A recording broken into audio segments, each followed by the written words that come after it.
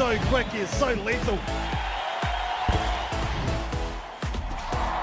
One moment of skill.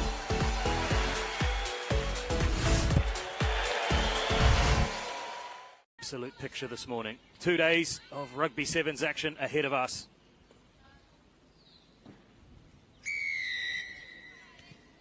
And we are underway with Tonga looking to make an immediate impact. And they're away here. And this will be the first try of the 2024 Oceania Rugby Sevens Championship. Got it down under the post.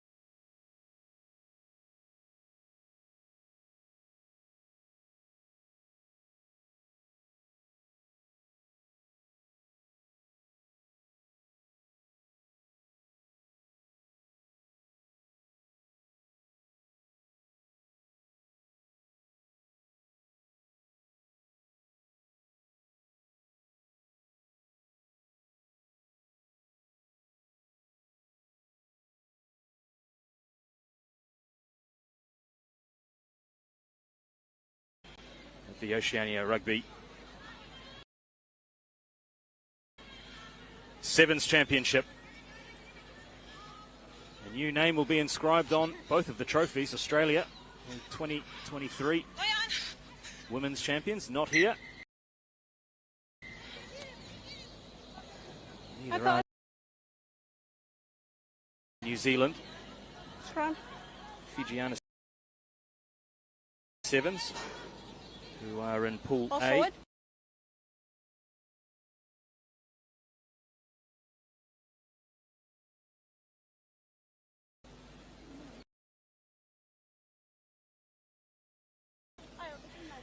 First scrum of the match.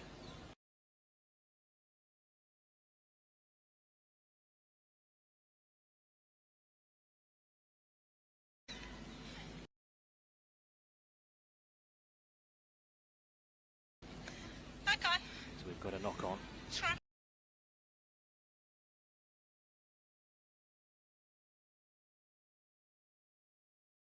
Thank you, girls. Go.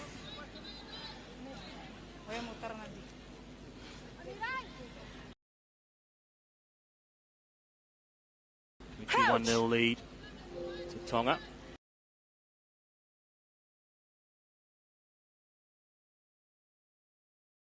Yeah.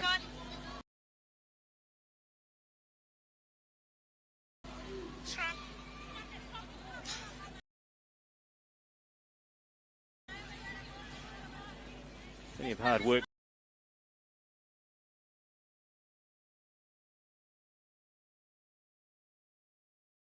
Honiara. 9 women's teams. Set.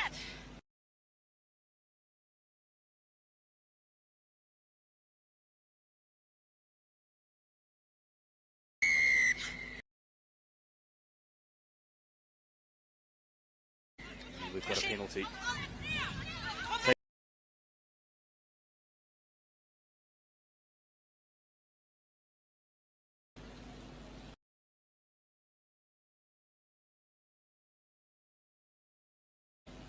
Mixture of players who reside in the kingdom, and also those in New Zealand and Australia. Loyal Elite, if you're tuning in.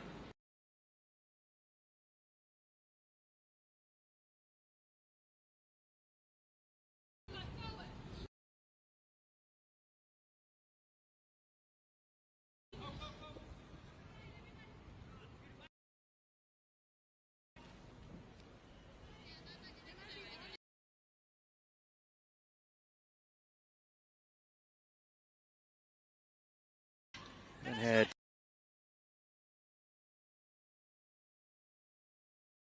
a lot of possession of Kiribati, and they've turned it over here.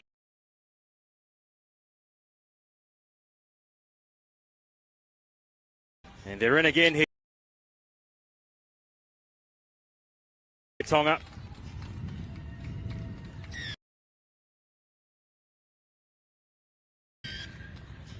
So one-way traffic in the opening match.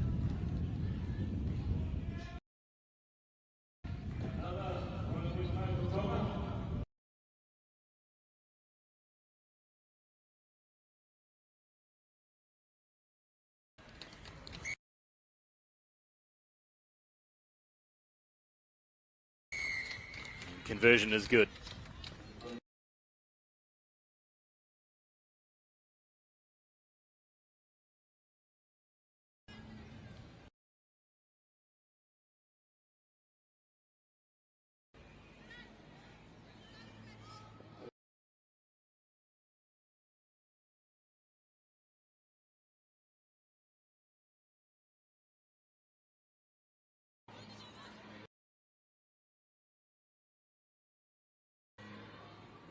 And a trot across.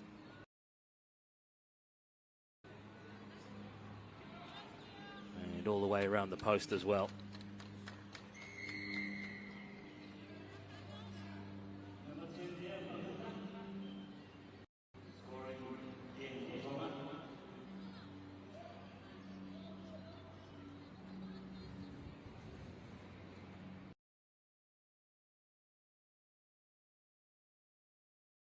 $40 at the end of the first half.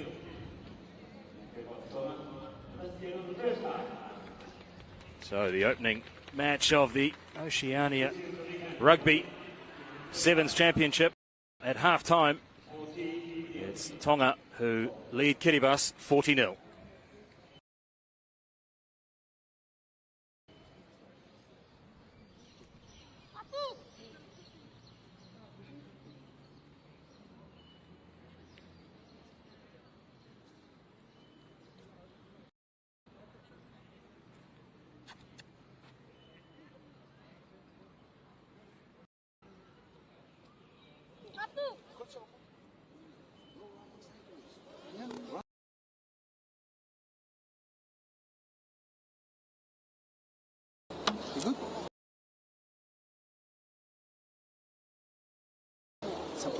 Support.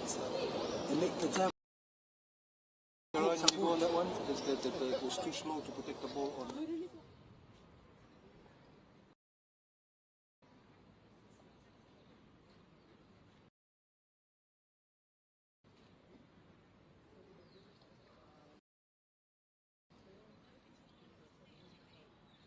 A minute. All good. Leland.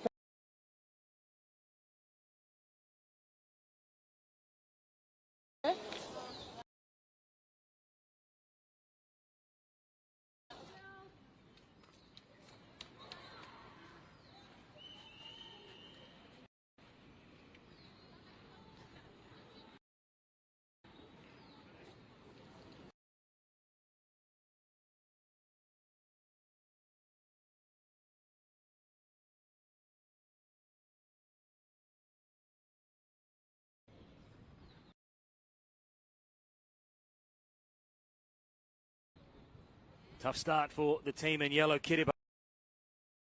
They trail Tonga 40-0.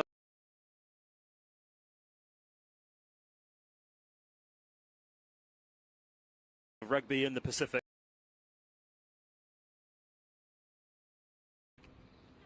Into new territories. The National Stadium here in Honi.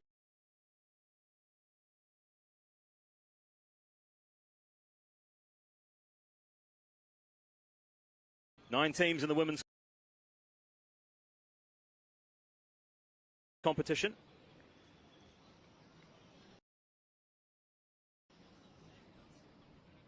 Straight after this will be the appearance of Samoa's Manusina Sevens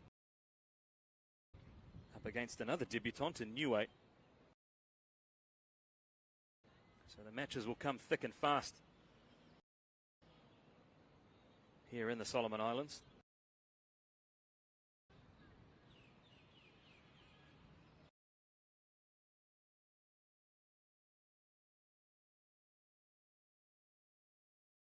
Gives Tonga another attacking opportunity. They elect a scrum.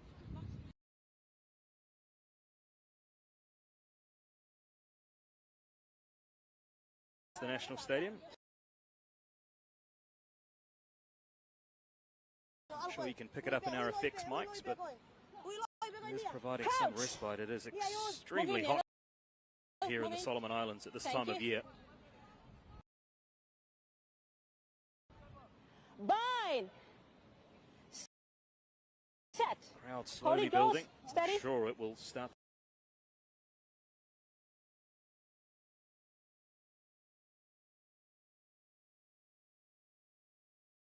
Opportunity. Scrum yellow.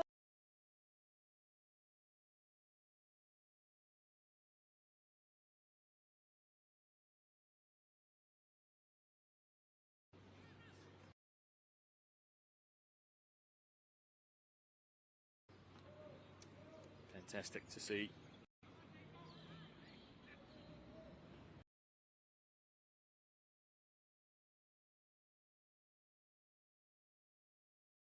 Penalty to Tonga. They think about taking it quickly. We're back to 10. We're back. They elect to set something up. Longest they've gone without a try so far. Tonga.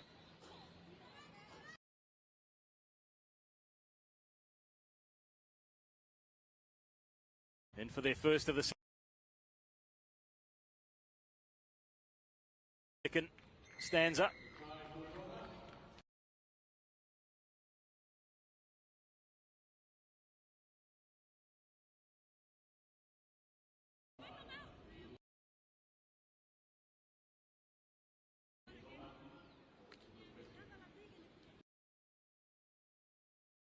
This time it's Moana Malupa.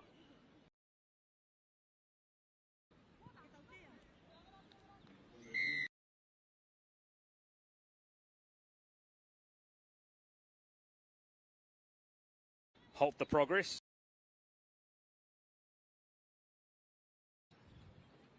Tonga in for their first.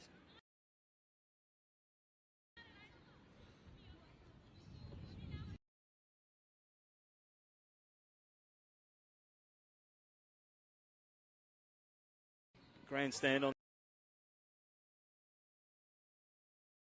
the far side. Some of our teams in waiting.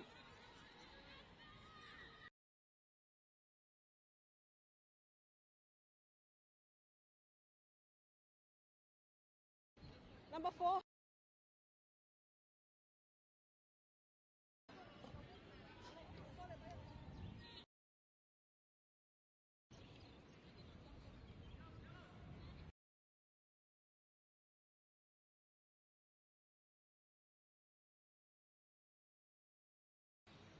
So important to spread the workload across the full squad. Crouch. Up to 12 players in each of the 24 teams.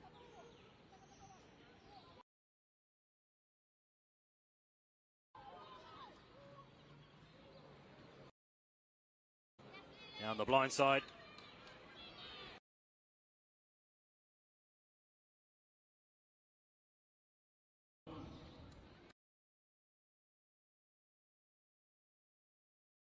Saw the gap and went for it.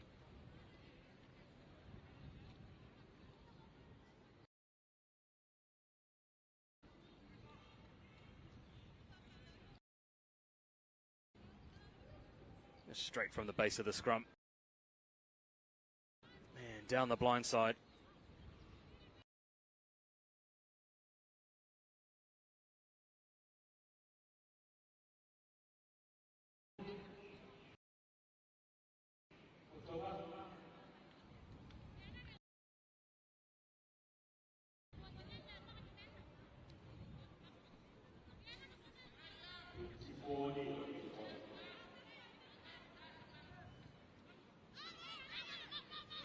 Back live and a knock on.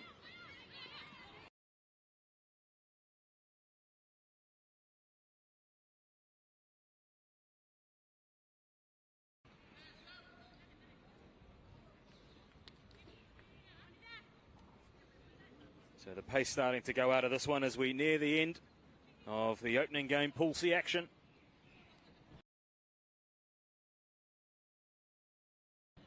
Tonga will open their account with a win.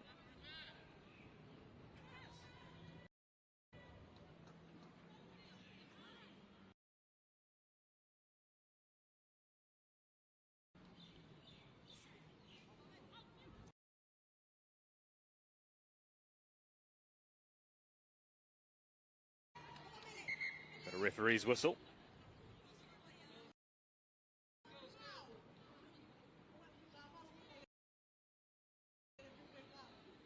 Giving Tonga perhaps the last attacking movement of this first match. It's a comfortable win for the team all in red. They were edged out of the medals 12 months ago at the Pacific Games, which was also held at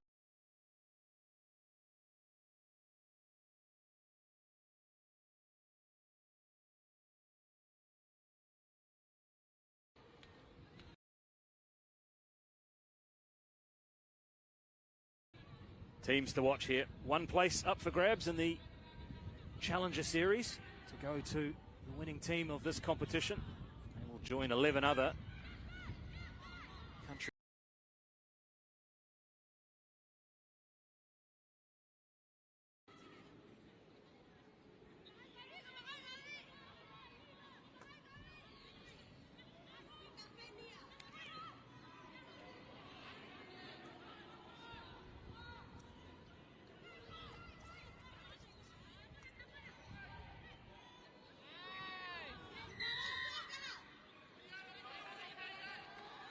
So this match starting to draw to an inevitable conclusion. Kiribati's opening match on the international stage will end in defeat. But valuable lessons learned, I'm sure. They'll be back up against Cook Islands. Well, sir. Anytime. Thank you very much, girls, for the game. And that's enough to call a halt to this one.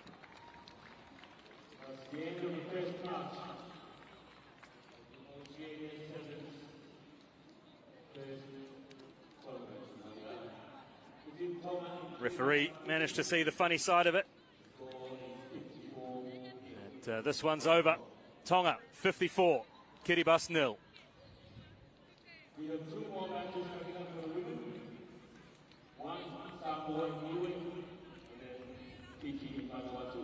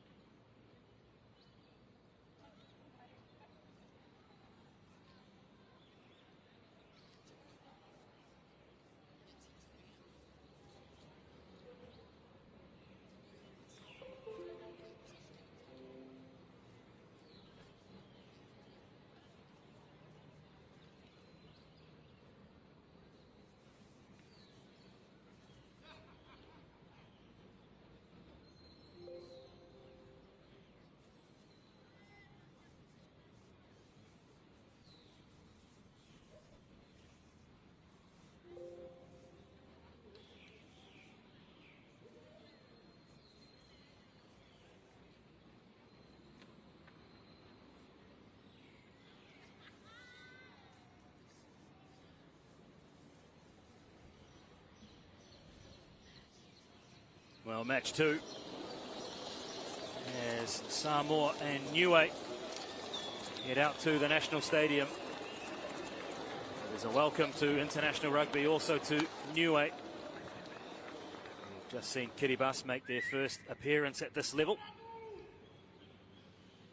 And they will be joined by Niue. It's a powerful Manusina Sevens from Samoa. One of the favourites. And what will Niue? Here's our match referee.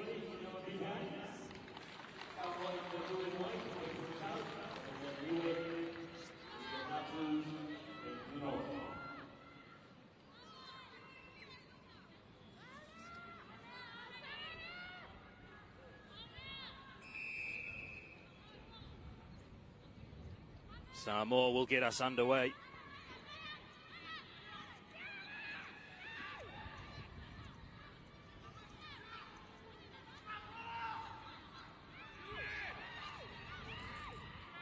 So Niue running from left to right on your picture. A nation with a close connection to Aotearoa, New Zealand.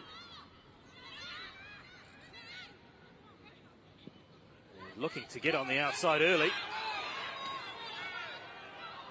They do. Support play is good, but a penalty. Releasing. Go Samoa, 2 debutants in their squad. And they're going to come in for the first try in the corner.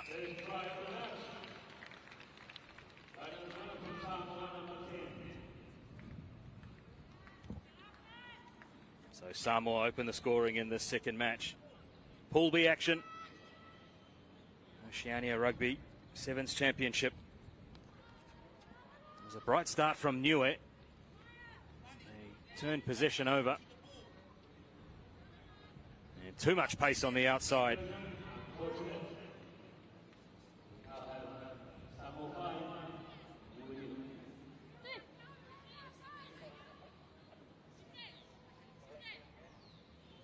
Try scorer. Lutia Cole. Aumua.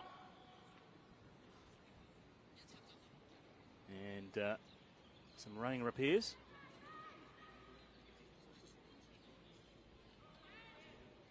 She looks okay.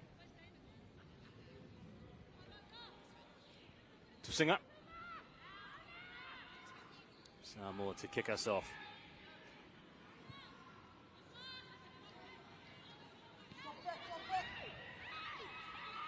Niue looking to attack from deep.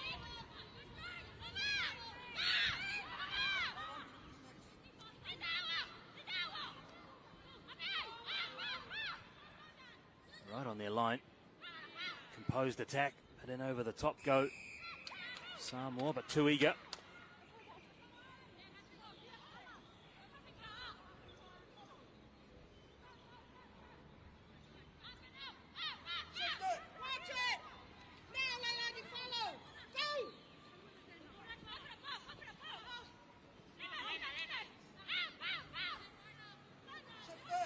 To get it wide.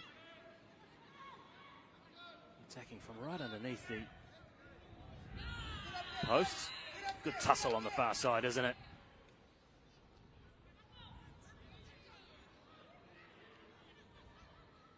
Position retained by Niue. But coughed up.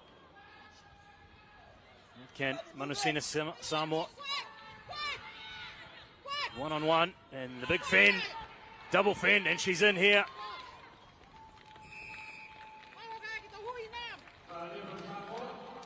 Maria Nicolau.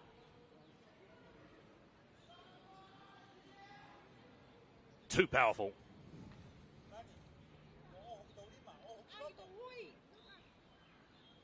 There was a double fend there. Samoa in for their second try.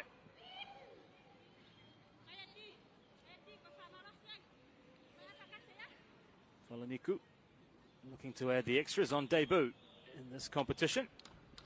Drenner.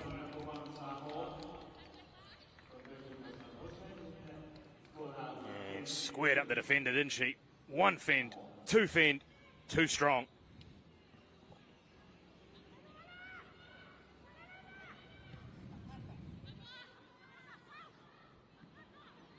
Samoa take a 10-0 lead. Nieuet down the short side. This is good from Nieuet. Although the handling just letting them down again. Can't afford to cough possession up to a team like Samoa, who have already shown in both attempts inside the 22 that they will convert if they get the chance.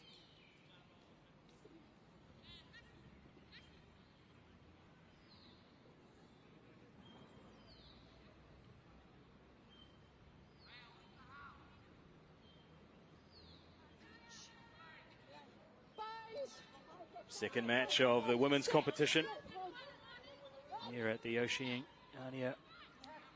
Rugby Sevens Championship. Coming to you from the Solomon Islands, first time hosts of this competition. Joining Australia, Fiji, New Zealand and Samoa, who are in action. And expanding rugby across the vast Pacific Ocean. Good defence. She's back up to her feet and there's a chance down the short side. Here we see the powerful Nicolau again. Down the short side she goes. This time it's Sailua Liaula.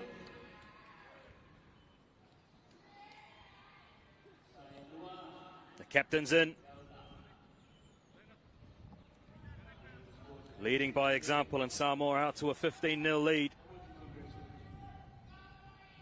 as we head towards the end of the first half.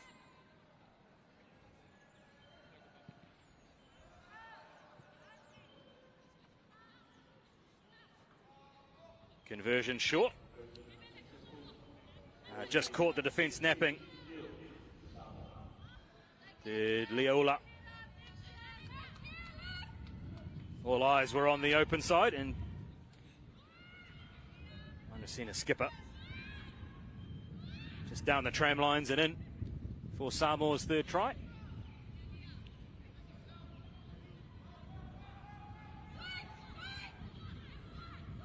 They've been good in these sorts of situations, but too often a mistake like that has cost Nieuet. And once again, a knock-on sees them under pressure inside their own 22. They look composed in attack, do Samoa. They start as one of the favourites, and just a little shuffle. Falaniku, who's on debut in this competition, dots down.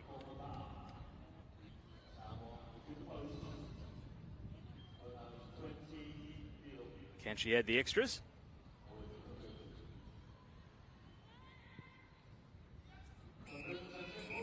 Conversion's good. That sends us into half-time.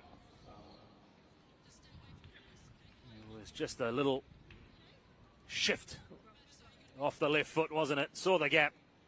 Clean pair of heels. And for Samoa's fourth of the first half. And they are firmly in control of this match against Nieuet. At half-time, it is Samoa 22, Nieuet 0.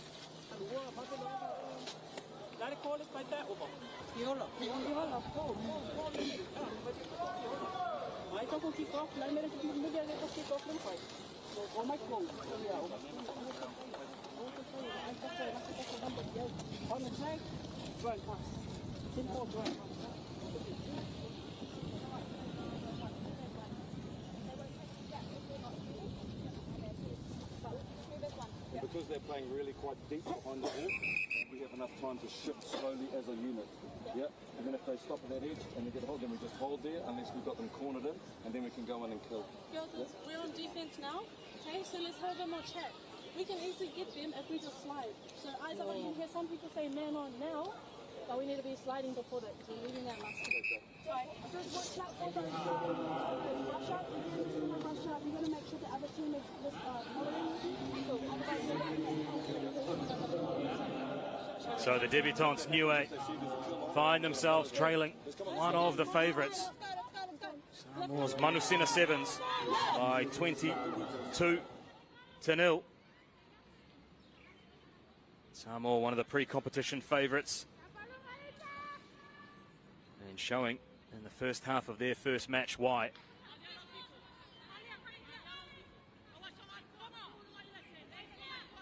They'll have a break before they take on near neighbours American Samoa later this afternoon for Niue. Their match against American Samoa will be in the early afternoon. Welcome in, if you're just tuning in, to the Oceania Rugby Sevens Championship from the Happy Isles of the Solomon Islands. Second match of a packed schedule today. The first one in the books, Tonga with a big win over Kiribati.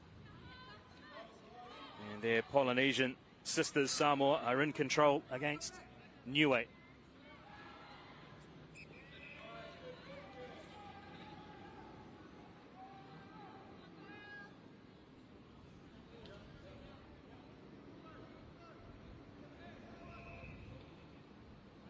Small crowd in attendance. Just after 9:30 local time, Saturday morning.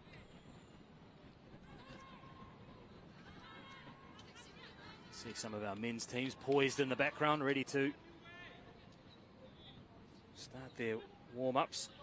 Good contested line-out sees Samoa take possession. A little bit difficult with the two teams with the blue jerseys to differentiate, but it is Samoa in the blue jerseys, white shorts, and Niue with the blue and yellow trim. And she's going to have too much pace here. Here's Cole Almua.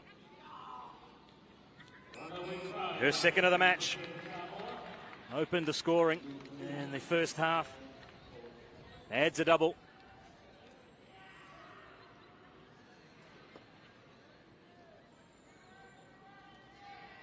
Just on the inside, right on the inside shoulder, running a great angle. Too much pace once again.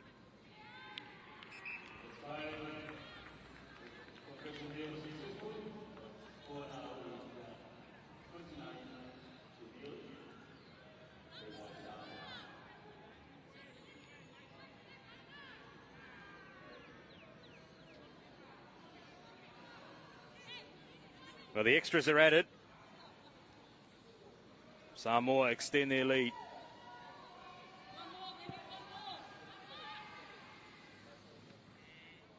$27-0.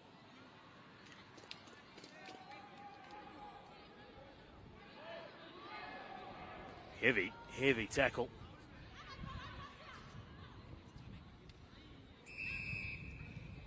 And possession turned over. Got a Niue player down in back plate. No, no.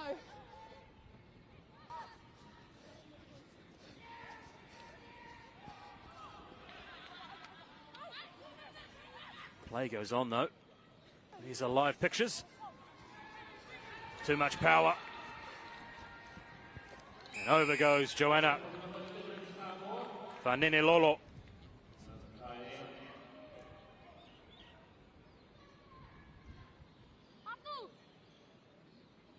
Niuean player still down in some real discomfort.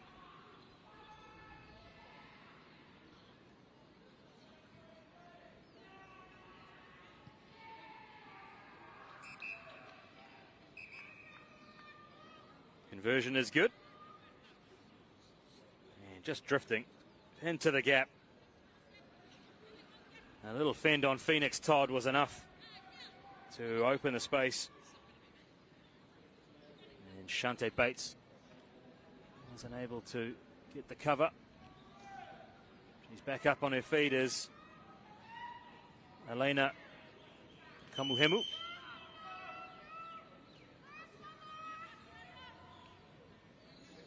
Right under the ribs. Kamuhemu fell every little bit of that collision. And she looks okay. Dust herself off before Niue's next match against American Samoa. A small but vocal crowd in at the National Stadium.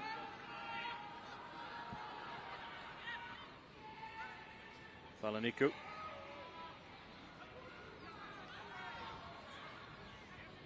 Amatanga. Penalised.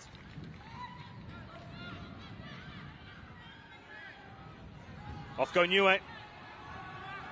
How much do they love to see themselves on the score sheet? Every time they've had the opportunity, it's conspired to turn the ball over again. Looks like we've got a couple of players down here.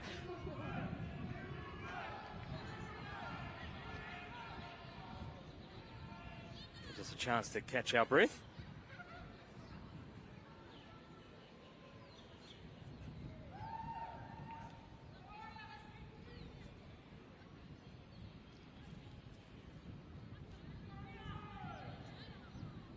Time off at the moment. A reminder that our matches, 7 minutes. And every 22 minutes of the day, we've got another 2 teams on, waiting in the wings.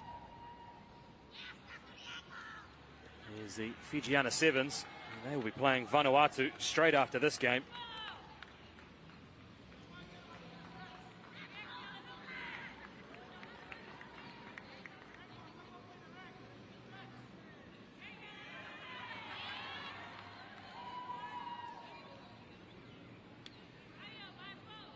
Looks as though she's back up on her feet, but that could be the end of the match for Col Almoa. 2 tries for her in the opening game. Samoa leading by 34-0. Maybe just a dead leg.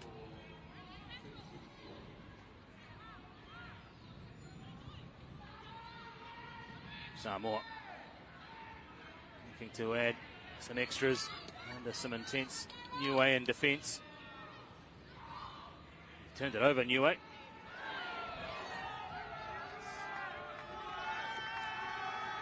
Off they go.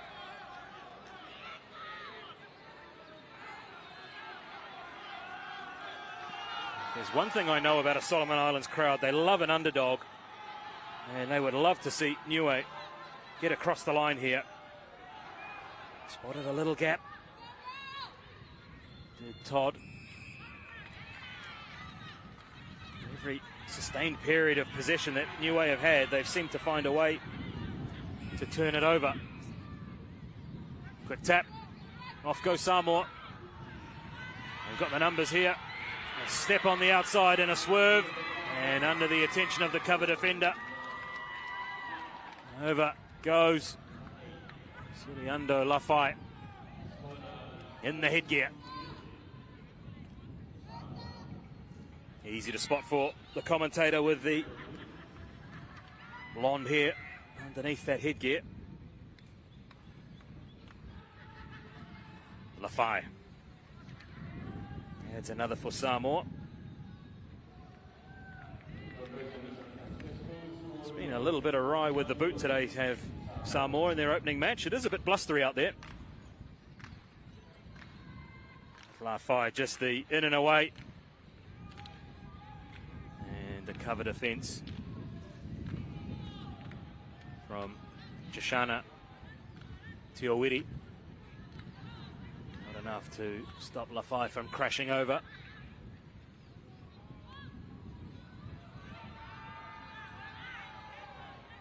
So 39-0 Samoa over Niue.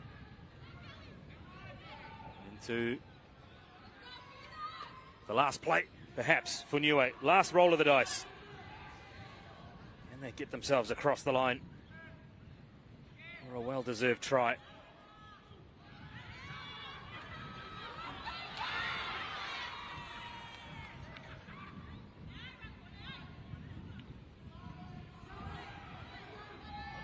Dummy. Scooting around the side, go Samoa, and they've turned possession over. And off goes Fanene Lolo for her second. And she eats up the remaining time. Dots down, pat on the back. Great to see the spirit of the Pacific shining through between the two teams.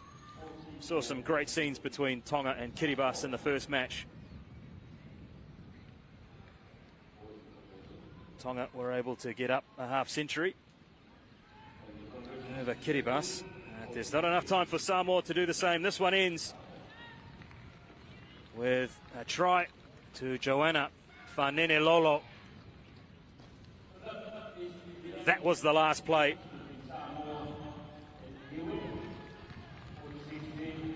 So Samoa flex their title credentials. This one ends Samoa 46, Niue 0.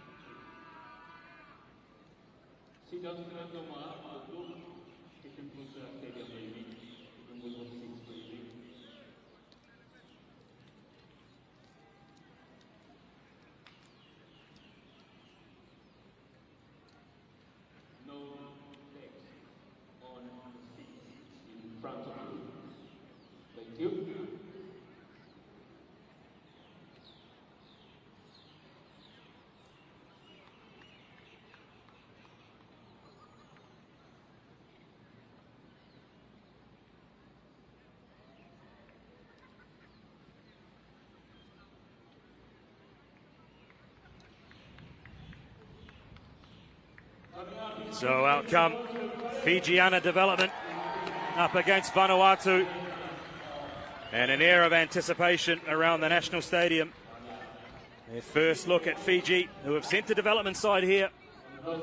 Fijiana Sevens in action in the HSBC Sevens this weekend. So this team made up of players aged between 18 and 25, looking for international experience.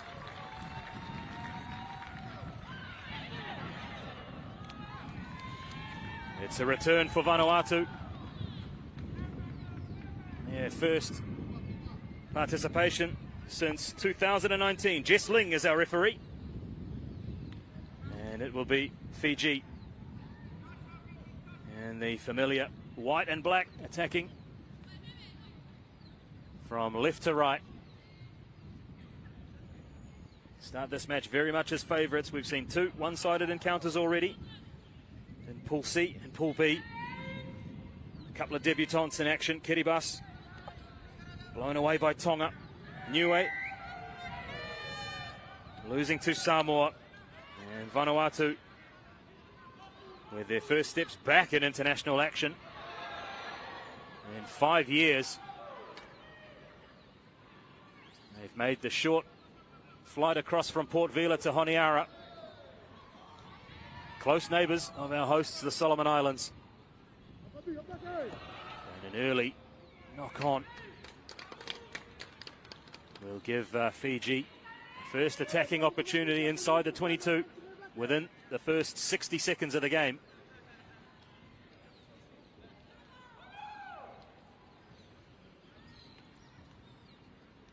Tony Ratu has the luxury of being able to call on three players dropped from the Dubai leg of the HSBC Sevens last weekend.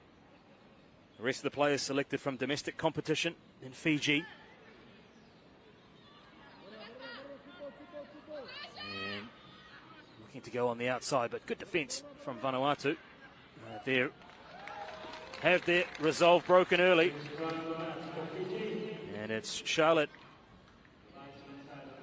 Tui Thikobia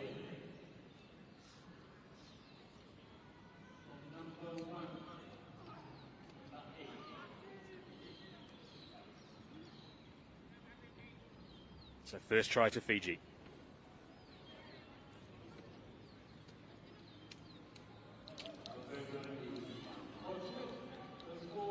Conversion is wide. It was off a Vanuatu knock on. Once again, you can't afford to give teams the calibre of Fiji those sorts of opportunities.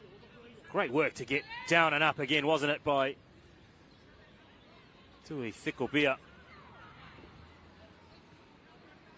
Great support play, and we've got an injury in the process of scoring that try. Back in the corner. Looks as though there's some real concern.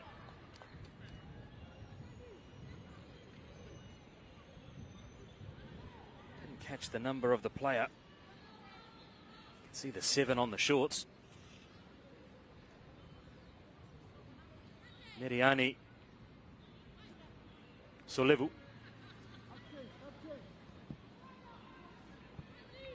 Scott on the outside did Solevu. Here it is here, and popped it back in, and saw the elbow just hyperextend as she hit the National Stadium turf. Well, that looked nasty. Let's hope for her sake it's a quick recovery, but it didn't look good on the replay.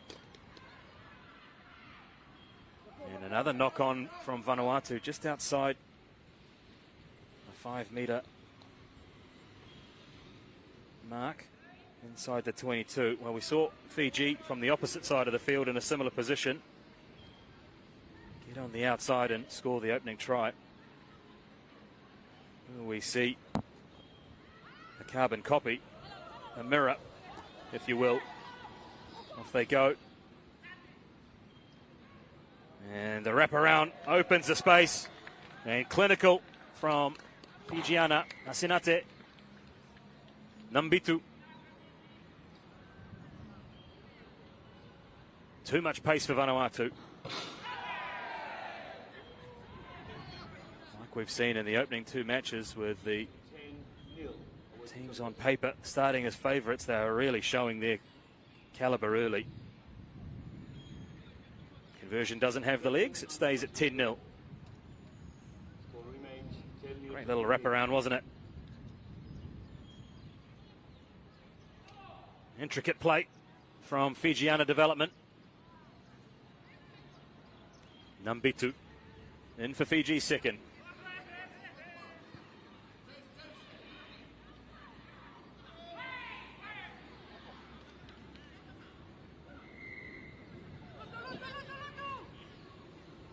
Vanuatu. It's the basics. Letting a couple of these teams down. I'll put it down to nerves. Vanuatu back on the international stage. The first time in a long time. Up against a real powerhouse in Fiji. Hint of a forward pass. Play on, says referee Ling. Big defence. Matikolo.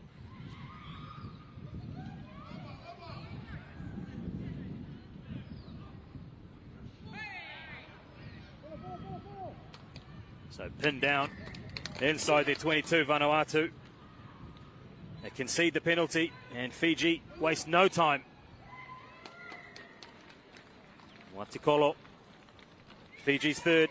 They jump out to a 15-0 lead. Kick to come.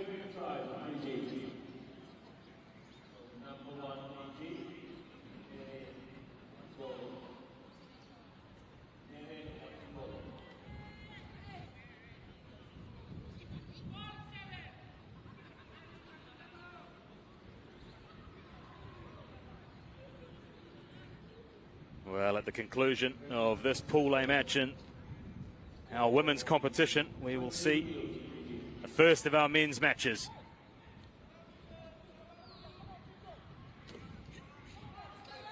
Fijiana development already looking too strong for Vanuatu. Will they join Tonga and Samoa with opening wins? You'd suggest on the first moments of the first half, that would be the case. And they're in again here.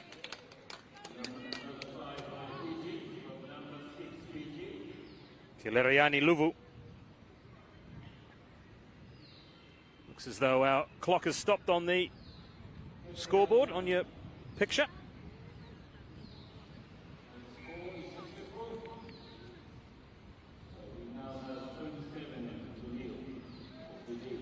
Can tell you that it's Fiji very firmly in control of this first half.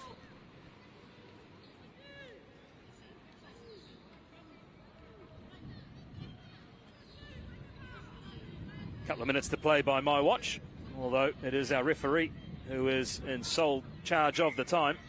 That one doesn't go the distance, which gives Vanuatu a chance to get over the halfway line.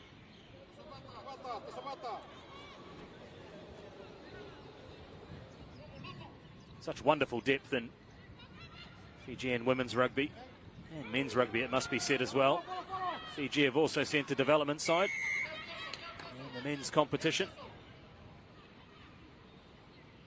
Vanuatu's first foray into Fijian territory ends in a turnover. And Fijiana look to try and turn that into points. They lead 20-0. Good support play. The white shirts really following on the shoulder of the ball carrier at every opportunity. And she's going to put the foot down here. And then just a bit down on the mouth guard.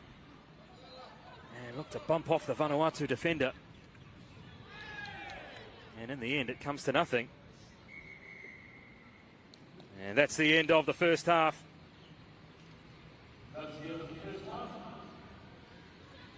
So Fijiana development flexing their credentials. 20-0 lead over Vanuatu at halftime.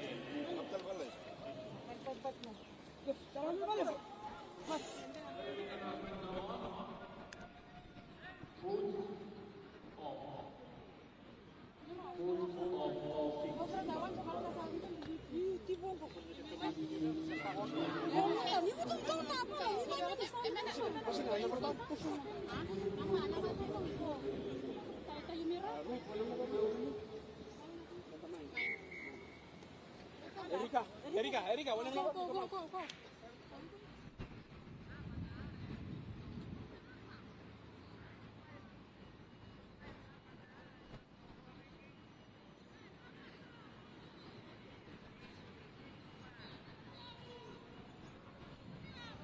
Well, the National Stadium here in Honiara is our venue for the Oceania Rugby Sevens Championship. Vanuatu trailing a powerful Fijiana Development 7 side. 20-0 at halftime.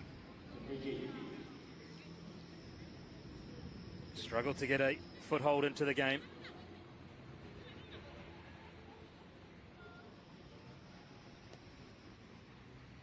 Fiji have been clinical when opportunities have been presented to them. Vanuatu have been absent from this level for a number of years. Welcome back.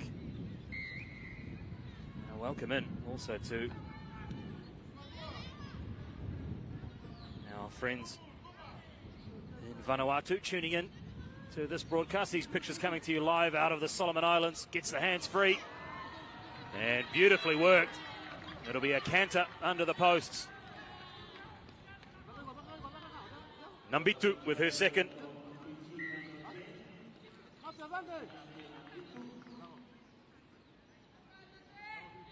Yes, got the hands up and over, didn't she? And Nambitu in support. Powerful work, wasn't it? Look at that. Great skill to get the arm up and over. And always a white shirt in support every time Fiji move forward. Nambitu with her second.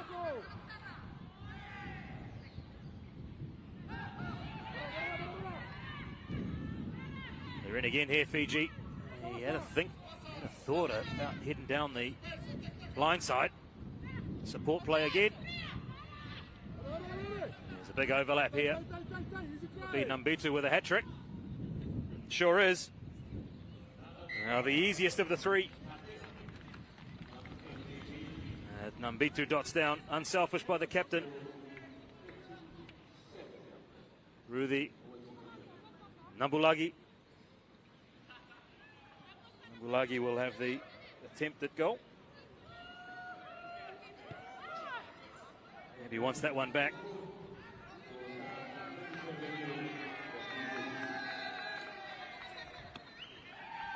They had the numbers, didn't they, Fijiana? And the captain spotting the extra player on the outside, drew in the defender.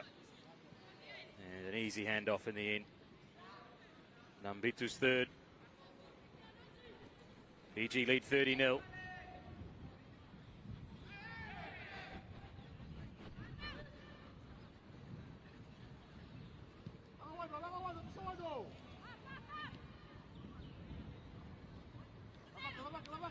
I mentioned earlier, if there's one thing that the Solomon Islands crowd will love, it's an underdog. And I can just anticipate the size of the roars that we will hear later on this afternoon as some of the minnows find their feet in this competition. Still early days, our third match of the day. End of the first block of women's games. This is a Pool A encounter. Vanuatu will be in action against the hosts later on. And this is the first yellow card we've had of the Oceania Rugby Sevens Championship. So Fiji will be down for the next 2 minutes. Nambitu with the dubious honour of being the first player to receive a yellow card to go with the 3 tries that she has already scored in this game. So a mixed bag for Fiji's number 10. We're going to see another here. So it's been evened up.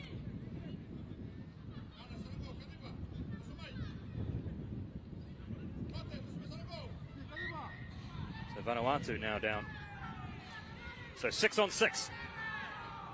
Just over 3 minutes played, and a double step sees Fiji take the first advantage. Andiana Lutunautha.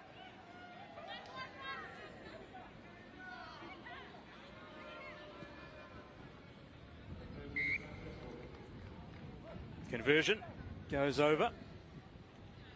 The dummy and a step inside.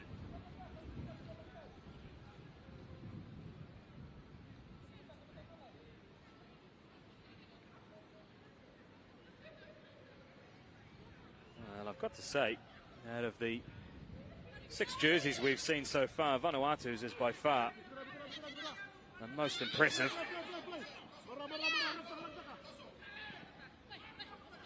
Step again, evasive action by our referee. Good hands, and there's another overlap on unselfish, and again an easy dot down.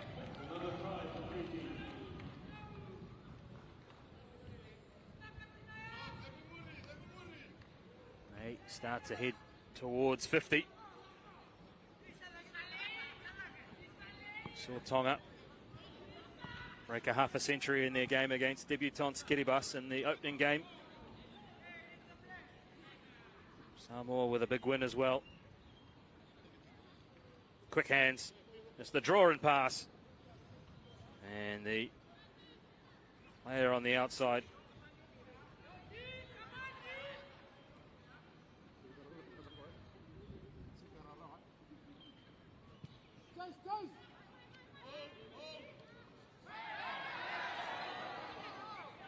Knock on.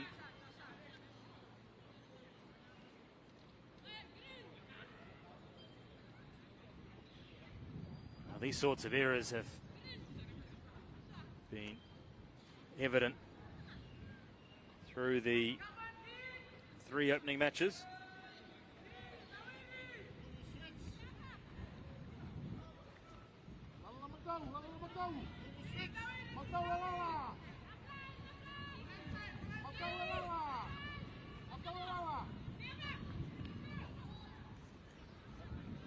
They're in again here.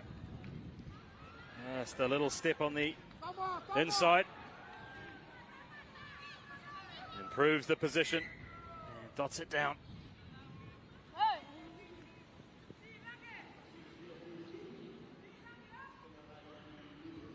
Signal from our referee that after this conversion goes over, that could be the end of the third of our women's matches for the morning session.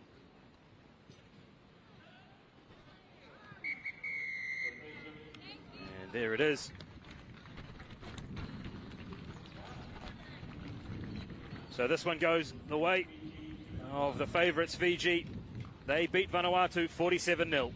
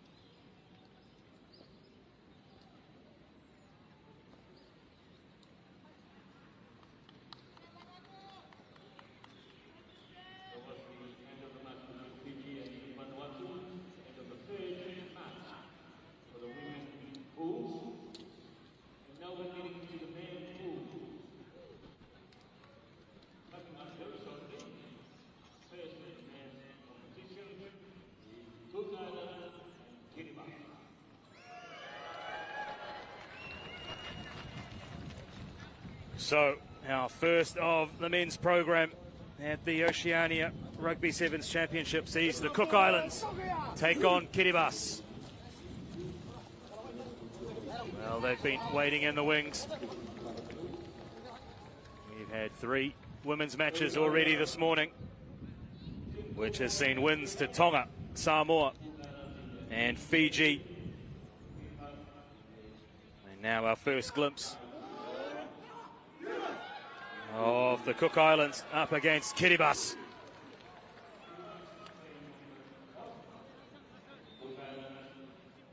Solomon Islands home to a large Kiribati population. Cook Islands all in green. They will run right to left. The referee, Louis Trisley, in charge of this one.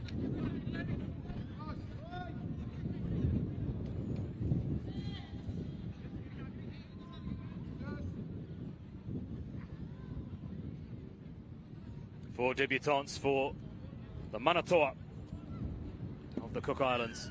James Strickland, Caleb Chase, Moses Poreo and Nathan Nabo.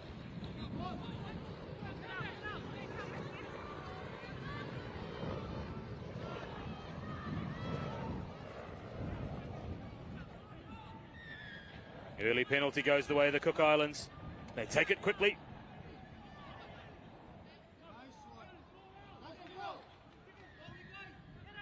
This is Pool C action. Later on, we will see Samoa take on New Caledonia.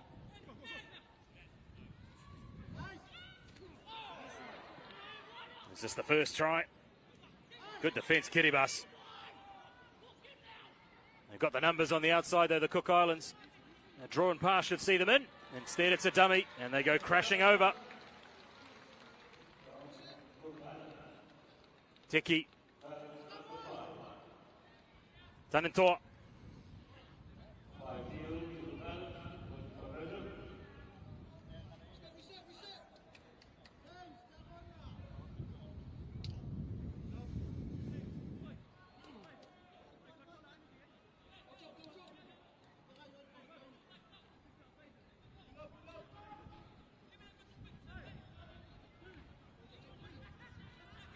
Waiting on the conversion attempt to extend the lead for the Cook Islands.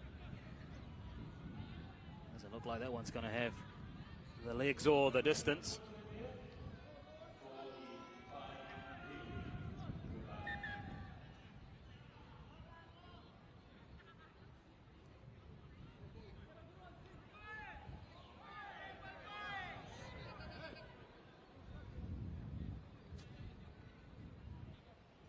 So the Cook Islands out to a 5-0 lead.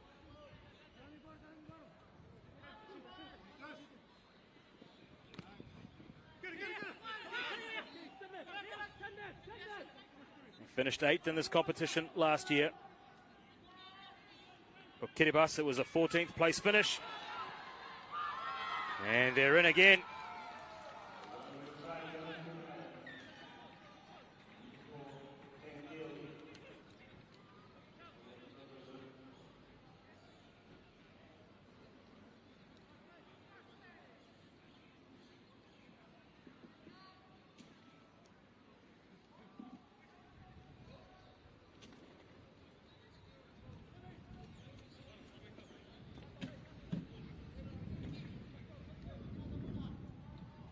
Got my team sheets around the wrong way for that first try.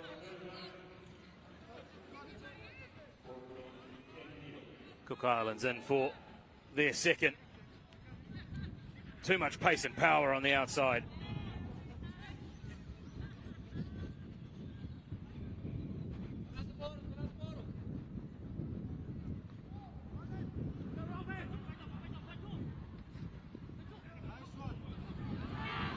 Off go Kiribati. Gap closed pretty quickly.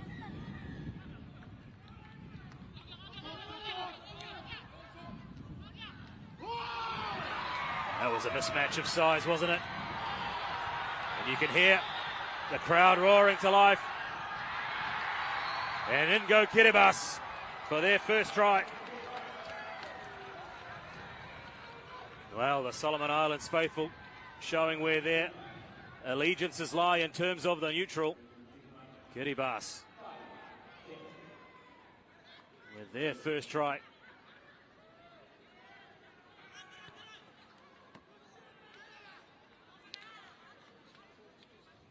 Can they add the extras?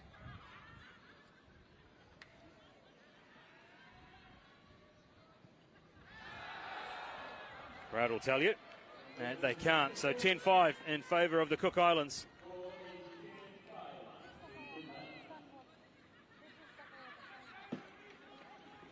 Just held it out in front enough to create a little bit of confusion. And it was Barry Karea.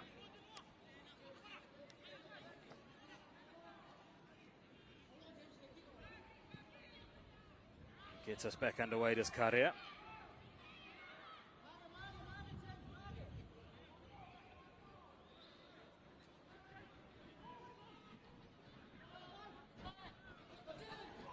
Power by the Cook Islands. Not rolling away. Already this is the most competitive of the matches we've had so far this morning. 3 games in the women's competition, all one-sided affairs. This looks like an arm wrestle early. Too eager, the Kiribati defence. Which gives the Manatoa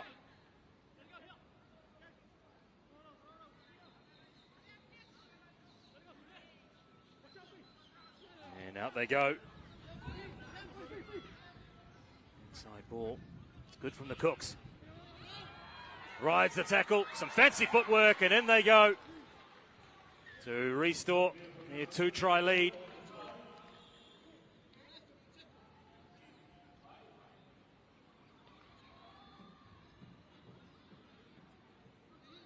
(15-5), kick to come.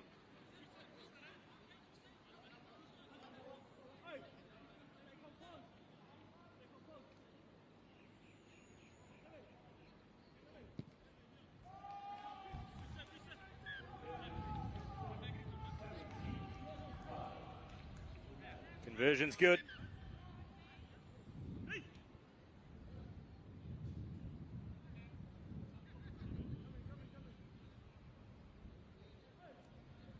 Good work, wasn't it?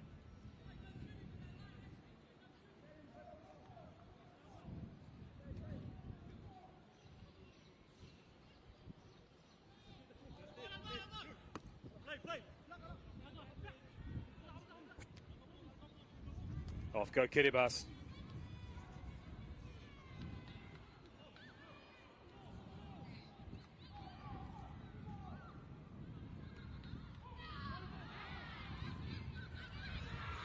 They're in again, the Cook Islands.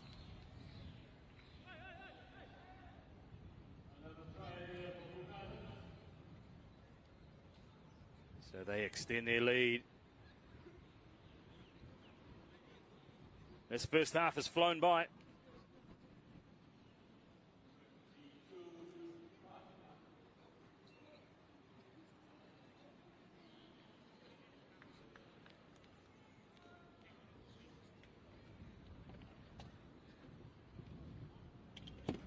Radar's off.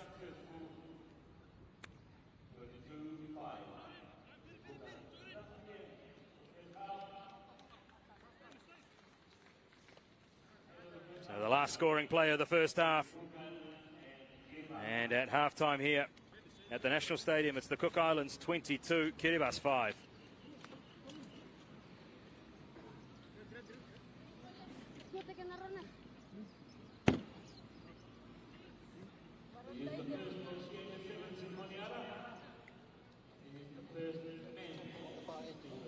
You're breaking too much tackle. The only thing is, when we get the ball, we are able to attack. But we're not getting our ball because we're not attack. You need to make the tackle. No. Don't just put the straight out headed. Don't put it in the situation. Get a tackle from you. Too low on the block. Right? All we need to do now, make the tackle, bring the ball. If it's our ball, find the space and go. No 50-50. So you went on the middle there. We try to offload balls already on the ground. So we'll see the thing. Yeah? If you're going to take it, take it. But don't go and try to flow the game. You're not ready for the ball. Okay? Yes, we're going to make a stop now. So now we'll come in the half court.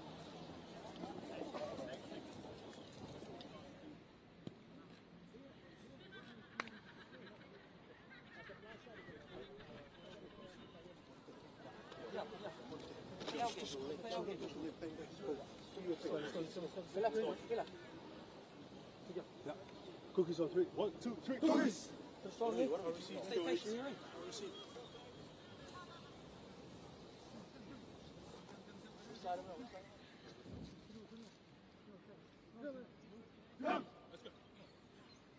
So Kiribati currently trailing the Cook Islands.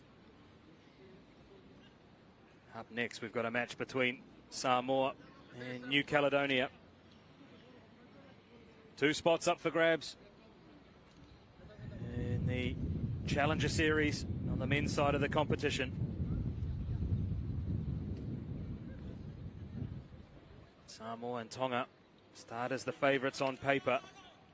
And there is a pack in behind that are looking to really shake things up. Maybe the Cook Islands fancy themselves in the conversation.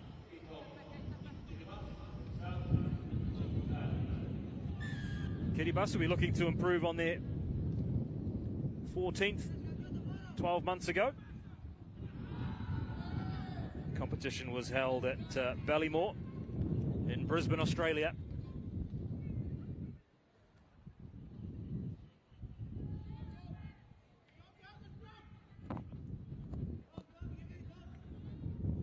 So the Solomon Islands joining Australia, Fiji, New Zealand and Samoa as hosts of this competition.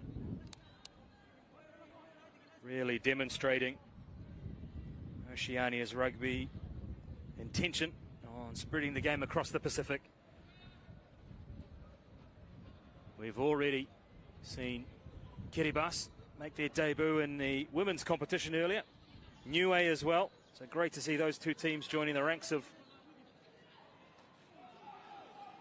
speed on the outside. Express pace, isn't it?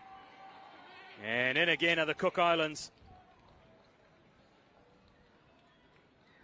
Well, he's been impressive today. Absolute pace. It is a game of pace and power.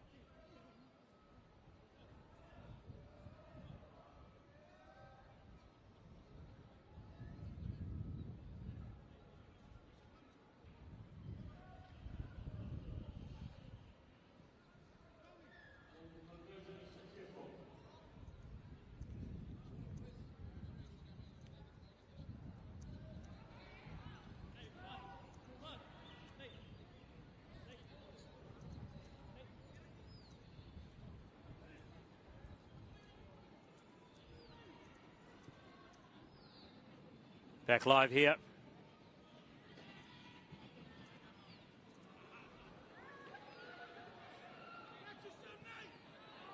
So just a consolation for Kiribati in the first half.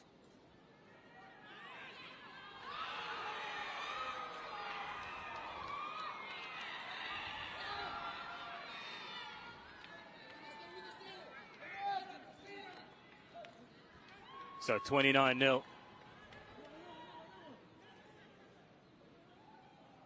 to the Cook Islands.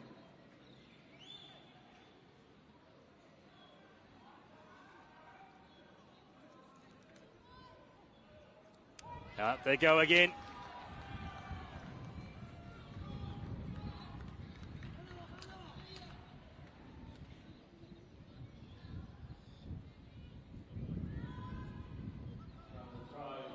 Just starting to work the clock down the Cook Islands. They've done enough, barring a miracle, to secure the points for this, their opening game.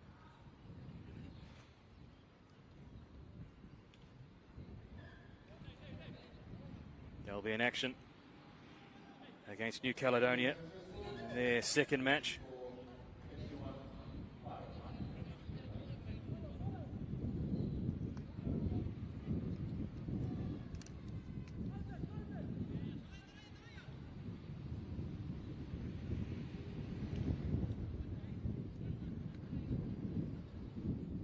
Well, I'm going to pass my apologies to our crowd watching in the Cook Islands. My team sheet has blown away in the wind here.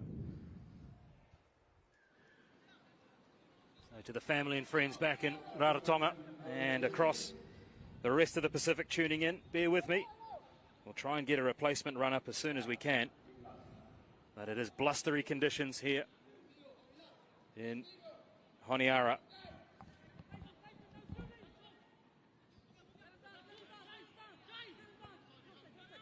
Picked up some running repairs to my microphone as well. So it's all happening at the National Stadium. Part of the beauty of broadcasting out of the Pacific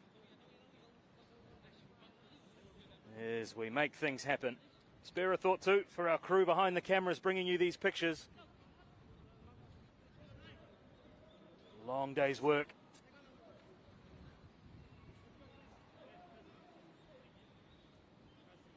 But, wonderful to be able to showcase the wonderful Solomon Islands. Archipelago of over 900 individual islands, unique culture, flora and fauna. If it's not on your must-visit list, I suggest you add it to it. It's the short flight away from Australia. Connections also through Fiji and Vanuatu, as a rueful smile on the face there of the Kiribati try scorer. Barry Karea caught in an offside position. I've been impressed by the Cook Islands in this opening match.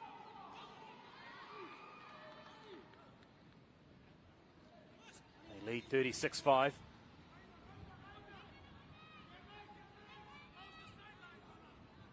Been a good display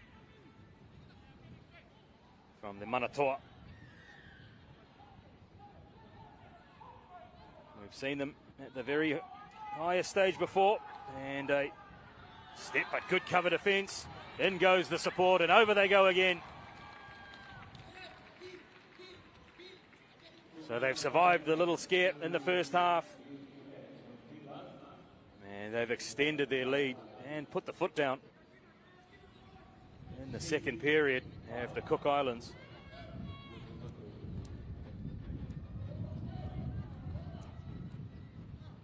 Really hearing our effects, Mike, just the breeze whipping off the ocean, which is just over the fence to the left of your picture. National Stadium, part of a wonderful sporting precinct that was developed to assist the Solomon Islands deliver the Pacific Games 12 months ago, and great to see the facilities brought back to life. Rugby Sevens competition of that Pacific Games was one of the real highlights of the competition, a 2-week competition that saw the eyes of the Pacific focused here on Honiara, and some excellent work from the Solomon Islands government, Solomon Islands Rugby Union,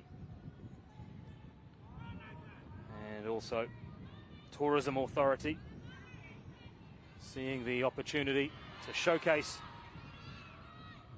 Solomon Islands as a tourist destination. It's a sporting mecca for the next 2 days.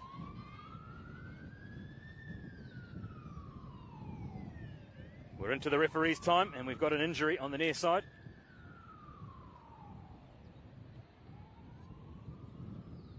Referee just wants a look. He gets a thumbs up, and we're back underway. This will be the last play of the game, I'm sure. Cook Islands will be happy.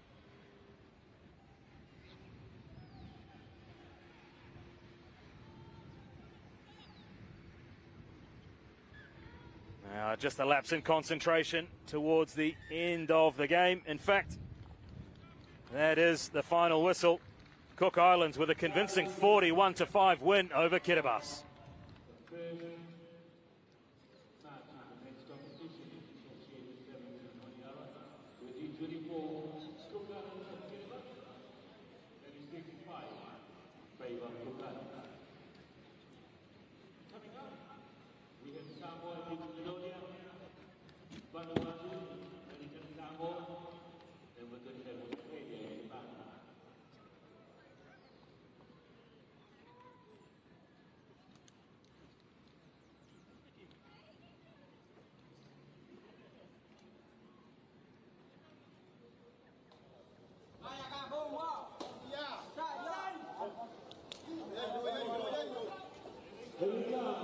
Caledonia ready to roll. It's a return to the Oceania Rugby Sevens Championship for New Caledonia. Their last participation in 2019. They have been troubled domestically. It is wonderful to see them on the international sporting stage. Sport has such a way of bringing people together. It certainly unites the Pacific, and wonderful to see New Caledonia on the international stage. Samoa, well, they start this competition as favourites. They've been part of the HSBC 7 Series for years, former champions in fact. There's our referee, Apisai Singalua. The man with the whistle. Samoa, well, wouldn't they love a return to the big stage? They lost the spot at the promotion relegation series earlier this year. They will be desperate to earn one of the 2 Challenger Series positions available to Oceania Rugby.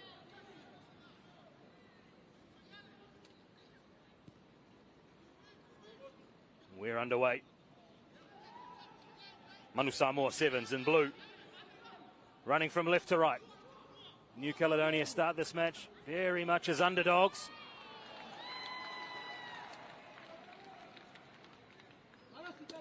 Foot in touch.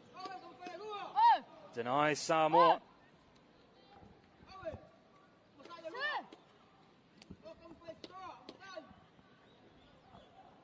Looking straight down the barrel here.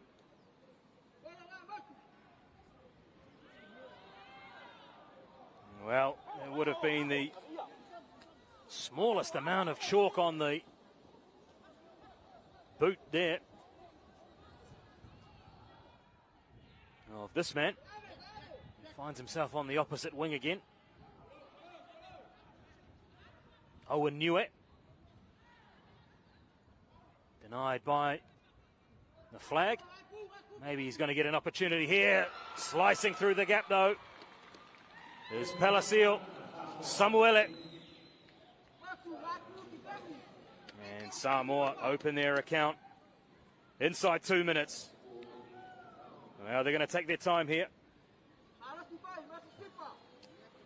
There is nothing wrong with this. New Caledonia have zero interest in hurrying this along. In the end, I think it's the referee who suggests, hey, Palacio, let's get this game back underway. Well, a look of determination on the face of the Manu Samoa Sevens. Bench conversion is successful. Slice through. It's Samuele.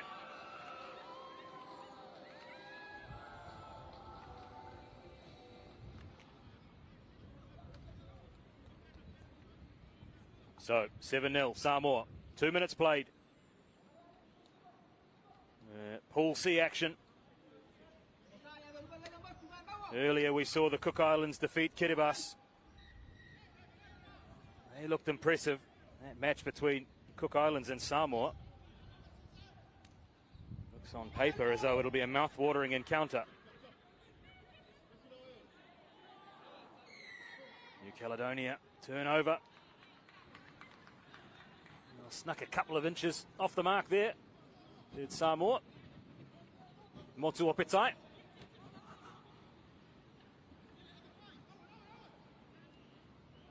And off they go again.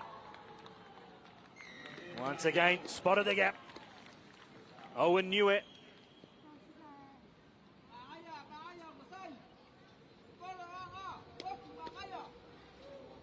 So Samoa also opening their account at the Oceania Rugby Sevens Championship. First couple of minutes, they have been impressive.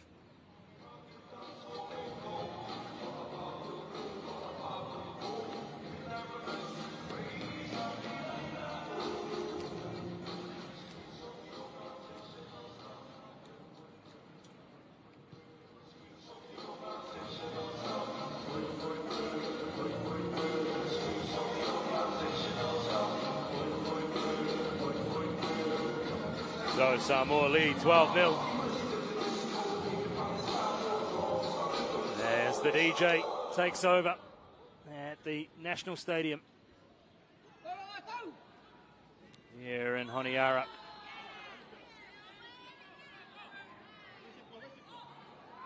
Back with live pictures. And a penalty to New Caledonia.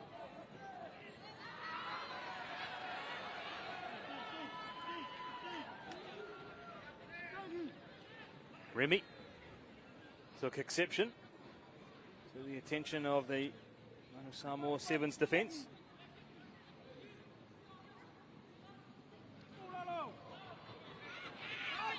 And off go New Caledonia. Good support play. Knock on lets them down.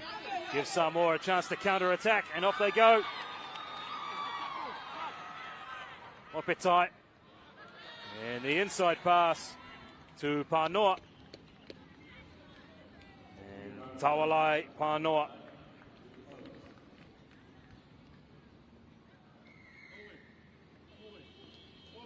Scores Samoa's third.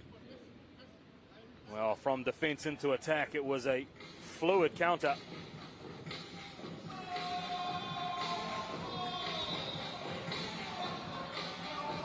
Conversion to come. And over it goes.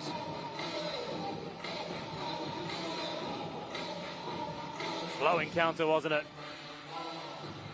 It was Tawalai Panoa. with the finishing touches after Motu Opetai drew the cover defence in.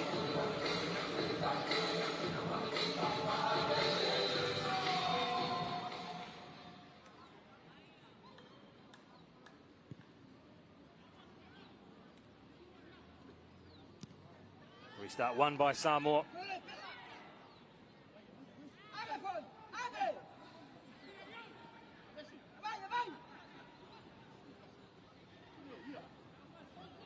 Just patient in attack, aren't they?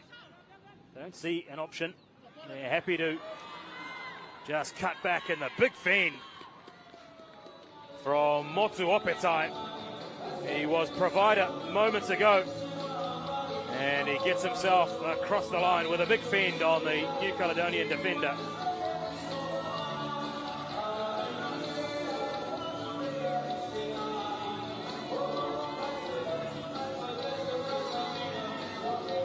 Extras are added. Samoa in cruise control. Check it out on the replay. Boy, the big no argue.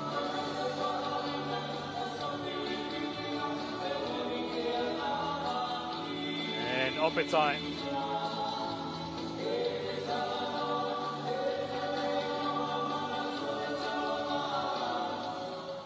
Just dots down for Samoa.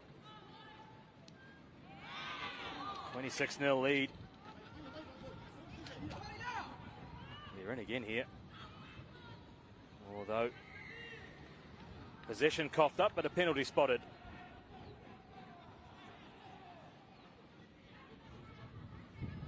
Can they score again? Oh, they can. And Siosi Asofalau, the captain, is in.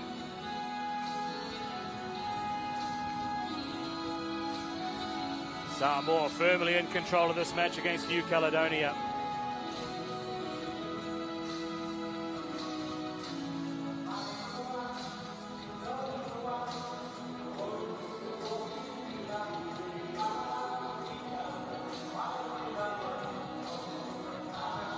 Big step from Asofalau. Through the gap and in.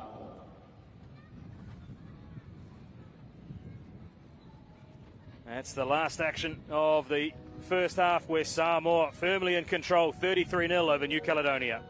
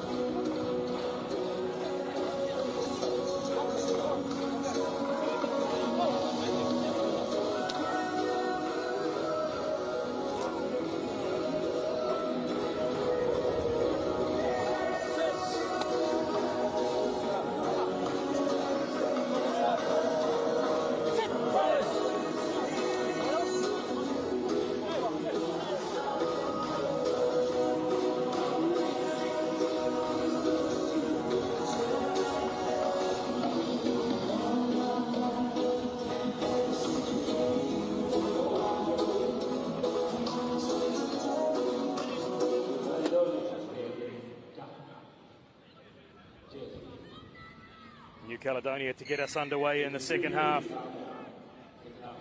They are running left to right, and they trail Samoa 33-0. Samoa into this competition as one of the favourites, and they are showing their championship mettle. Wayward pass finds its way over the sideline. Well, they were runners-up last year, losing the final to New Zealand. No New Zealand in the men's competition this year. So we will see a new name etched on the trophy. The end of tomorrow's action.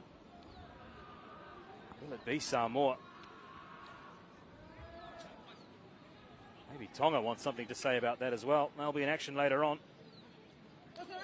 In a pool that features the hosts, the Solomon Islands, who will be desperate to qualify for the quarterfinals if they can.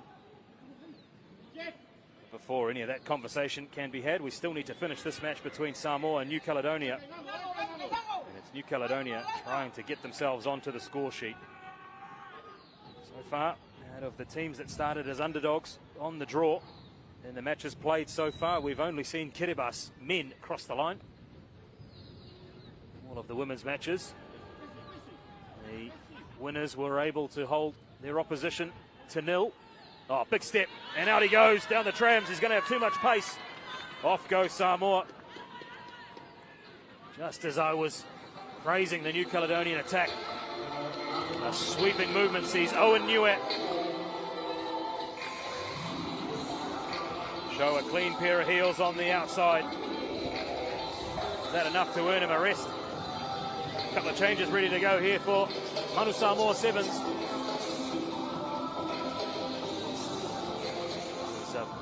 Express pace on the outside.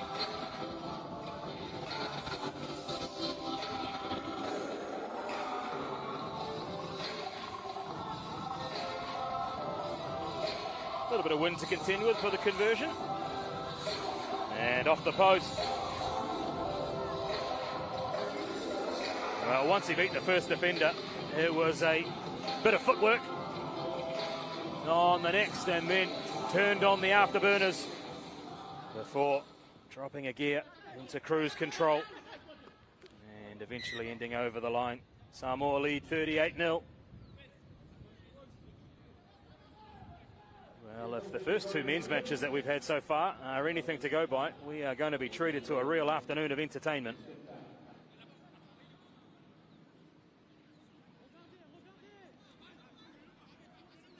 New Caledonia right on halfway.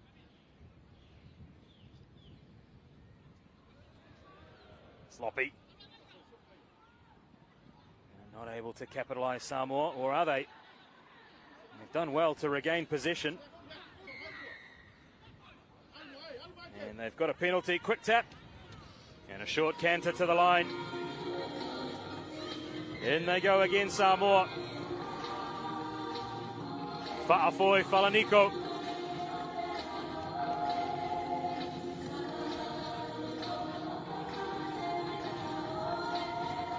Extends the lead. Conversion from right in front is good. Can they break a half century? Samoa. Well, to put into context, New Caledonia, with the situation they've had domestically, have had no competition since April. Squad's been brought together to participate in this competition.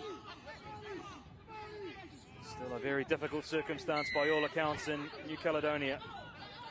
So hopefully their team's participation at this Oceania Rugby Sevens Championship can provide a little bit of joy to the rugby community in the French territory. And at the moment, it is a rampant Samoa who crack 50. Levanta Stowers.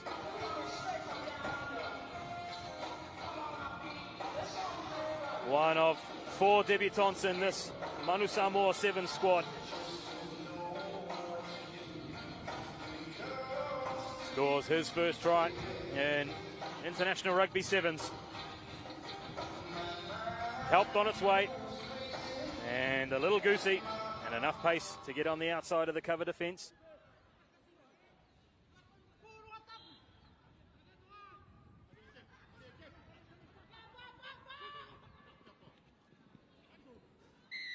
Some confusion from the kickoff.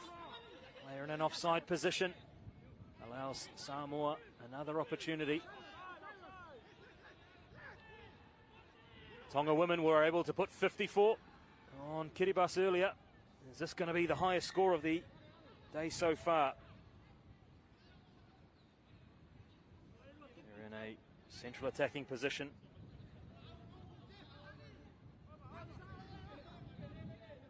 Samoa underlining the favourites tag. In they go.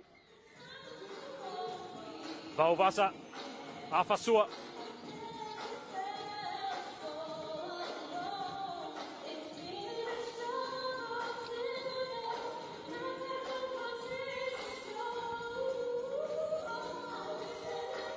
So 57-0 for Manu Samoa Sevens.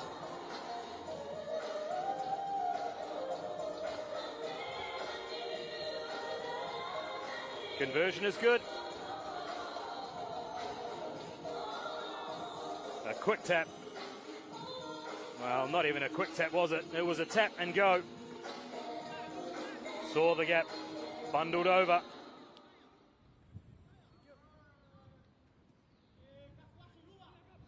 So Samoa with the most points by a single team so far in a match.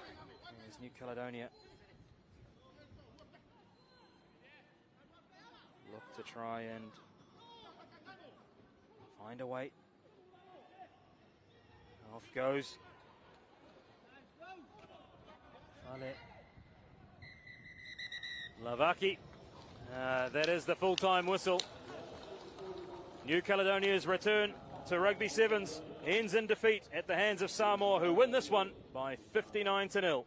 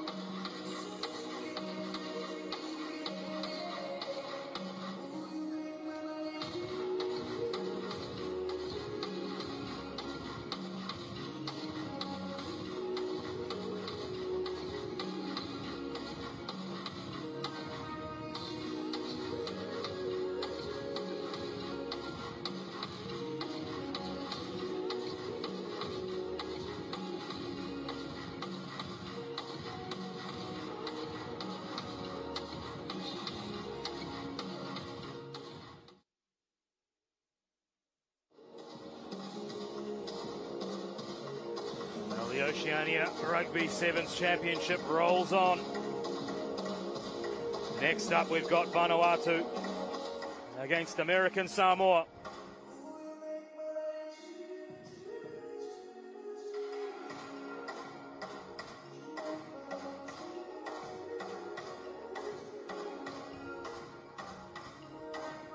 Opportunity for these two teams to get back into the international competition.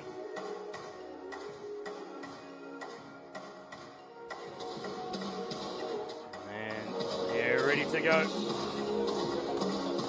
Two captains having a conversation. A nod of the head, slap of the hands, and they're ready to go.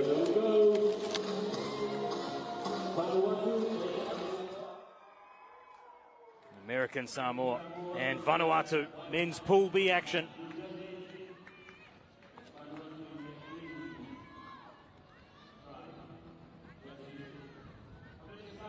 Shone Semeli in charge of this one. Vanuatu and American Samoa. Vanuatu finishing 10th last year. American Samoa 13th, although they really improved on that 13th here at the Pacific Games, where they finished in 5th place. It is American Samoa who will start us off, running left to right.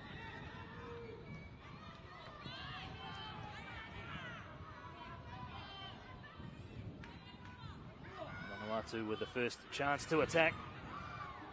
Slight in stature. Most of the Ni Vanuatu players, if they go through their captain.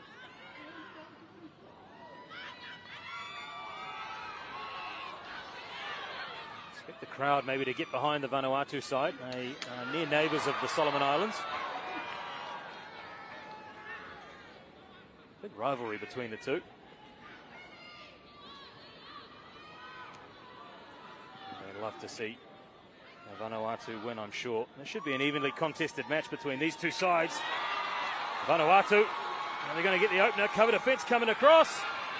Straight down the line. I think the reaction tells you he didn't quite get there. We'll wait to see what our referee has to say. Checking with his colleagues.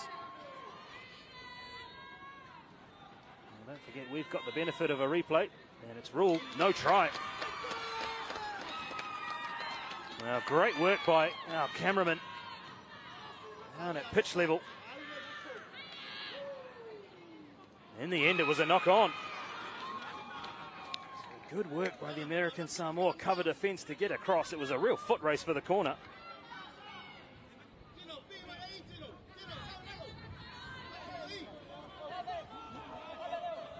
Vanuatu denied across the line. A real turn of pace. So from inside, the in goal. Go American Samoa. They've got 100 metres to contend with. And they're going to clear it here. And just look for a bit more territory to work with. And often see this in rugby sevens, a kick for touch. Up and go. Or regularly favoured. So down the barrel of the line out.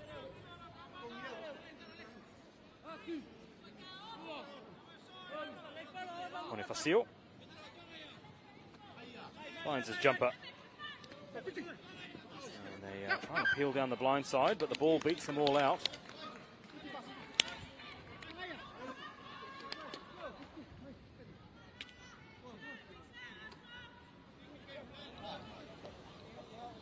Great work by our team of match officials. Make that call. Took their time.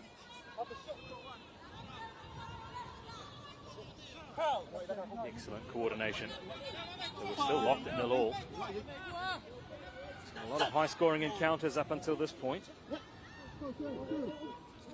It's more of a arm wrestle in the early stages, shall we say. Oh, we're going to see the first try here for Vanuatu. In towards the corner we go again, and this time not to be denied.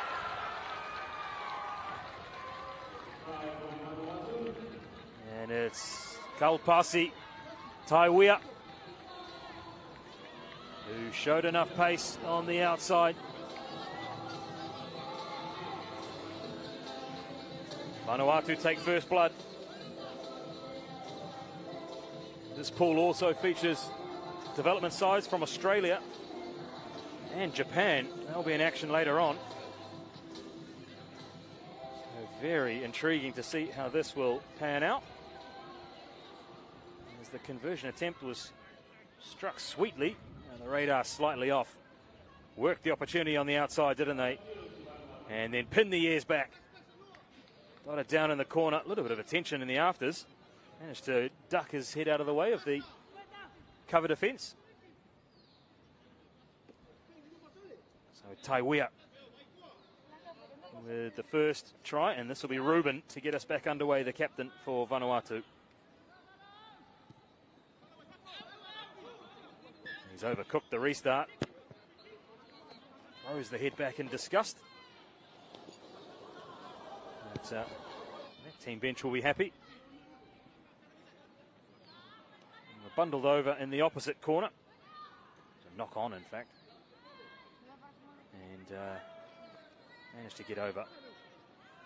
American Samoa, their coach, Gioko Asatao, lamented lack of domestic preparation, just the one competition that a lot of these players have been able to play in internationally, an invitation sevens comp with 13 teams from neighbouring Samoa. Straight down the barrel, he knew exactly where the camera was for the celebration, didn't he?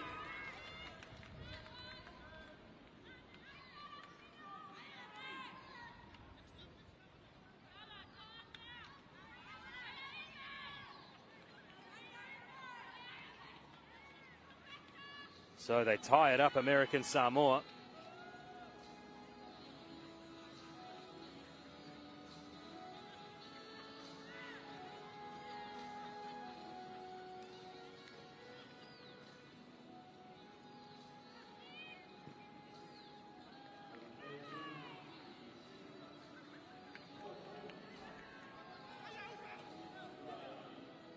Busted the tackle, support was there. Down the tram lines and in. Spotted the camera for the finish as well. That's locked eyes with our cameraman. And maybe sending a message back to Pango Pango. Talofa, if you are tuning in from the American Samoan capital. Rugby not necessarily a sport of choice in American Samoa. But wonderful to see them here. Rugby community. Really establishing themselves in the sporting fabric of American Samoa. Small selection pool. More often than not. Once you've finished high school, you're heading to the mainland of the United States in search of work.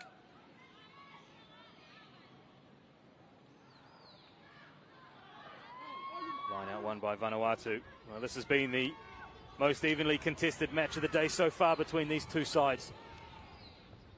Look to clean the ruck out there. Right over the top was Valena Tambua.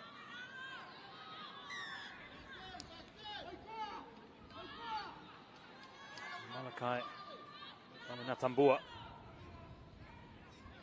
It's pretty excitable there.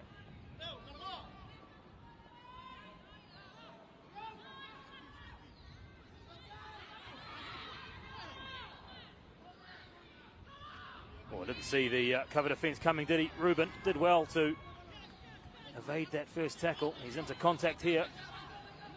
Eventually finds his way to the ground. But, not able to.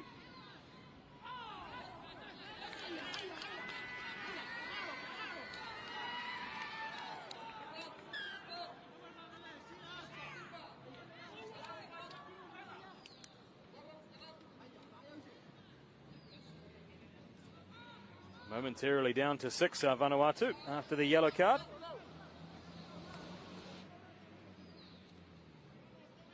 Pedro Sablan will have 2 minutes to have a think about what his next action is going to be for his team. Discipline's so important in sevens. Can't afford to provide your opposition with a numerical advantage. The yellow card of the competition that we've seen so far. Been played in really good spirits, as you'd expect of a Oceania competition. The rivalries are fierce on the field of play, but the respect shown between the nations is very, very high.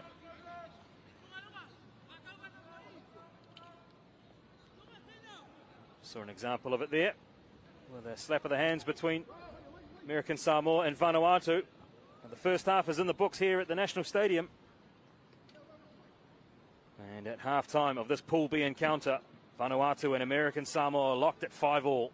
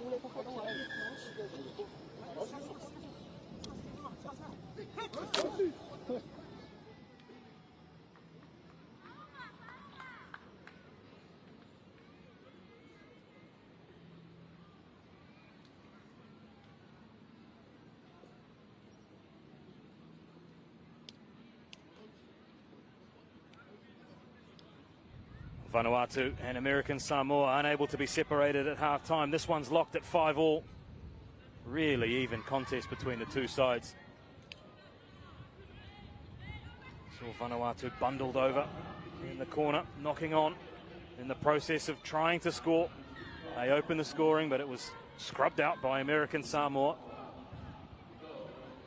This is a really evenly placed pool, featuring these two teams plus the development sides of Australia and Japan. They'll be in action straight after this one.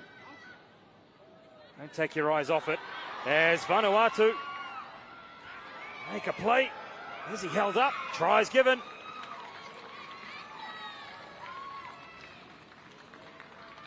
Over they go, Vanuatu.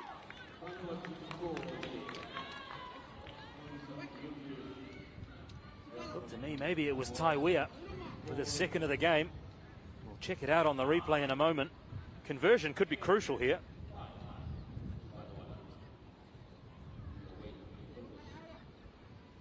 As I mentioned, it's been a really tight game between these two. Kirito David is charged with trying to add the extras. A beautiful kicking technique, and he does, you know. They go out to a 12-5 lead. It was David. Support plate, and it is the number 5 with the hand in the air.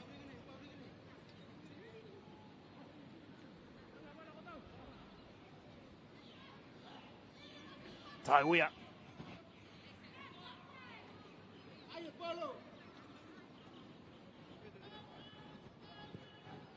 Vanuatu, edge ahead of American Samoa. Looked as though that was a knock-on in the action of trying to claim the restart. Scrum to be given in favour of Vanuatu. It looks as though a few running repairs required here for the American Samoa try scorer.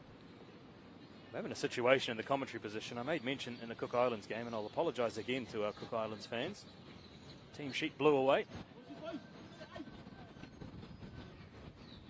The same situation here where the American team sheet is blown away, so our identity of player number 12 remains a mystery to me.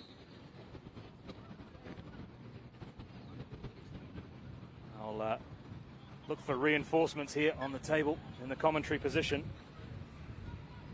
I will say one thing about the breeze that's blowing. It's providing a nice comfort from the very hot conditions that we'll enjoy in Honiara.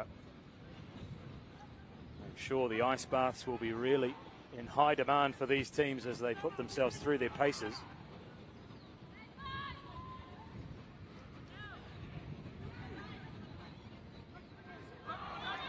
Spots a gap down the blind side, straight from the scrum. And we're going to have another conference here. Tries given, though. Thought he'd go to his assistant. Confidence in the call. Thumbs up. Nod of the head. There it is. Excellent refereeing. And a yellow card to boot.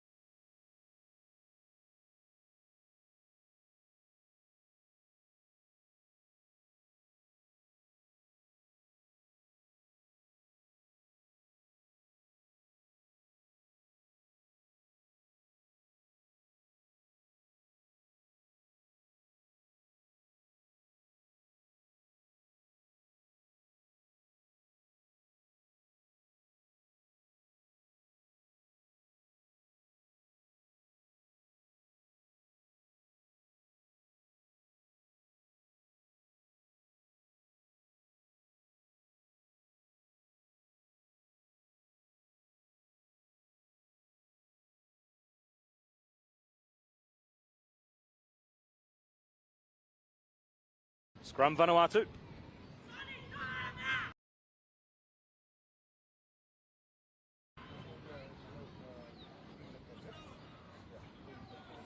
And American Samoa find a way back into this match. They trail by 12.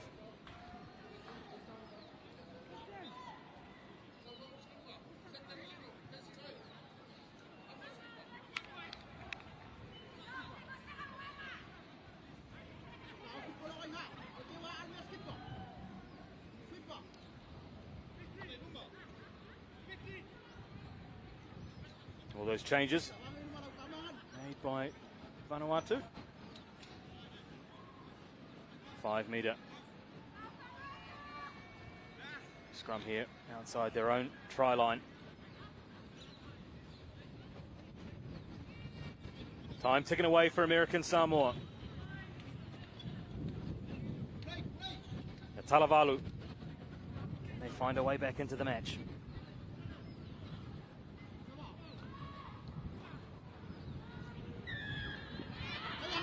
In front of the kicker. This will give American Samoa a chance. Some ill discipline creeping in, and another yellow card. You can see hands on heads. American Samoa, unsurprisingly, they want to get on with it. It's Taiwea. Kalpausi. Taiwea, 2 Taiweas in the Vanuatu side. And they do score. American Samoa.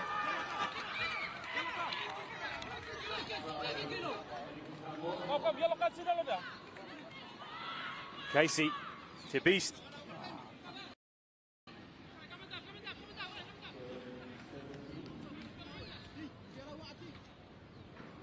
This conversion goes wide. All eyes on our referee. Do we have enough time for one more play? Yes, we do.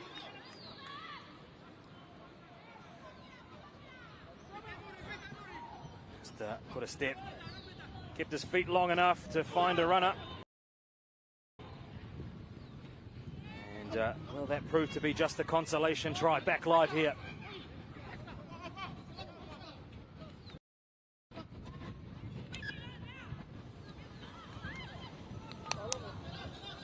Checks his watch. Still time for one last play. So it's all or nothing for American Samoa. The best they can hope for is a draw here. They'll need to score and convert.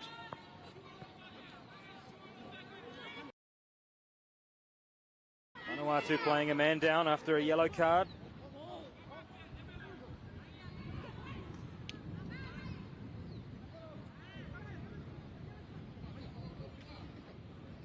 It's really poised on a knife edge here in the National Stadium. What will we see from American Samoa? What have they got in their playbook? Off they go. Wrap around. And out to the try scorer, who's stopped in his tracks. Got the numbers here if they can spin it wide. Cuts inside. Finn. And a double Finn. Needs to keep it alive here. Then go the American Samoan shirts. They're still on, you know, on the outside. Now, have they got the pace? Have they got the pace? Over he goes. Wow.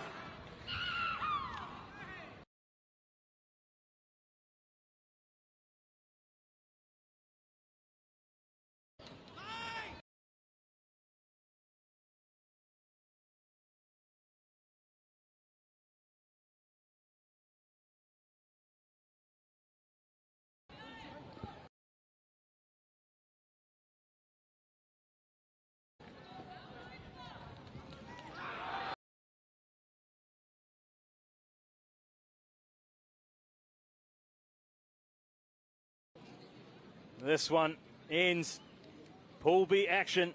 Vanuatu 17, American Samoa 15.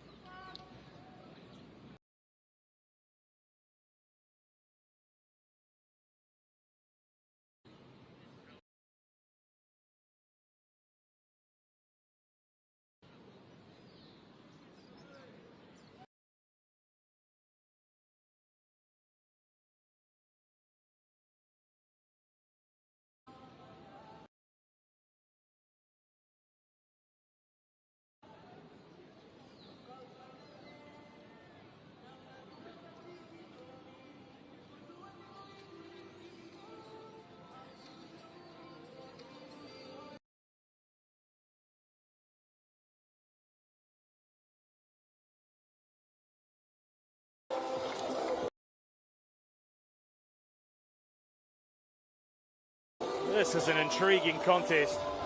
Wonderful to see Japan make the trip down to the Oceania rugby region. Pool B action.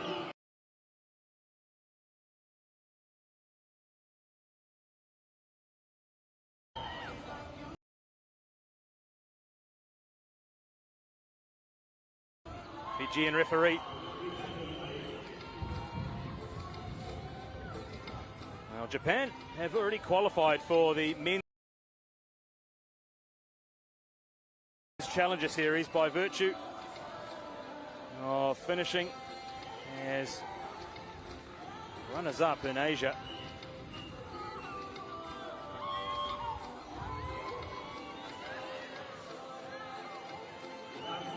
They will get us underway, running right to left. The Cherry Blossoms, as they're known, up against Australia. In a all white shirts, a change away from the traditional green and gold, maybe a nod to just how hot it is out on the National Stadium turf.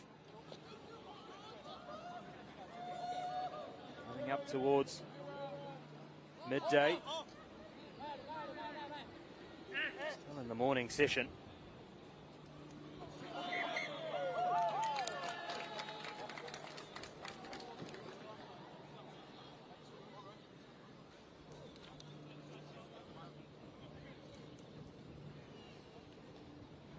Just finished an entertaining encounter in the other Pool B match between Vanuatu and American Samoa. Vanuatu 2-point winners, 17-15. Not straight. So Japan, scrum to be fed by Kota Nakama. Off they go and the crowd rise to their feet. And great cover defence. Coming across there was Kieran Mundine of Australia Development. Put a tackle on Yohei Yamamoto. That's some good work by Kota Nakama. So not the top Japanese team here. I made mention they've already qualified for the Challenger Series, so this is an opportunity for them just to get some more international experience into that next tier down.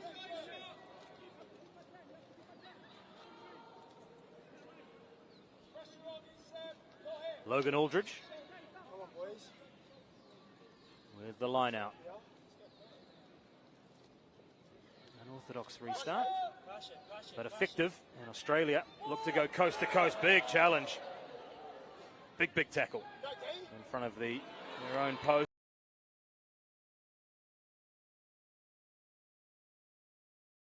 Dean.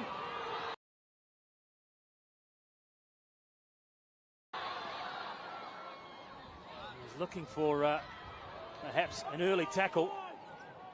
And the clearing kick goes and the crowd love it. Well, it's been slowly building through the morning. The fans here at the National Stadium, really well priced tickets, I must say. Foresight by the Solomon Islands Rugby Union to try and get as many people into the National Stadium as possible. The hosts will be in action soon, and you can be sure that the crowd will let you know. That's a card. Not the top Australian side, as we made mention. They, of course, are at the HSBC 7 Series in Cape Town. Cape Town, incidentally, will also be the location of the Challenger Series, the first two legs, which will take place in March next year, before the 12 Challenger teams, I should say, head to Poland for the last stage, and 4 from 12 will advance to Los Angeles, where they will play the bottom 4 of the current series. So plenty to play for. These two teams not eligible for that Challenger Series. They already have representation on the HSBC 7 circuit. So a chance for these players to get international experience, as I mentioned. And Australia score the first try of the match. And it's Dion Evans.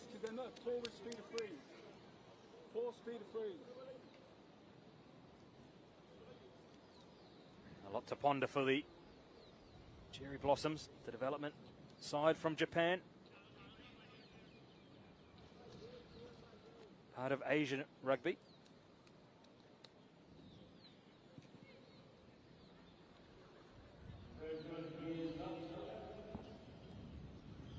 Conversion. Just to the right of the upright. And Evans, too big, too strong.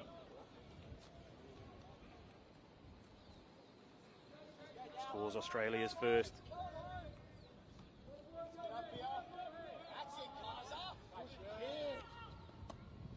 Perfectly weighted restart by Australia, just over the 10-metre mark.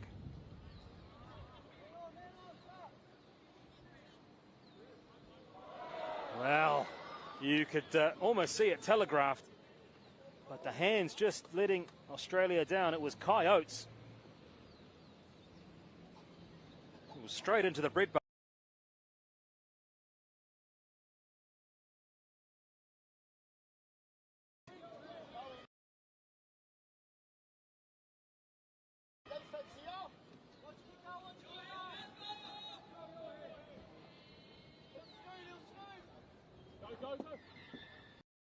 Penalty, Japan. And they want to get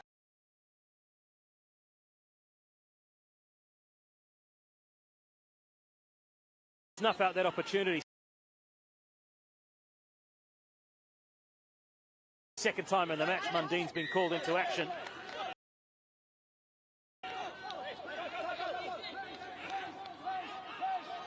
Second time as well that it was on Yamamoto.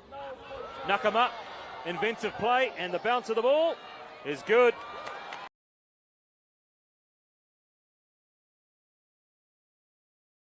Had to be patient, wait for the bounce, and gleefully accepted. One of the easiest tries. I think he'll score. Good vision, wasn't it, from Kota Nakama.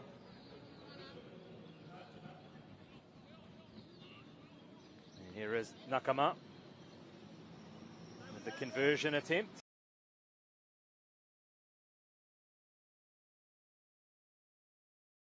Eyes were on the bounce.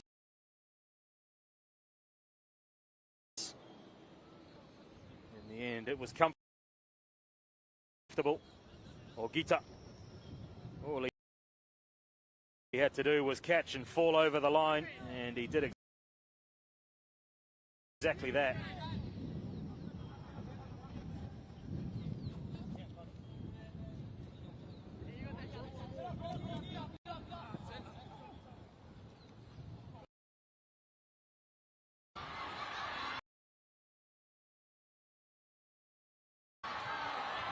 Ogita finds himself on the other side, loops around, and there's the support play. Japan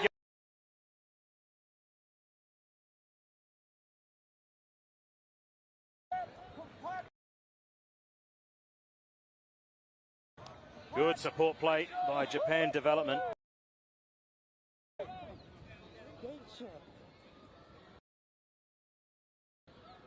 Right on the shoulder, just popped it to Yamato.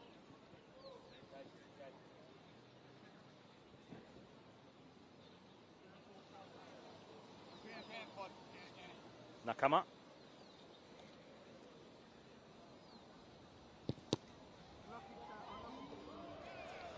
Just tried to swing that one back around. Managed to squeeze the pass out, didn't he? Ogita did well. Found the support plate, and then on the inside shoulder, Yamato to give Japan the lead into half-time. Last scoring play. And at half-time, Japan development lead Australia development 10-5.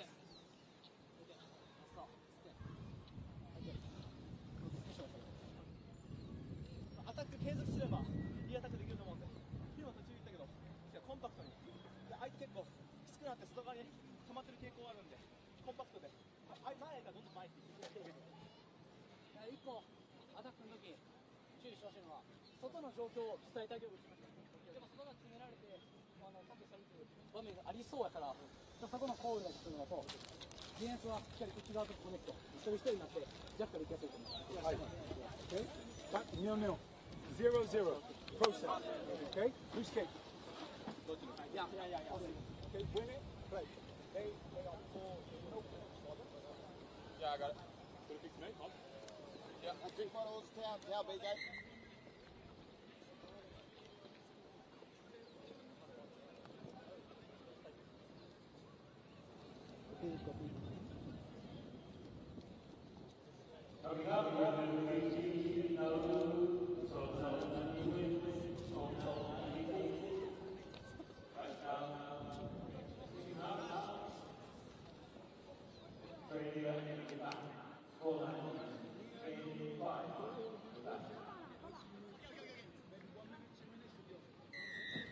clash of the development sides continues. Australia and Japan.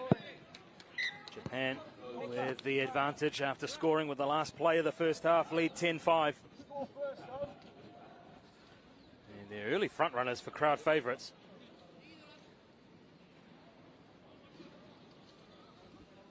Just hear the decibels rise when the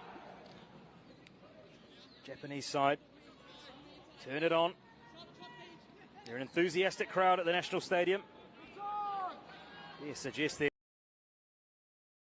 in their early infancy of falling in love with rugby sevens, but I tell you what, after this weekend, I'm sure there will be a number of passionate rugby seven supporters that call the Solomon Islands home.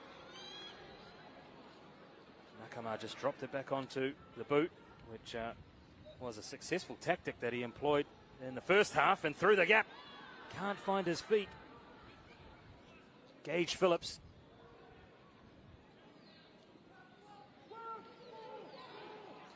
In they pile.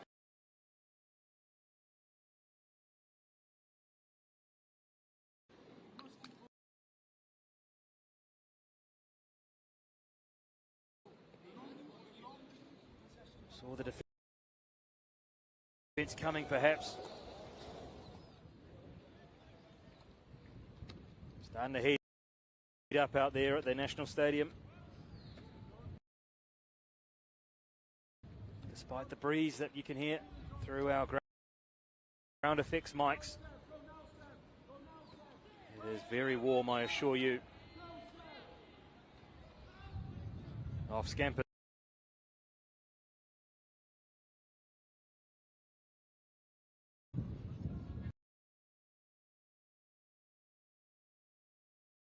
It's the number 12 flapping free on the back of the shirt of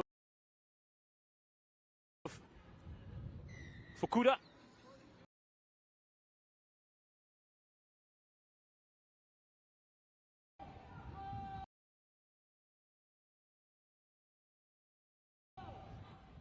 Quick tap, off they go.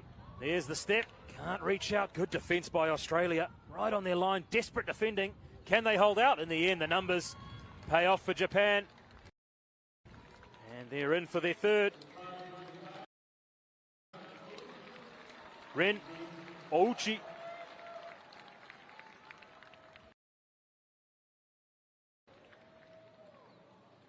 So they take a 10-point lead with a kick to come over Australia. This clash between the two development sides, remember. Australia's premier side away at Cape Town this weekend. And for Japan, well, they've qualified for the Challenger Series, so this is a chance for some of their emerging international talent to get some much-needed matches under real intensity. And at the moment, they are doing very, very well.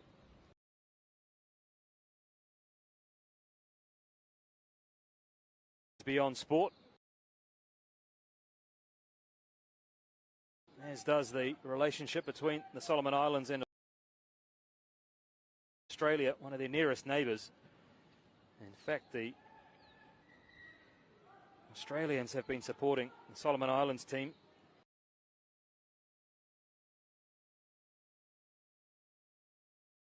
up, and they're over the line here.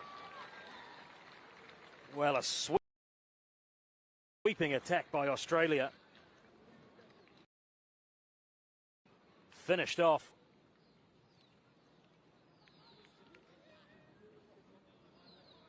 And they bring themselves right back into the game.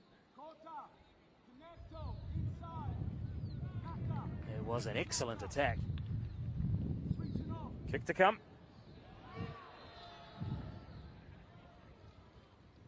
Unsuccessful. Straight through the middle. And once again, great example of support play. And it was Hadley Tonga with the strength to get over. Another keenly contested match here in Pool B.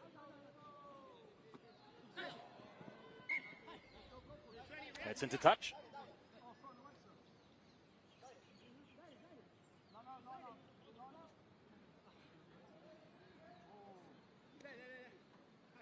Well, up next we've got another development side. It'll be Fiji development up against Nauru.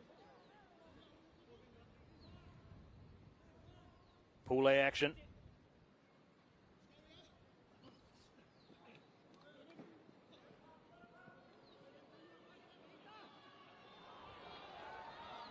Pool A with just the 3 teams. As the body swerve is enough. And in he goes under the post. Japan, well, they strike straight back. And Yohei Yamamoto, who's been pegged back on 2 occasions previously. Great agility, great pace. And he evaded the would-be challengers. Well, a point to say, who, me? I think for Yamamoto, maybe that is the end of his opening game. Expended a lot of energy. Unforgiving, brutal conditions even. And he broke out. Change of pace on Tonga, stepped inside the cover defence. And enough pace on the outside of Logan Aldridge.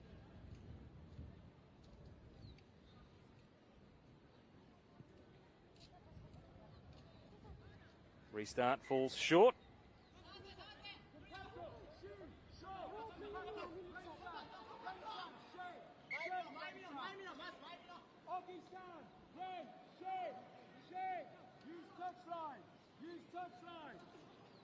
Can they find a way back in? Australia.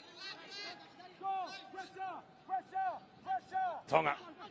Head down. He only knows one way. Hadley Tonga. Over he goes. Wow. Determination personified. Hadley Tonga.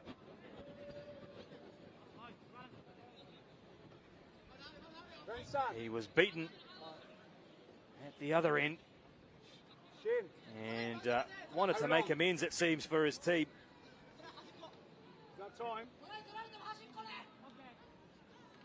Is it too little too late for Australia? Conversion's good. That'll be the end of the match. Let's look at this on the replay. Head down, threw one off, fended a second, and over he went. Second try of the match for Hadley Tonga. But it's not enough for Australia. Japan development run out 24-17.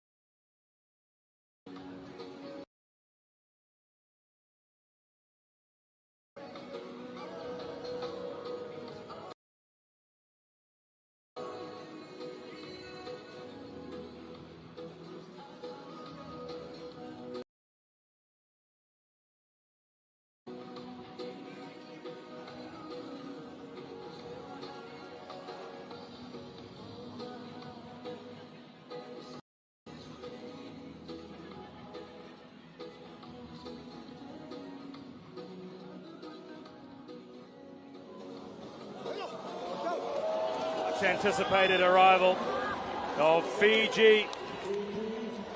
Their development side will take on Nauru in this opening Pool A encounter. It is a mix of youth and experience for Viliame Satala's side. Chance for them to showcase emerging talent and maintain Fiji's Rugby Sevens legacy.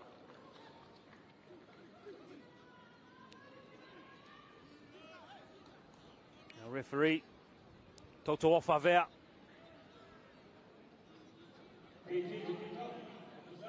For Nauru, they start this match very much as underdogs. They've got an eye in the future. In fact, they'll send an under-20 side to the Coral Sea Sevens. Coral Coast Sevens, I should say. In Fiji next year. They're really looking to make a mark. They finished 12th last year. Did Nauru. For Fiji, it was a third place. Don't forget their top side is in Cape Town currently. So the numbers on the high side, you'll notice on the back of the jerseys. Not often you see a number 70 in rugby sevens, or a number 60 for that matter, but they're there and they're in early. And it's the biggest.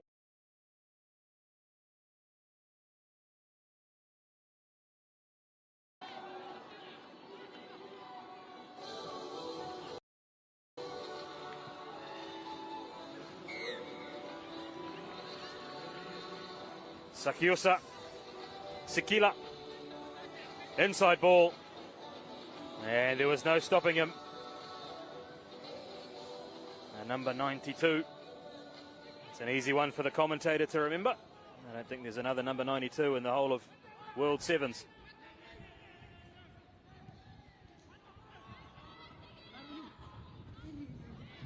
So Sikila opens the scoring. For Fiji development, Nauru.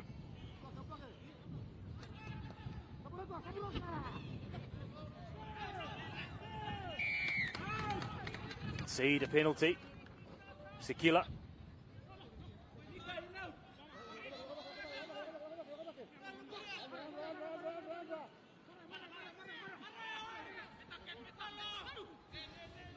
Well, they're the talk of the town, Fiji. It was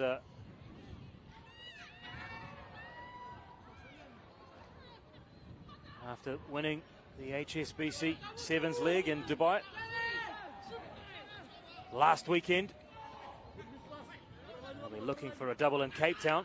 What a weekend it would be for Fijian Sevens if they can claim an Oceania title with their development side, as well as a flick pass on the inside.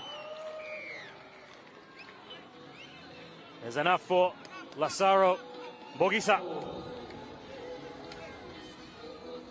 to dot down.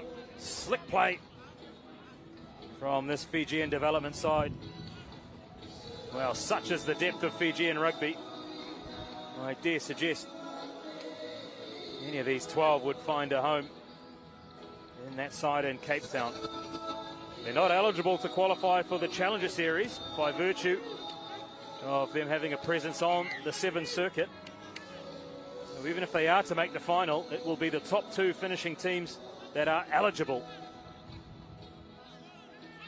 Great strength over the top. And the flick pass. Enough for Bogisa. This will be a great angle. And there it is. It's the catch. And dot down. Great to see Nauru on the world stage via the Oceania Rugby Sevens Championship. They're very, very well known for weightlifting.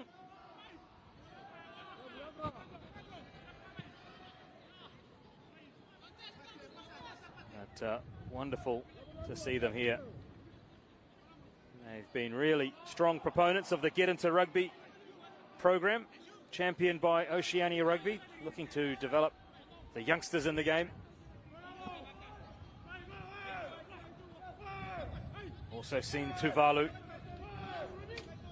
who are also in this pool. You'll see them later on today. They have been active in that regard. And off they go again. Well, the crowd are warming here. Sigila with his second, the 92. Like a running back in American football, isn't he? That big number on his back, and what a clean angle.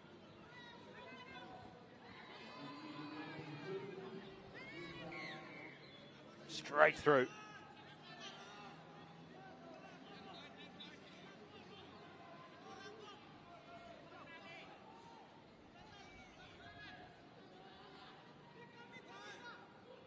Another flick pass and a great angle. Well, they're providing the highlights at the moment, the development side of Fiji.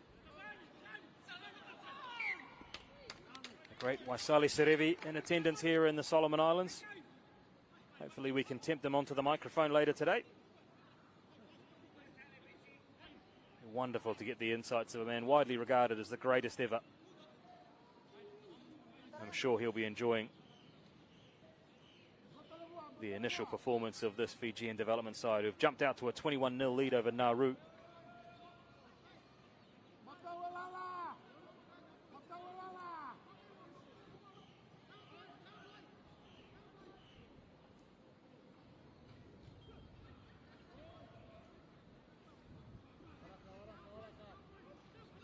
It's been a great morning so far at the National Stadium here in Honiara, capital of the Solomon Islands.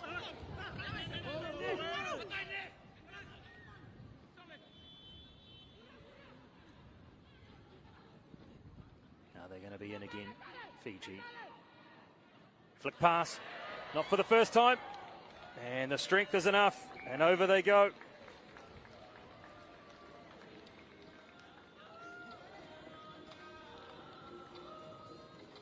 Michele Rambuli.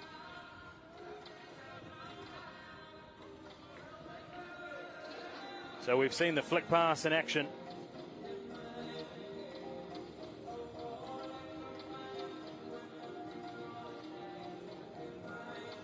Sikila.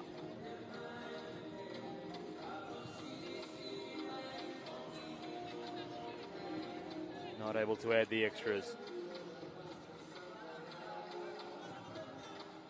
Great work to get himself free, loop around, and there was the flick pass. Returning the favour from earlier was Bogisa, who was the gleeful recipient of one moments ago.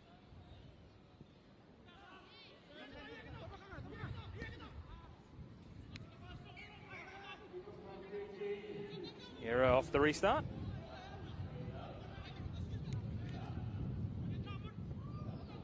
Gives Nauru an attacking opportunity right on halfway. Haven't seen them in Fijian territory as yet.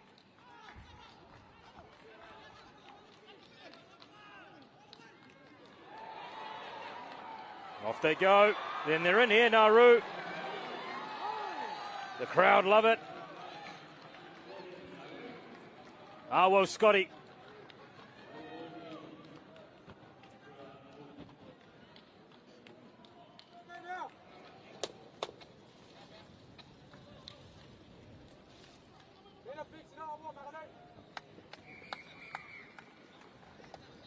So Nauru have the last say of the first half.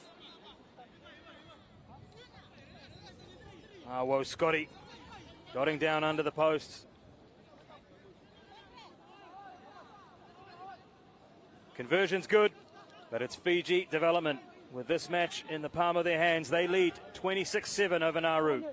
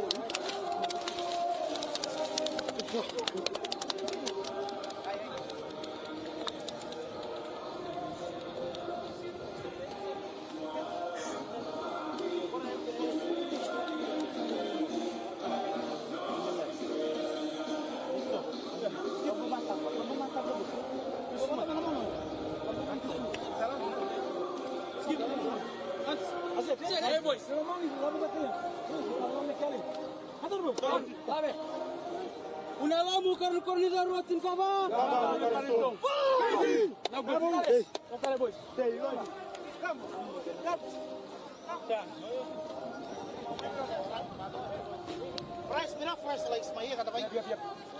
Mau kita resign kan itu. Sabar.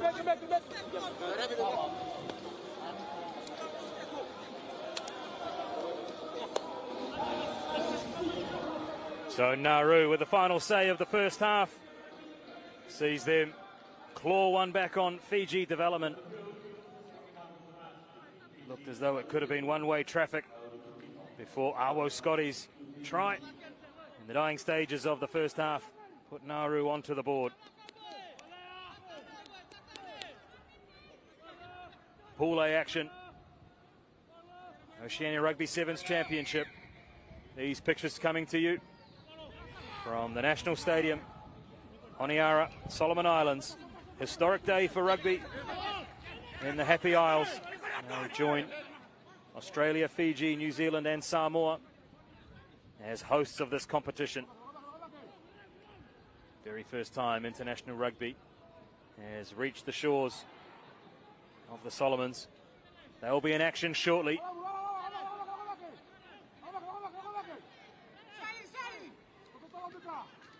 They'll be wanting to get the win if they can, as we see speed down the sideline. Synonymous with Fijian flair. And Bew dots down under the posts. Alipate Bew.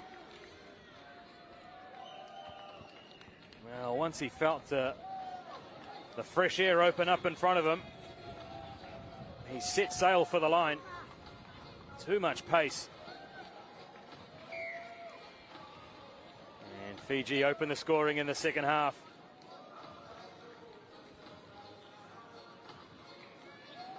Try as they might, they weren't able to work the angle. It was Tiolime. Kamtara.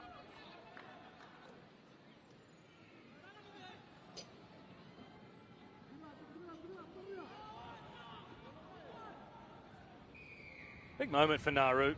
Can't underestimate how important challenging yourself against the likes of Fiji is in terms of your rugby development. And it's the case for all of the teams here. 24 in total, all vying for their respective positions in the final rankings. For Fiji, well, they will be wanting to test the depth of their squad. Players they can call on to jump up to the HSBC 7 circuit. For Nauru, they break into that next echelon.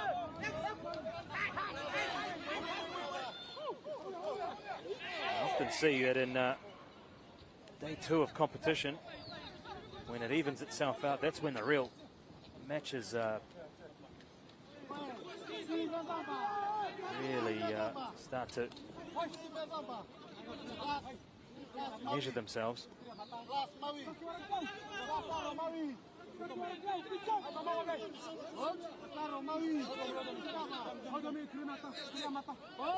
That picture somewhat tells the story of just how hot it is at ground level.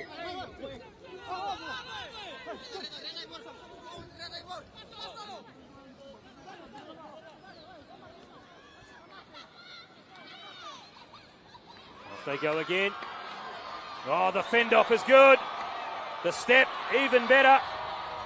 And the finish is there.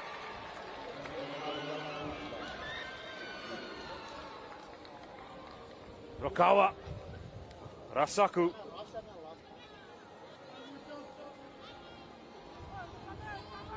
Well, really low center of gravity. Pace, power.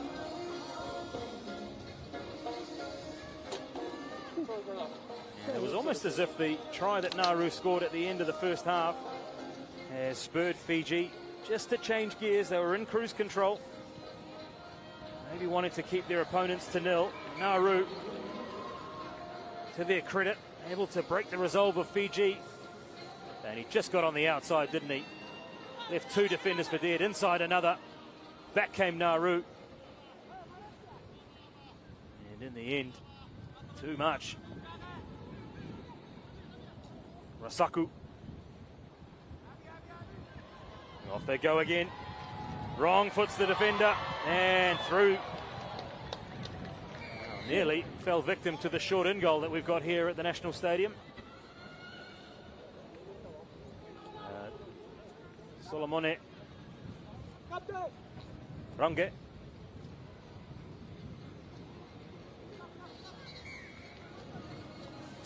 And just like that, Fiji go bang bang. And they lead 45-7. Underlining their class, Fiji. This development side arrived very determined.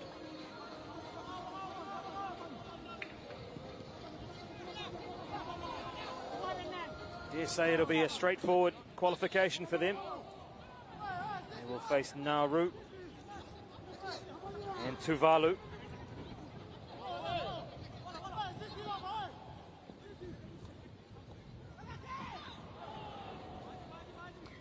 Era just under the shadow of the goalpost for Nauru, which will give Fiji another opportunity and maybe a chance to break the half century. We've seen it done on a couple of occasions already today.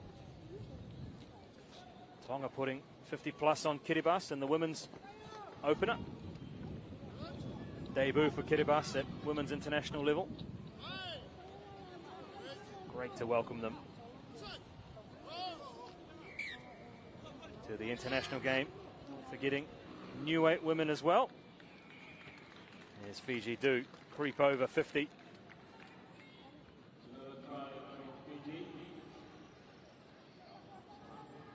Try scored. Conversion from right in front to add the extras. Over it goes.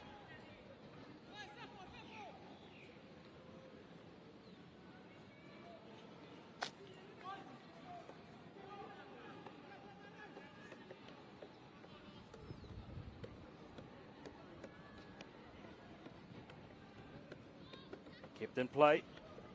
And eventually, Fiji retained possession.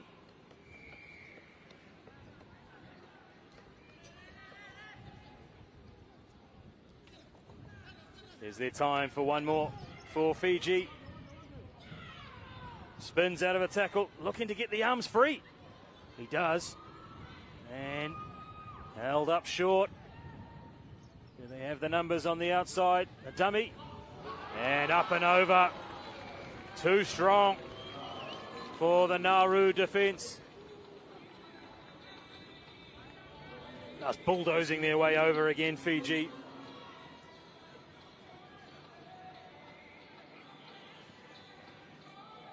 Ronge with a second.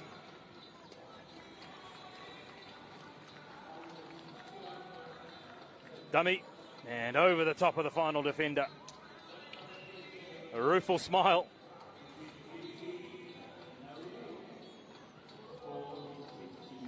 And it's handshakes here as this one finishes. Fiji Development 61, Nauru 7.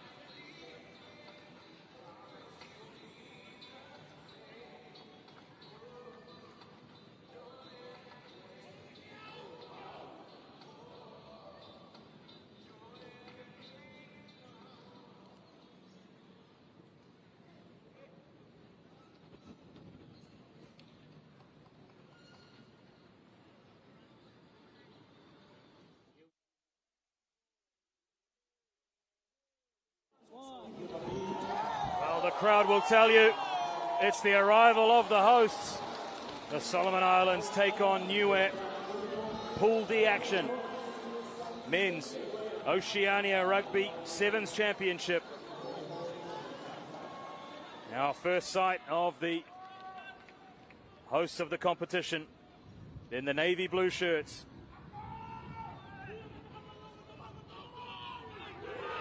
Check in with our referee. Watsoni Nangua.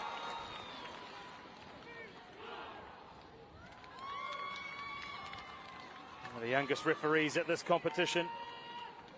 A big future he's got ahead of him. Great to see the opportunities not only for the teams but also for the referees.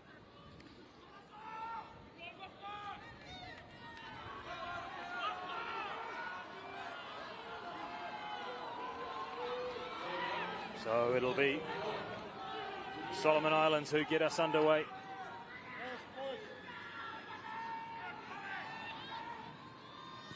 They're running from left to right and they're short with the kickoff, which gives Niue the first possession.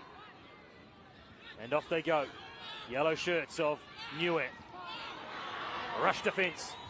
Up and in. The adrenaline will be pumping for the hosts. They'll want to really win the crowd over and hope that the numbers swell as the afternoon progresses. We are just coming up to midday local time. And already the crowd is building really nicely here. And a win to the home team in their opening game will no doubt start spreading the word through Honiara. Get down to the National Stadium. Hope you're enjoying this coverage brought to you live out of the Solomon Islands. Wherever you're tuning in from, across the Pacific or even around the world, welcome in. This is history.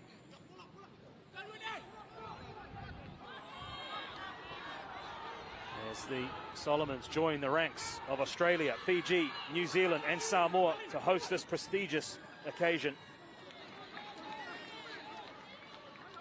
Vision of the President of the Solomon Islands Rugby Union, Honourable George Temahua, together with the Solomon Islands government, Tourism Solomon Islands. They have seen this as a real opportunity to put their nation in the eyes of the rugby family. A lot of faith shown by Oceania Rugby to bring this competition here. There's just reward for the effort that has gone in to get this infrastructure up to world standard.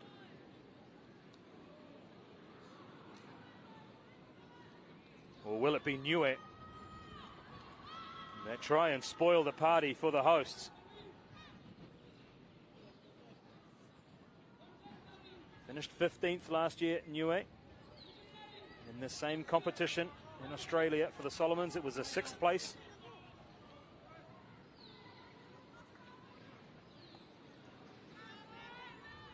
They finished 6th in front of their home fans at the Pacific Games as well. They've had some help from Manu Samoa Sevens in the build-up to this, as well as Australia, to work on their fitness levels. And they're in here for the opener. Crowd rise to their feet.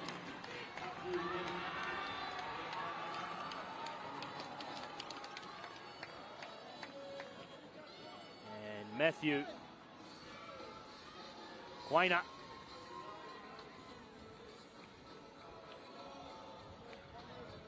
with the first try for the Solomon Islands.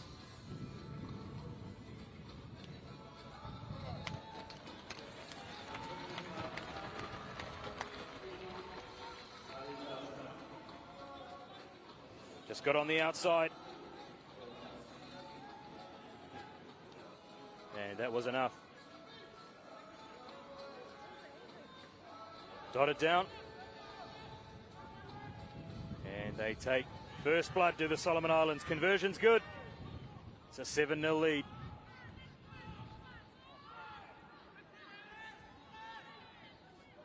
Oh, big gap here for Niue. Can they exploit it? Cover defence looks calm, just looking to shepherd And they've won a penalty too for their efforts. Well, composed defending by the Solomon Islands. Almost look to shepherd towards the sideline.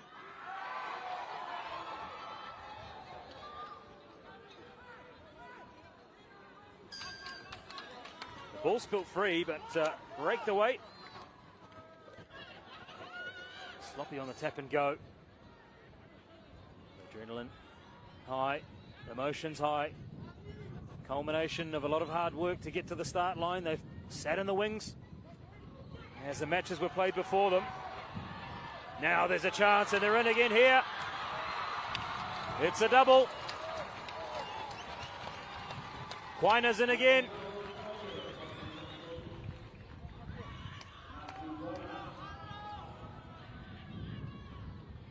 This runs a little shuttle. Back and forth, of course. This is all play on. No pressure for Quina to put the ball down. Maybe getting a signal from the bench. So I put it down now. Or are we going to hold on? And they are going to hold on and just run the clock down. They're in control of this match, finally. Niue's captain, Sean Atamu, forces the put down. The Solomons out to a 12, maybe soon to be 14-0 lead. It is over. So 2 tries converted to the Solomon Islands.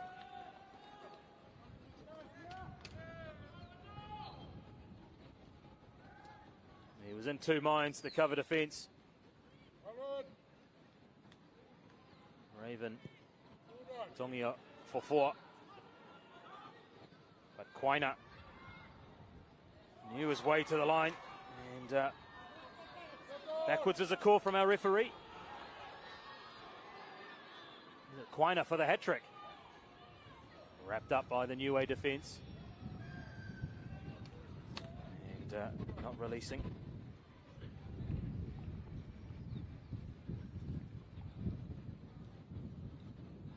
It's a beautiful afternoon now for running rugby. There's around a 3-hour gap or so they can really empty the tanks and go again, these 2 teams. Straight after, we will see Tonga and Tahiti, the other 2 teams in Pool D. As we creep towards the end of the first half here, in this Pool D encounter between the hosts, the Solomon Islands, and Niue. Bit of open space on the far side. And there it is. Niue strike back.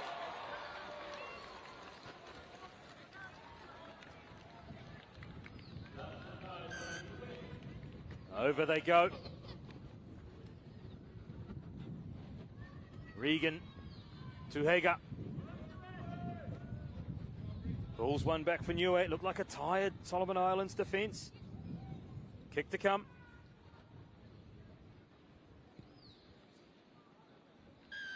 Conversion's good, and that's half time. So Niue through. That try to Regan Tuhega. Pull themselves back into the game.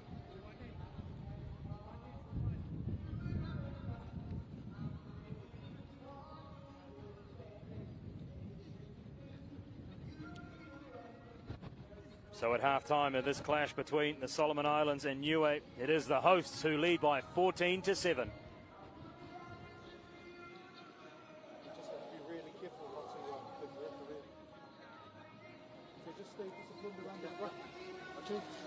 Also, quick taps are working well, but when we go up here, we could set up our V. Okay, let's just fix a few things, but I think we're doing all right. The heat's getting close, but subs are coming on soon, so just keep punching in. Keep punching, boys. Let's go, boys. Let's give up, boys. Just reaction. Yeah, when it makes a break, everyone follow through. Yeah, we'll go through. Let's fix this. Right? Punching.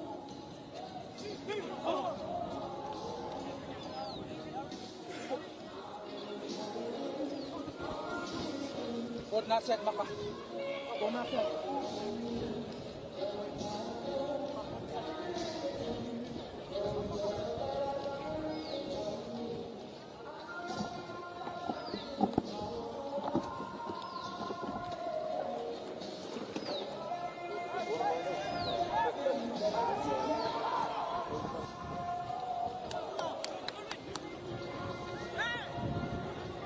So it is the host with a slender advantage over Niue.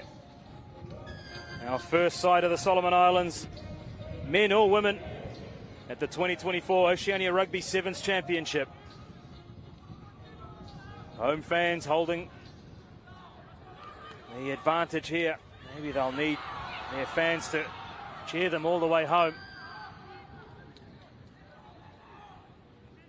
There was 2 tries to Matthew Quaina.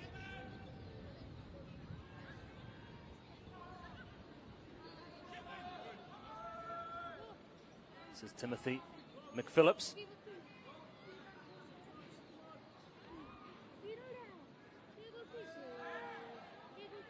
They looked really composed in the first part of the first half to the Solomon Islands. They look fit, don't they? And they've got a turn of speed as well. Off they go. Under the posts. Well, just the start that they would want. Richard Marty.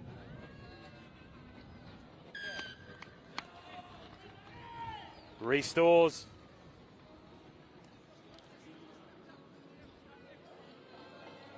That 2-try lead.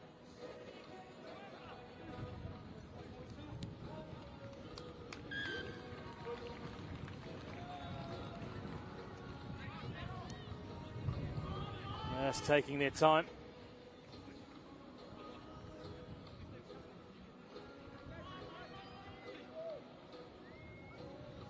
See the crowd starting to build at the National Stadium. I'm sure as the afternoon rolls in and the lights start to take effect, we will see those numbers start to swell as the restart doesn't go the 10 metres.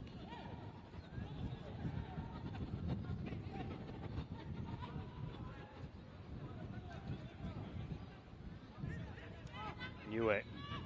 They'll need to score next if they are to be in contention. And almost as if they've heard my call, off they go. And Mofoiga Limoni.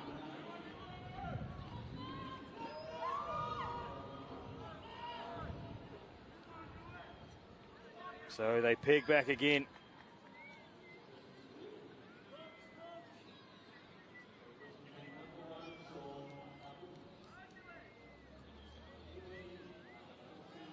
Squeezed through the gap. And enough pace to get on the outside. And dot down.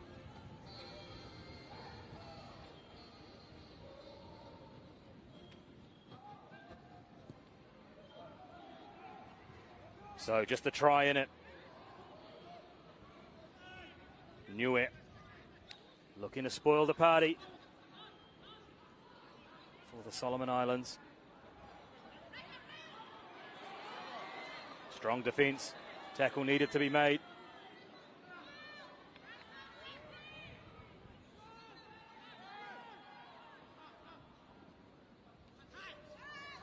Step back on the inside. Into trouble. Penalty conceded though. Niue. Edge forward. Happy to take their time in attack. Options left and right. Good defence again from the Solomons. Needed to hang on. 1-on-1. Change of pace. Desperate stuff from the hosts. And the ball eventually finds its way over the far touchline. They're on the ropes here, the Solomons. Maybe just needing a moment of magic.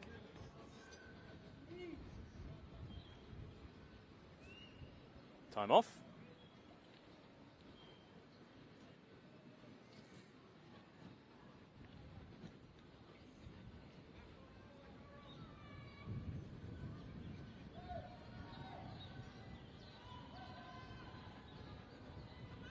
And restart with a line out right on the 5 metre mark. Defensively. Overthrown, but the bounce is kind. So a let off to the Solomons. Oh, there's a good step, McPhillips. And no sooner has the gap open and it closed again. Go back for the original knock on. Tonga and Tahiti to follow. And then we are back into our women's matches again.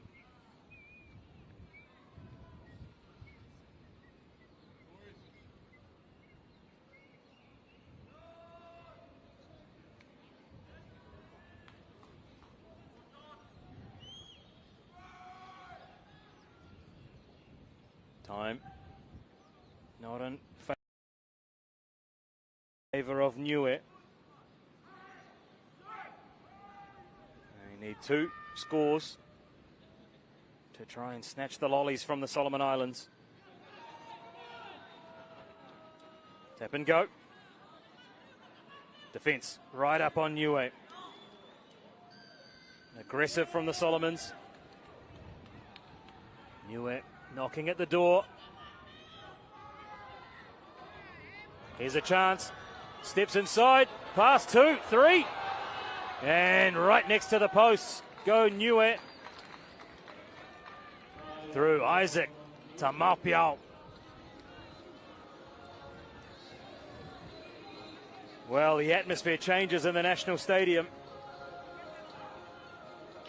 The conversion is in off the post. And we are tied up. 21 all.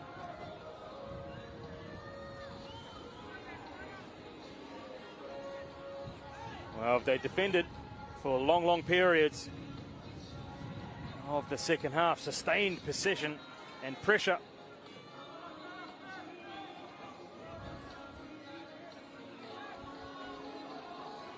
By Niue.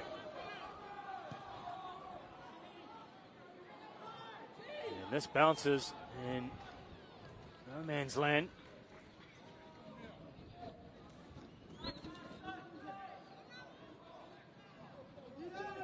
Somewhat fortuitously.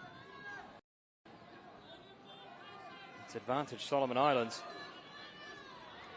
Well, into the referee's time here. They need a score to send the home fans into lunchtime feeling a little bit happier. Really hear that wind whistling through. Sea breeze. Out over the sideline.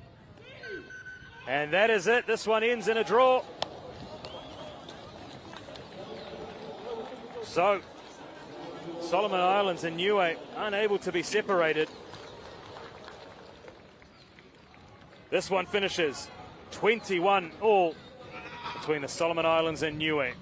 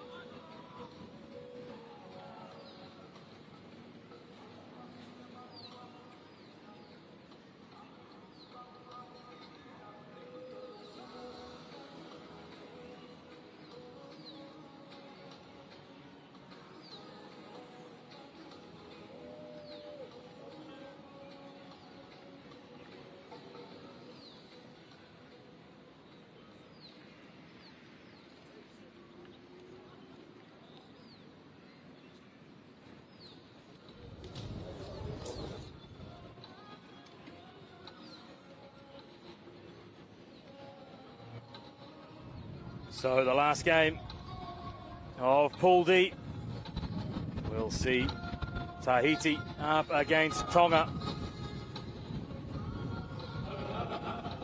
Crowd in a state of disbelief. The match between the Solomon Islands and Niue finishing 21-all.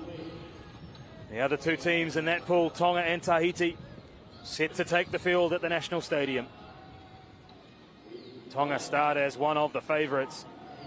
They have been part of the Challenger Series before and have been unsuccessful at qualifying for the HSBC 7 Series in the past. 5 debutants in the squad. For Tahiti, it is a return to the Oceania Rugby Sevens Championship for the first time since 2014.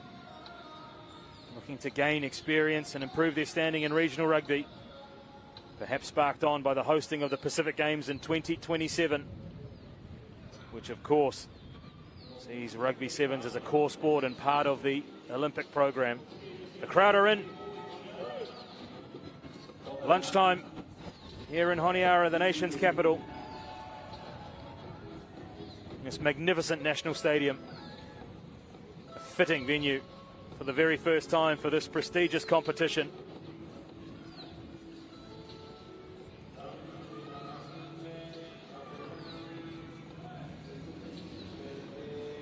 Well, there they are. Handshakes between Tonga and Tahiti.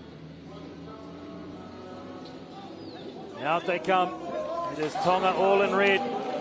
And Tahiti Nui, the pride of French Polynesia.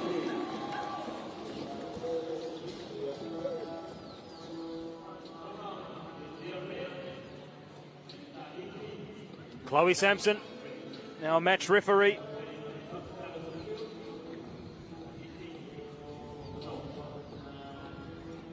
Well, these two teams would have seen the draw played out just ahead of them to their pool rivals, knowing that a win will give them a big step towards the quarterfinals. Tahiti start as the underdogs.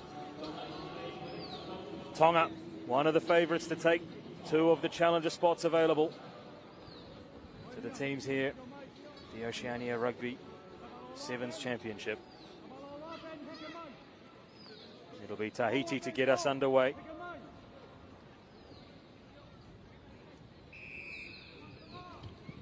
Julian. Pull the action. Off go Tonga, demonstrating support play early. And 2 passes and they're in. Ali Feleti Taufa.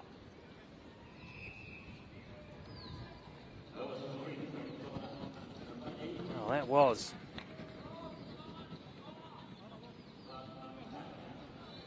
as easy as that. Great support play.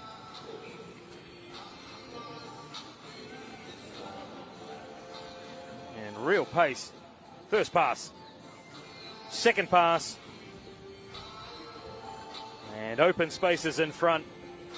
Dots down under the post and gives Tonga the perfect start.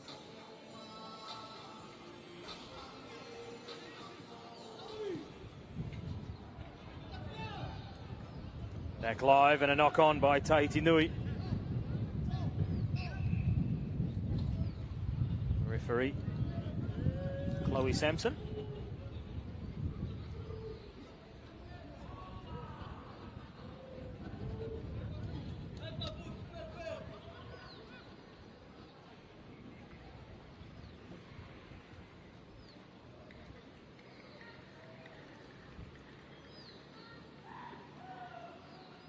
Tonga perhaps guilty of underperforming in recent years. They'll want to get back to the levels they hold to themselves. And a place in the Challenger Series will be just reward. And they're in again. Too much pace on the outside. And it was Sione Taufair Lungaki. So Taufair Lungaki.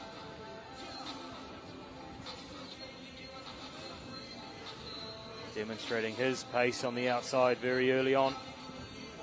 So the threat's all over for Tonga.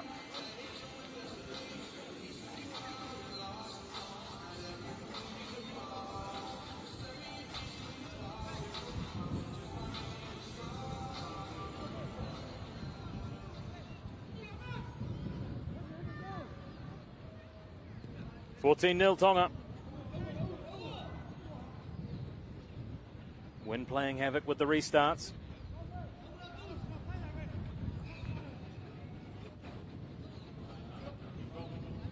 It is really blowing out there, which will be nice and cool for the players.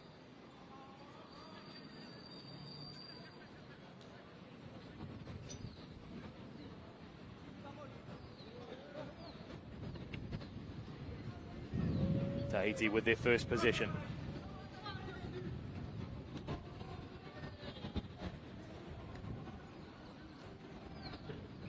Turned over, and a penalty. Wasting no time, Tonga. Good support play. That's their third.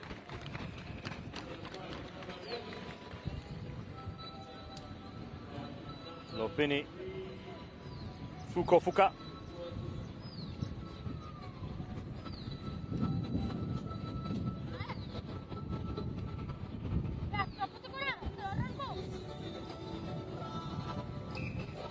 Conversion's good. 21-0.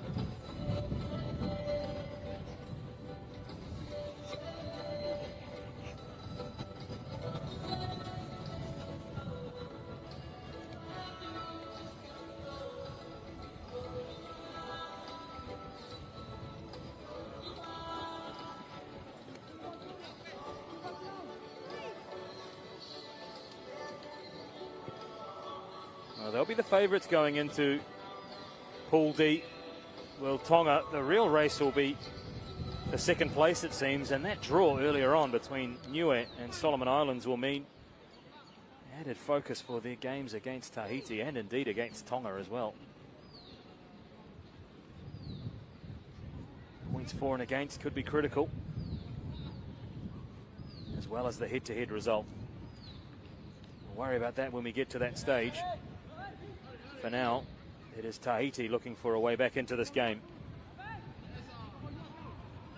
Lacking international experience, it probably is fair to say. Although they spot an opportunity, and the bounce of the ball is not helping.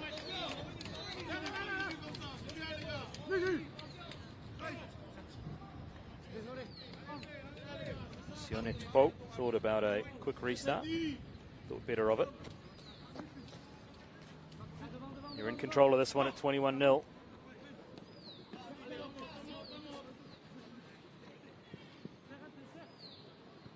Here's the speedster with the chip and chase. Express pace to get back there.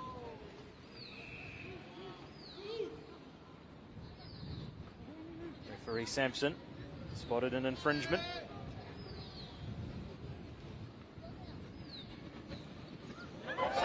Bumps off. Can't find a Tahitian shirt to support. Ripping in here, Tahiti. They've not been able to turn the ball over. And a step. Opens up the space in front. And it's a canter through to the line. Nitalini. Taufatau.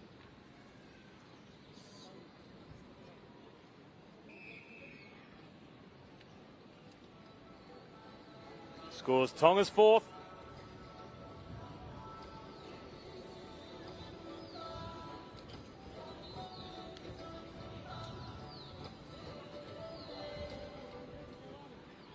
Conversion looks like it'll be straightforward, and it is.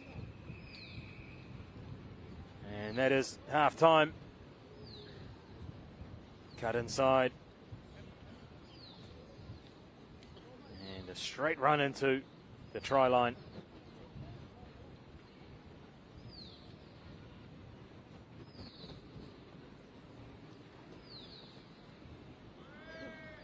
So 4 Tongan tries converted give them a 28-0 lead over Tahiti.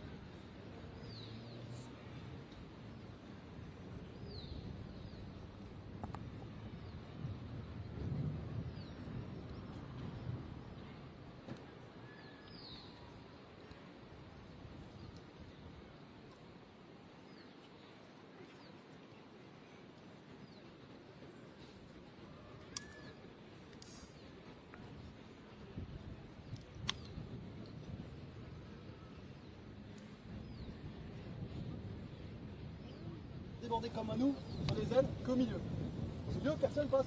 Personne passe au milieu. Personne. On serre, on plaque, on va au sol, on sort. Il n'y a que nous qui va en contact. Il faut y aller, hein. Au saut, il faut sauter.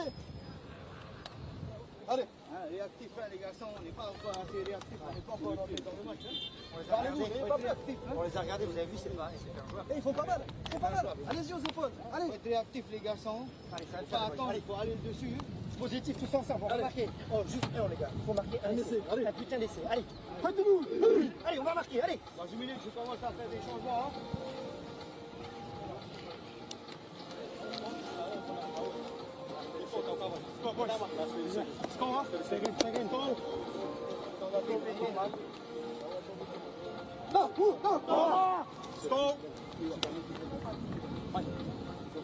Got it.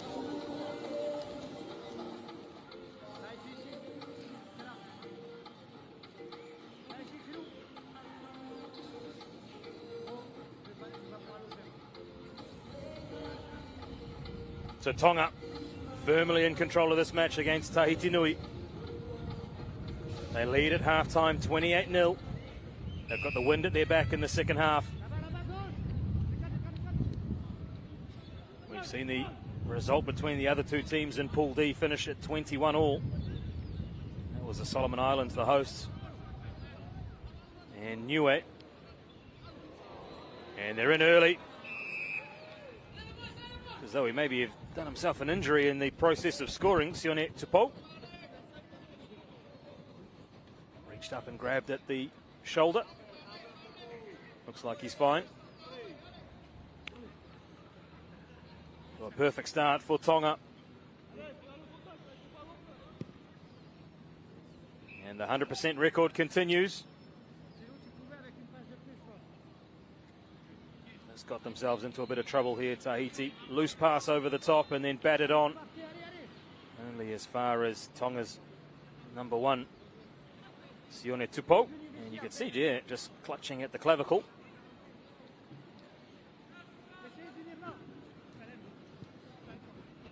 Like their women's side, Tonga, a combination of players based in the kingdom, as well as Australia and indeed New Zealand. And they're in again, another piece of defensive play. Maybe Tahiti would want again. Right, they jump out very early in the second half and go bang bang. So the return to international rugby sevens for Tahiti Nui is proving to be a difficult one. They find themselves down 42-0 in the early stages of the second half. Well, they wanted an assessment of where they were sitting in terms of their Pacific rivals as they start their campaign towards the 2027 Pacific Games. Powasi Tonga there with the 6th try for Tonga.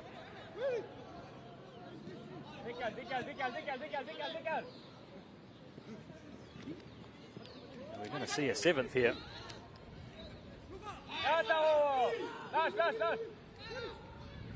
Camped on the line. Wind playing havoc off camera with some of the tents here at the National Stadium. Much to the glee of the crowd.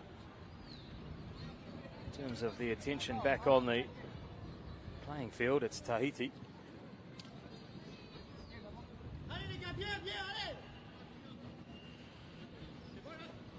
And finding it very tough going against Tonga. We've got a round of 3 women's matches coming up next. And then we'll be back into our men's action.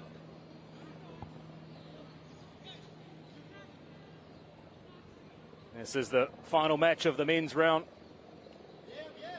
Before our attention turns once again to the women's competition, where 9 teams are in action.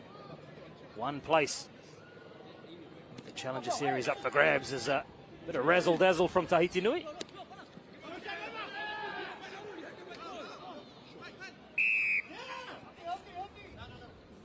And they win themselves a penalty.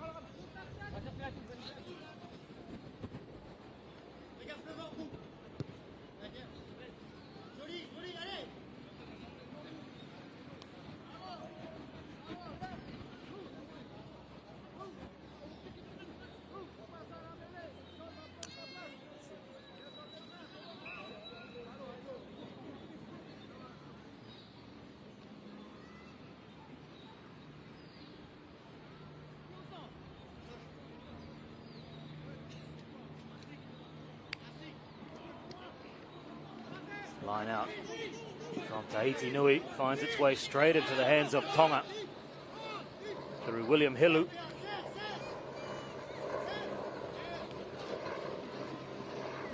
Very impressive Tongan performance so far, although foot on the chalk.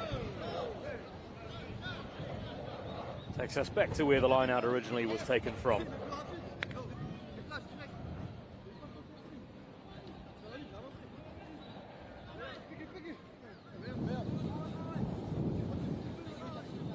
Just after 12 o'clock. So a perfect lunchtime watch for the crowd in attendance at the National Stadium. Saturday afternoon. Where else would you want to be if you are a rugby fan? Right here with us. The Oceania Rugby Sevens Championship.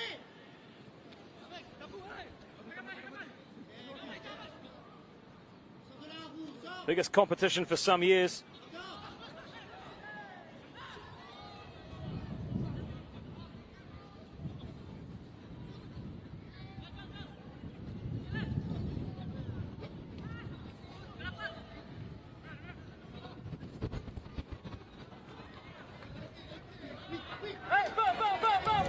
Well, is this the moment for Tahiti Nui?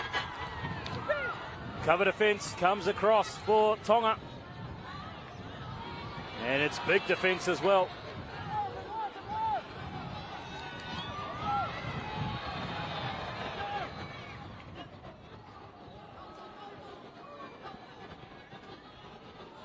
Chip and chase is the bounce kind.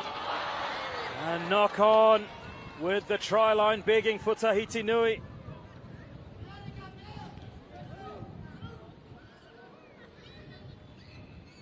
It was Mairau Roroa.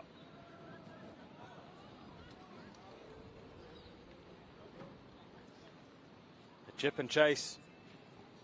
A tactic employed, but right at the last minute, not able to scoop up and flop over the line. They remain scoreless, Tahiti.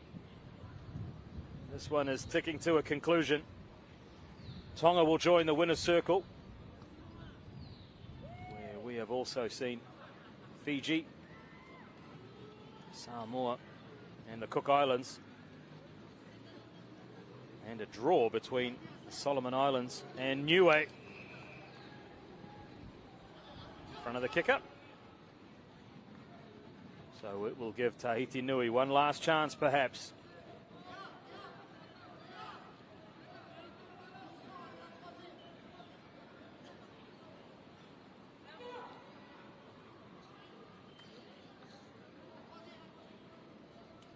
They go short side, Tahiti Nui. A little bit of football skills. And that's enough, says referee Chloe Sampson. Handshakes between Tonga and Tahiti. Men's pool, the action concludes, and it's Tonga who win 42-0 over Tahiti Nui.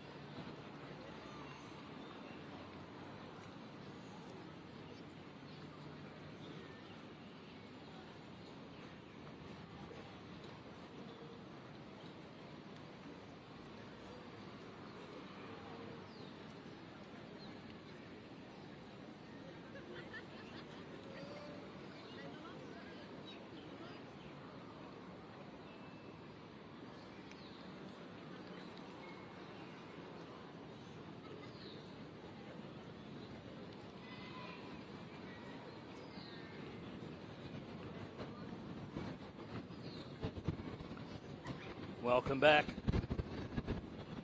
for women's action.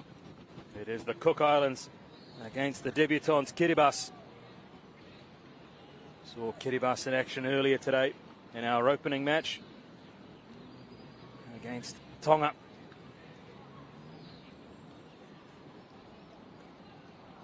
Out they come, our first look at the Cook Islands. Kiribati, as we mentioned, have been in action already today. It was a tough baptism of fire in their very first match at international level. A defeat at the hands of Tonga. I dare say it won't get any easier against the Cook Islands.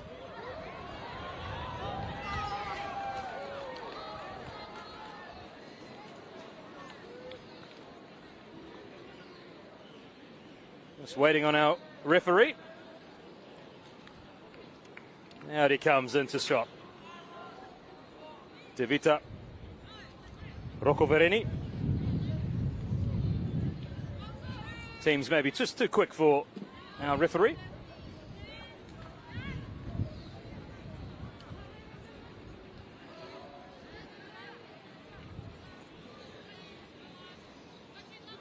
So it'll be the Cook Islands that get us underway. And attacking from right to left on your picture.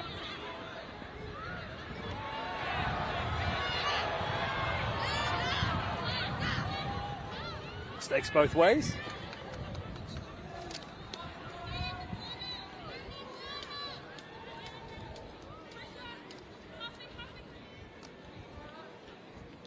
Chance to draw breath.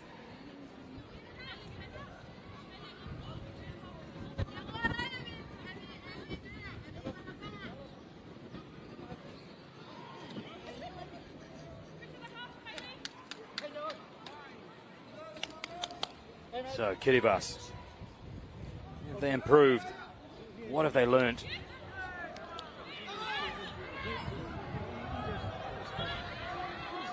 Long periods without the ball against Tonga.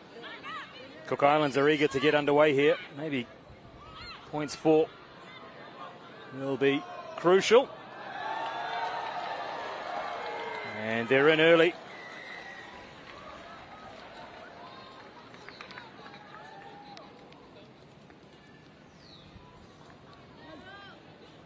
Perfect start for the Cooks.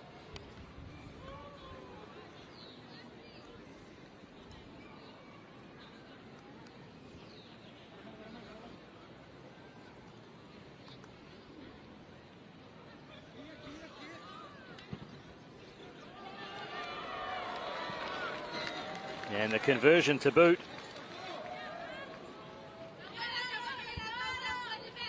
Had the numerical advantage. And straight in.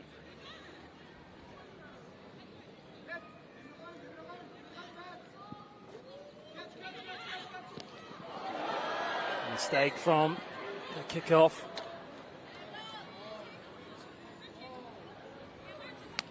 It was Mahana Sip with the opening try.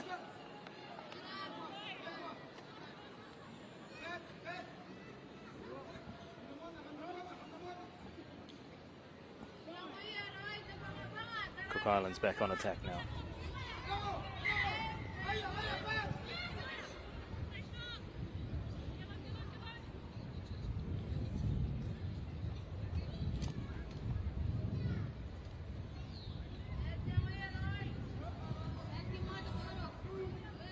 So their initial steps into international rugby for Kiribati.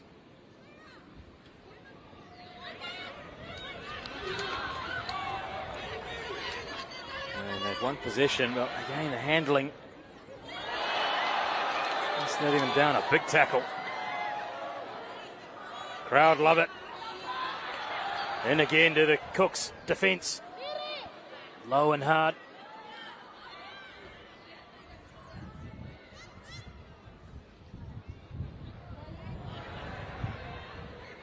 There's an error. They were under a lot of pressure, were Kiribati.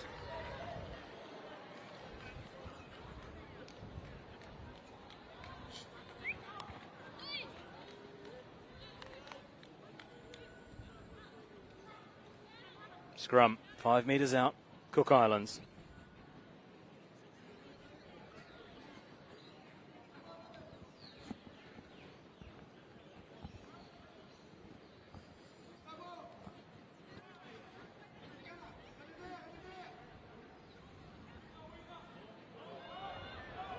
Off they go. Easy as that for the Cook Islands. Second try. Tamara Ruaporo. Ngā Tuakana.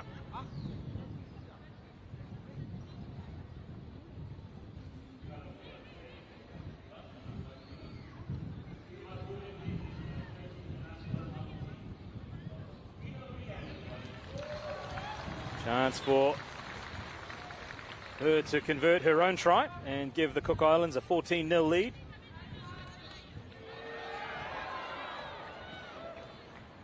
Only slightly off.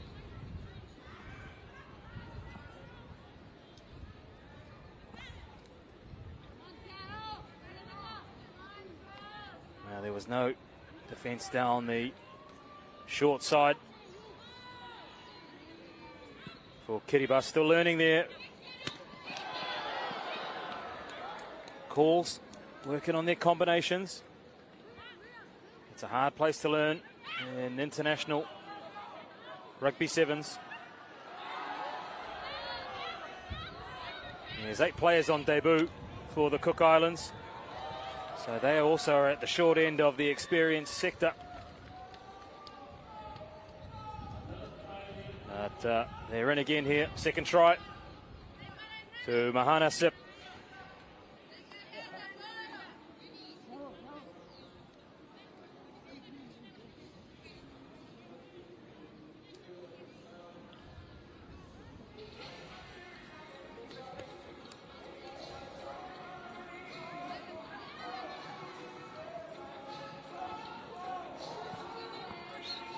Stand up, stand up!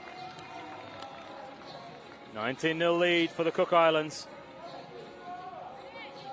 They will perhaps start to have one eye on that match with Tonga, which is coming up later this afternoon.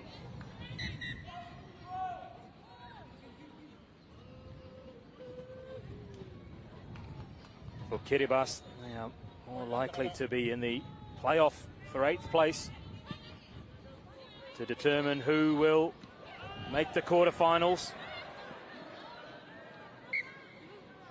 Spotted a knock on there between the two Kiribati players. Take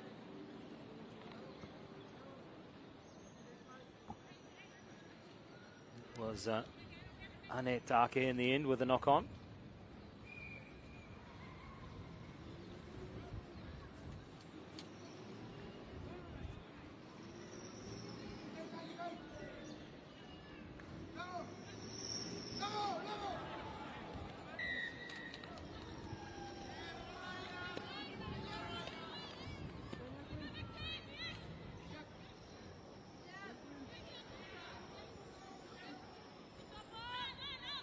Last play of the first half.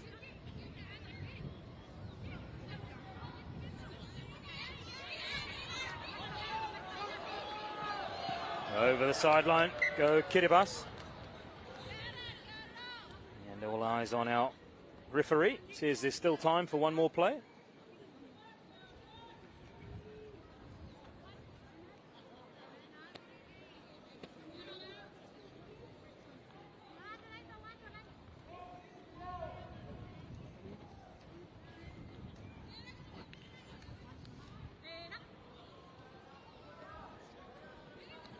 Comfortable line out. Off go. Cook Islands dummy. Is this the hat trick? Yes, it is.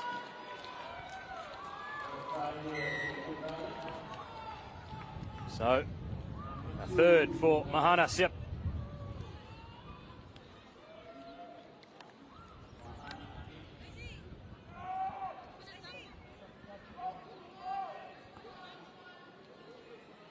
Comfortable at the moment for the Cook Islands.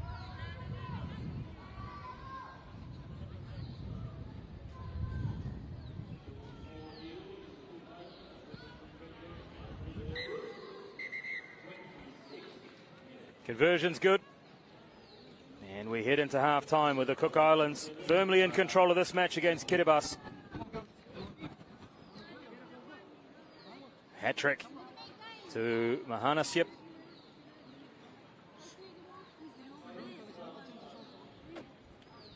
One of 8 debutantes. Sees the Cook Islands lead 26-0 over Kiribati.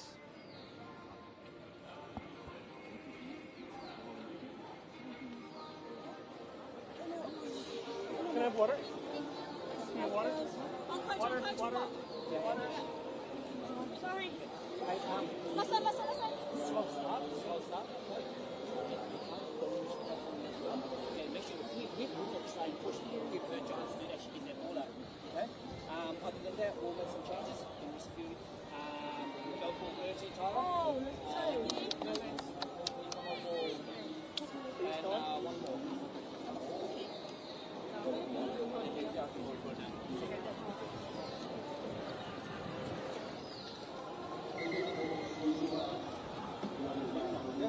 Uncle, give your numbers to Veronica. Go. Change it. Ready? Kiribati, go. 2-3, Kiribati, go.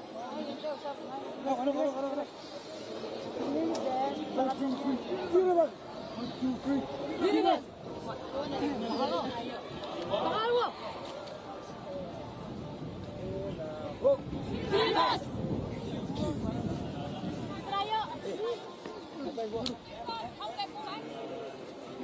Dad.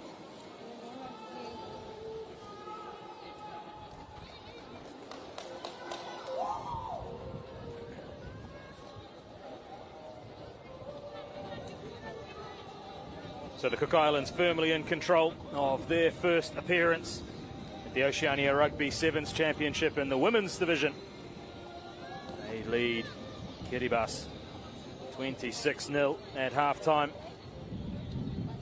Kiribati making their debut at women's international rugby sevens level.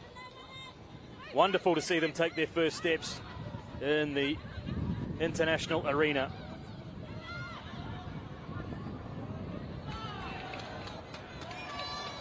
All teams having to start somewhere. More often than not, you start at the bottom. And there's only one way to go, and that is up. And it will be onwards and upwards for Kiribati. Learning from the experience. Patient in attack.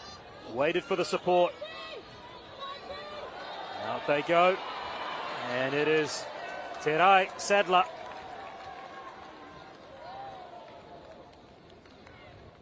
Who dots down. Player who has also represented the Cook Islands in basketball as well. Very talented athlete. Terai Sadler. Plays her rugby in New Zealand.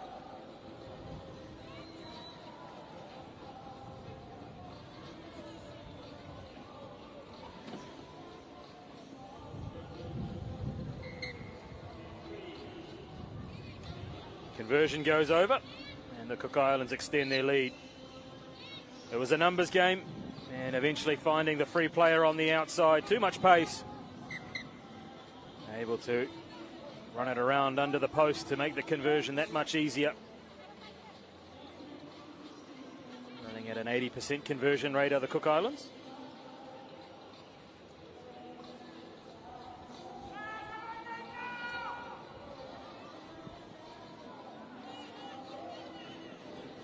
Now off go Kiribati, rumbling forward. But they've turned it over.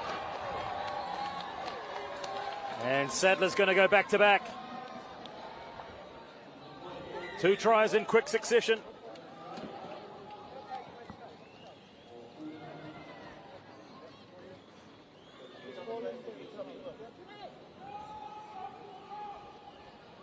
It's the end of her match. 2 tries to Terai Sadler.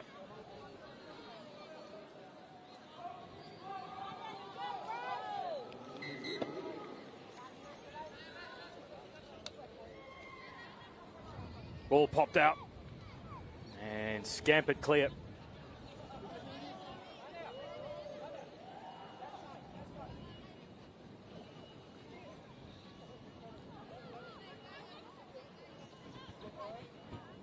Islands will be happy with their afternoon's work so far.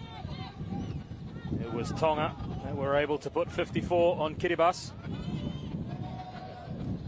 Cook Islands looking to see if they can better that before they meet the Tongans later on this afternoon.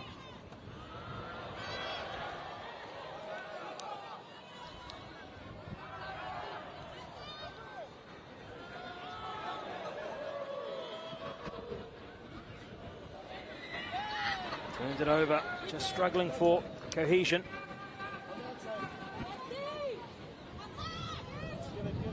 Mentioned that Kiribati will only benefit from the experience as they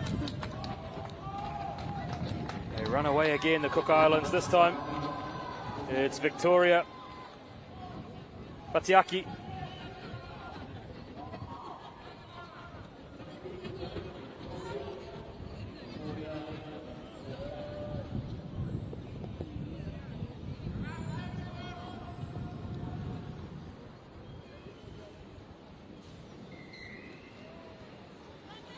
Well, starting to build nicely here for the afternoon session.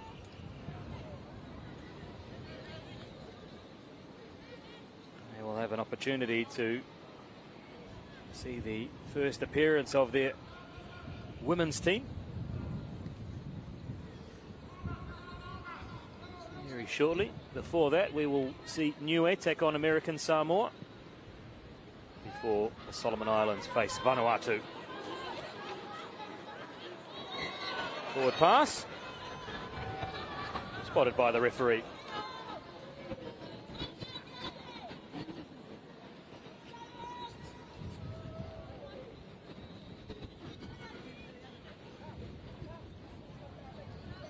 No real pace in this game.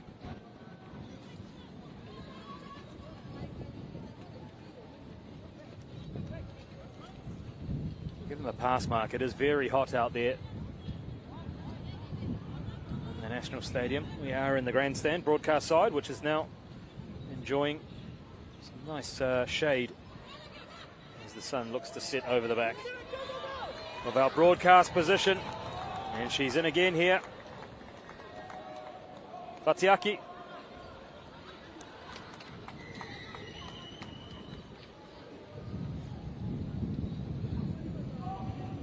.50 up for the Cook Islands.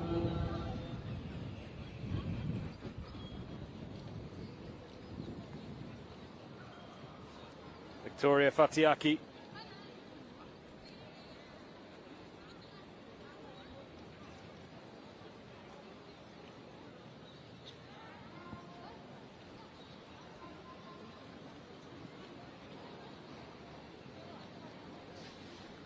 Conversion unsuccessful.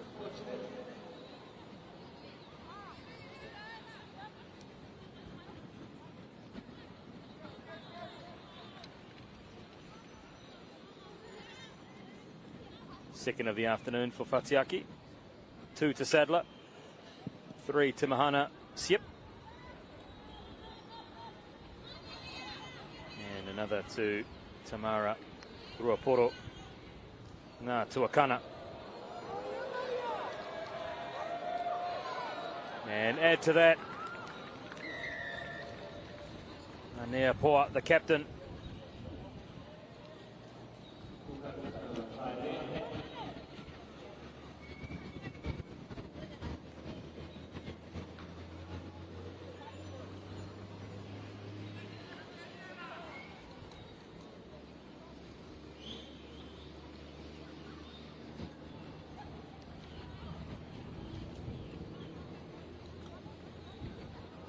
Conversion's good.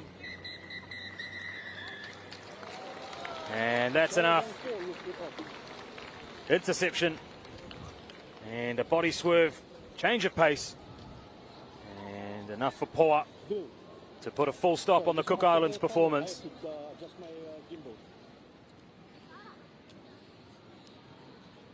And it is the Cook Islands who defeat Kiribati 59-0.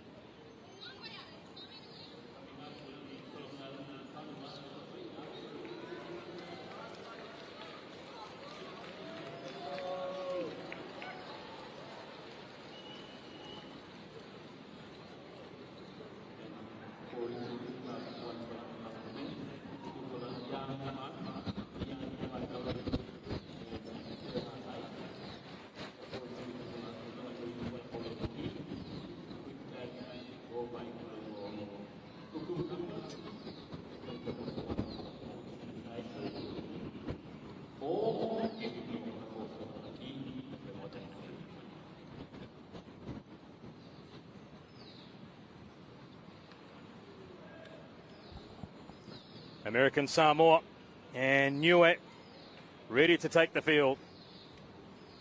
Niue, another team on debut in the women's competition, the Oceania Rugby Sevens Championship. Our first look at American Samoa.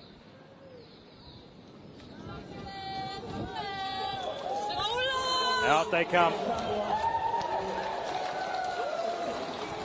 Messages back to friends and family.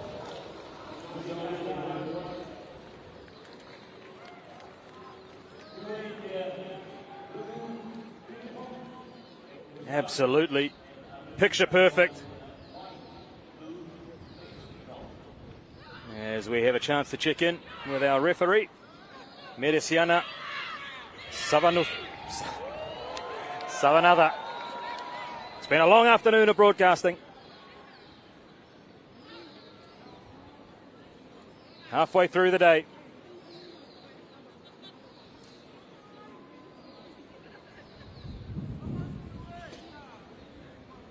It'll be American Samoa.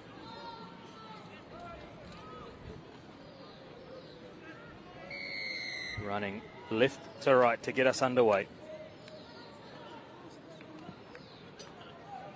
It's a wobbly old start, but it's effective as it's forced a knock on, which will give American Samoa first attack.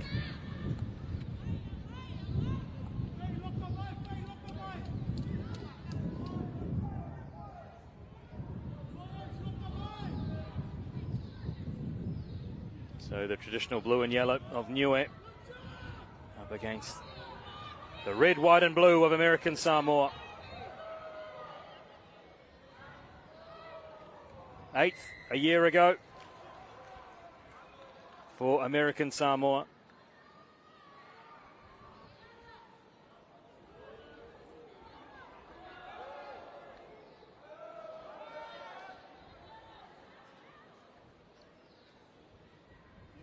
Real scrap on here.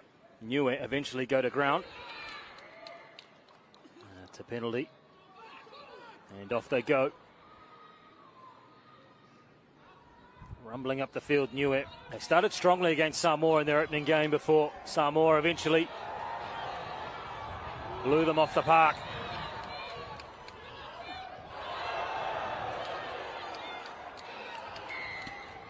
That's enough to bring the crowd into the game.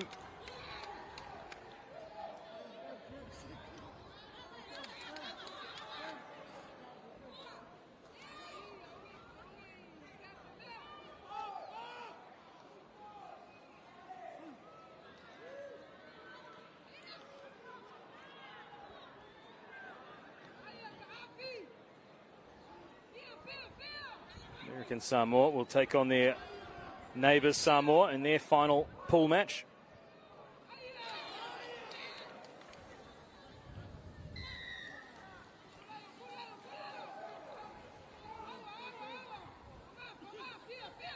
Referee Savanatha. In they go. Niue.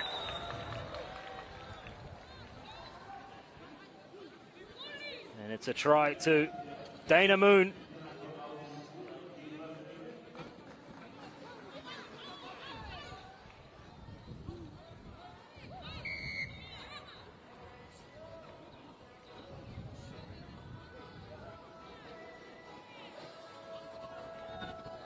So a historic try for Dana Moon.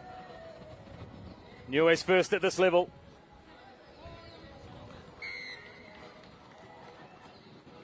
A moment to savour. Just a little show through the gap and under the posts. Mouthguard pops out. Chance to take it all in. So they lead 7-0 Niue over American Samoa.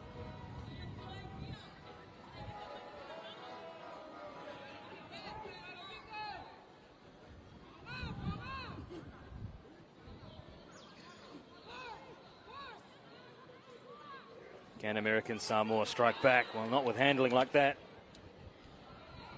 knock on. Advantage being played. No advantage. Scrum Niue.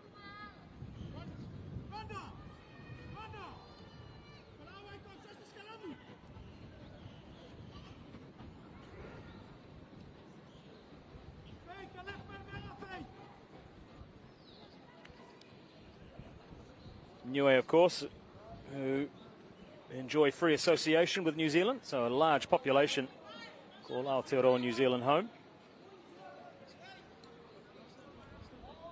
A lot of these players plying their rugby trade in the land of the long white cloud.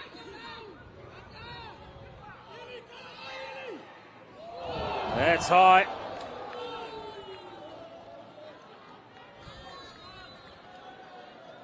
Irai Moatoga.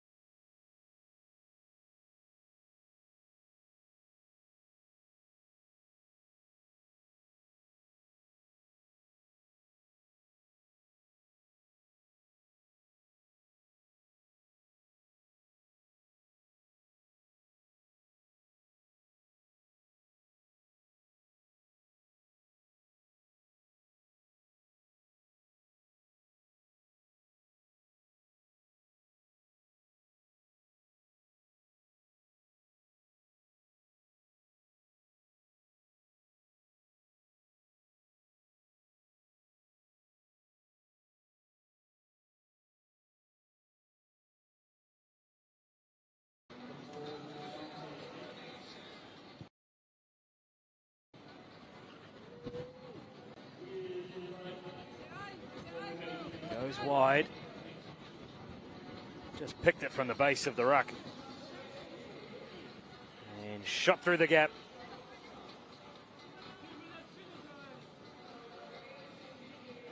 And over goes Phoenix Todd to join Dana Moon as try scorers. But for the first time today, we've seen an overcooked restart.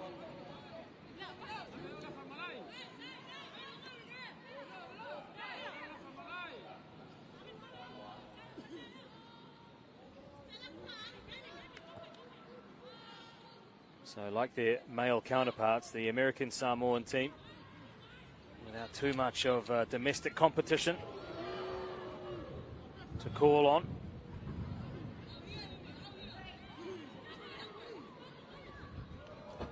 Finished 8th last year and 6th at Pacific Games. They're trailing here and they're going to go down by a third try. And it's Elena Mui Temu.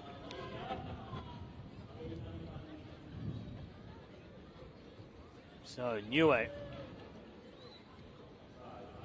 extend their lead and they are looking good.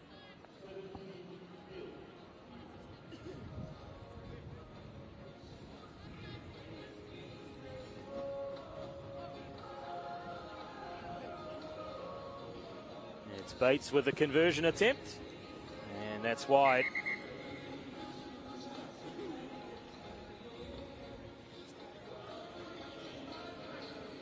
So the last say by Elena Kamui-Timu.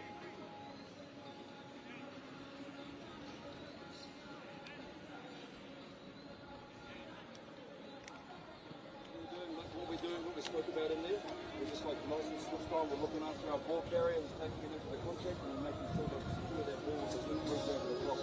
Yeah? And we just identified that the A defender from that rush is really wide, so those little wee snipes around the corner there are on. I've just come in and have a little scan first, make sure it's on. But we see what works as well, is the ball in hand. When we can get it to width, then that's when we're causing the problem. We're making their ball back, move side to side. Yep. Other than that, just keep doing what we're doing. All I need is just patience, stay away. Make sure you keep your composed, and be patient.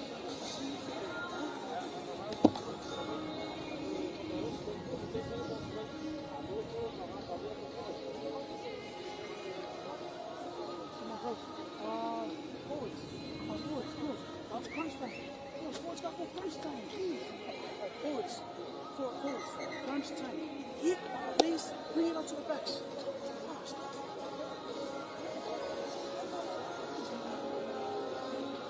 Fast.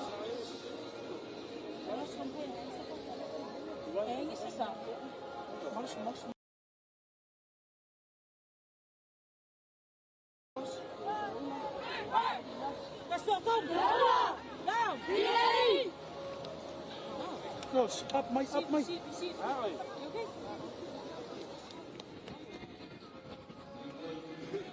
So Niue on the verge of a historic first win at international women's rugby sevens level.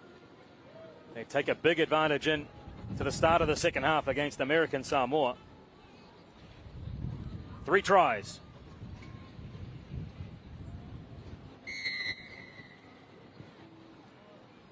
Bates gets us back underway. 17-0 in favour of the blue and yellow of Niue.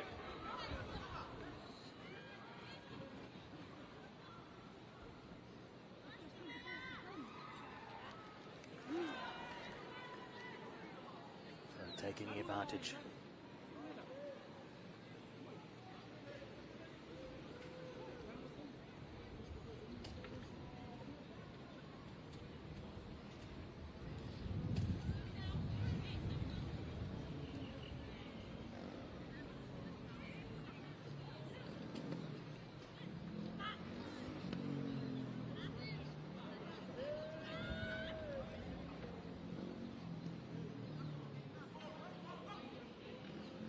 Out from the base of the scrum.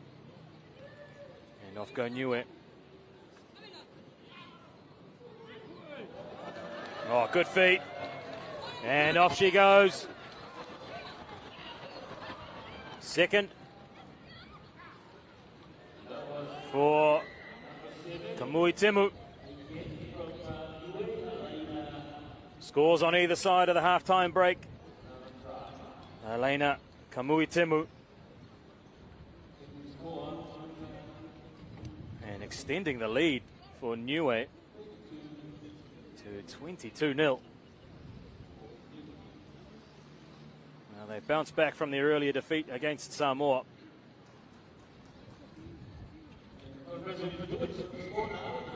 Bates adds the extras. And 24-0. Well, it looked as though she was wrapped up here. Managed to wriggle her way through.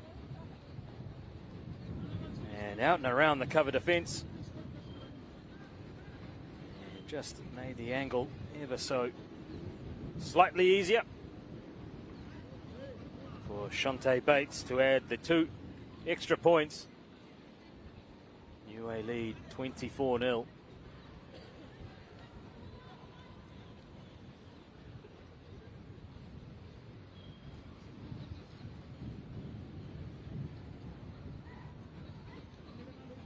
Chance for American Samoa to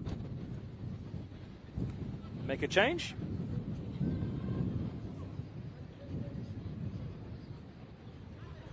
Having haven't enjoyed a lot of possession of American Samoa. This is a better period of play. Changing the point of attack.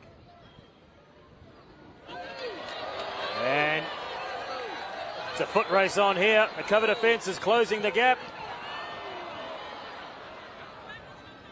They were both contesting that pass as it looped, hopefully, towards the American Samoan attacker. In the meantime, Bates is headed clear, shrugs off another defender, and if she can get on the outside, the try line is begging, and she's got the pace. And adds another. Naya Fletcher.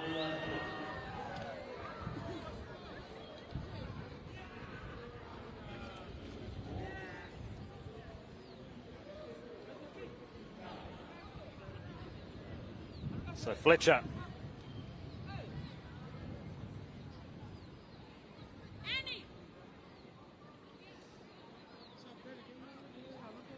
Dots down for Niue.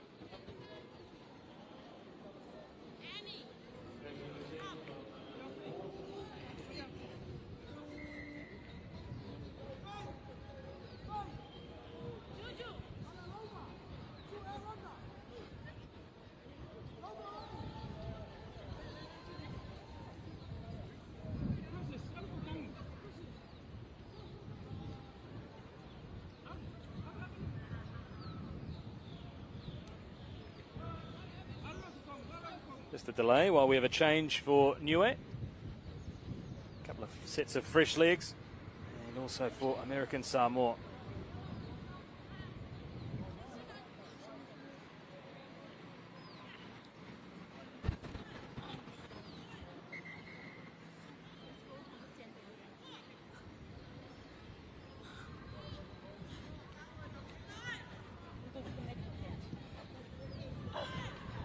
Back underway, and through the fingers, got a touch though.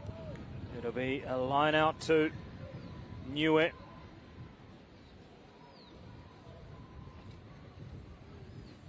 Stick around after this one. We've got the clash between the hosts, the Solomon Islands, against their near neighbours, Vanuatu, as women's pool play continues. Before we are back into the men's championship. One round of games completed. Yeah,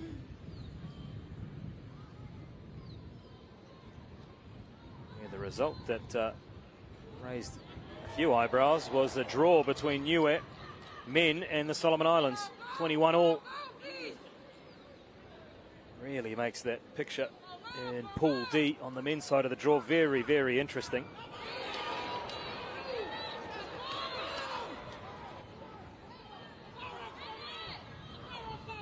Niue's win here, if they are able to hold on, barring a miracle, will be maybe enough for them on previous form to book a place in the quarter-final.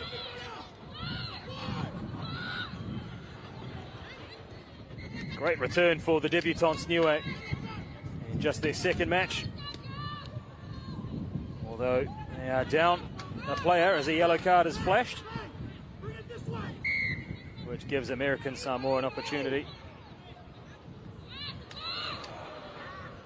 Back live after the yellow card to Joshiana Te Ao Wiri.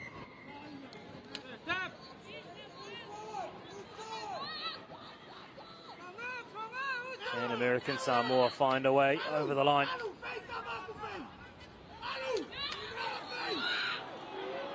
Oh, they look to bulldoze their way, and great defence.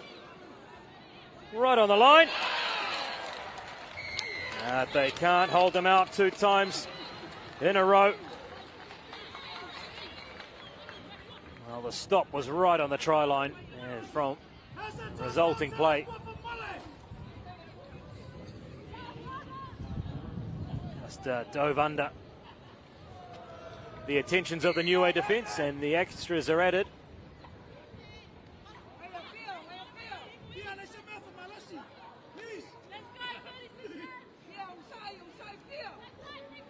So the first bundle their way through. And there it is, burrowing in, right next to the sticks.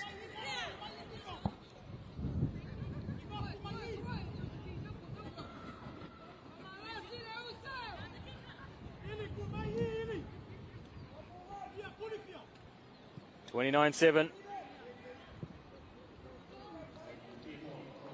Short kickoff. And that's enough, says our referee. And it's a historic first win for Niue. They defeat American Samoa 29-7.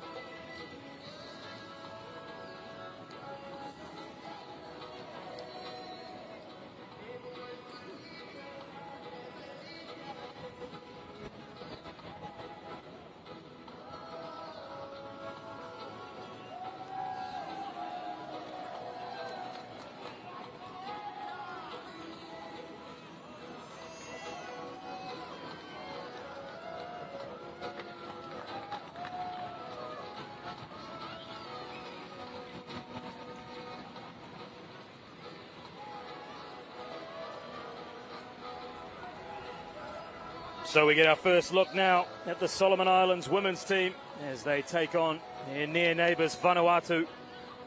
It's Pool A action. Oceania Rugby Sevens Championship continues. Vanuatu defeated by Fijiana Development earlier on. The Solomons team are ready to go in the yellow shirts. The crowd find their voice.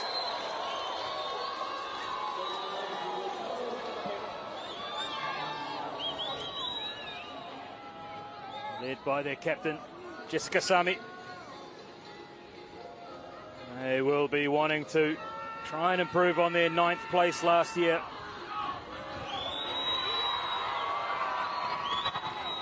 They're doing a good job of trying to win the crowd over early. Plenty of energy and enthusiasm.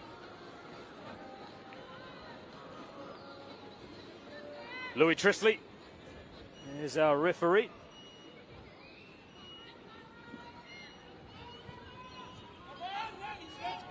So it will be the Solomon Islands that get us underway. Vanuatu in the red shirts. Solomons in yellow.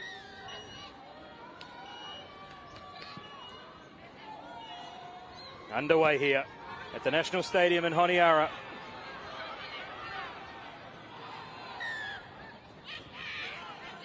Concede an early penalty.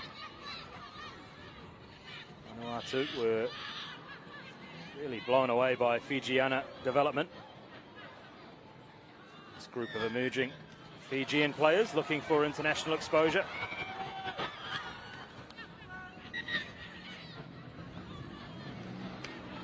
We've got an early yellow card.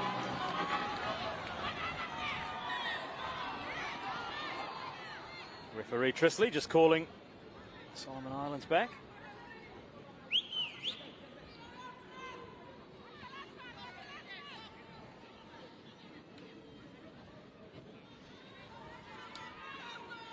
There is the captain, in fact, Mela Dixon. It's a chance to enjoy the game from the sin bin. She'll be wanting to get straight back out as soon as she can to help her side.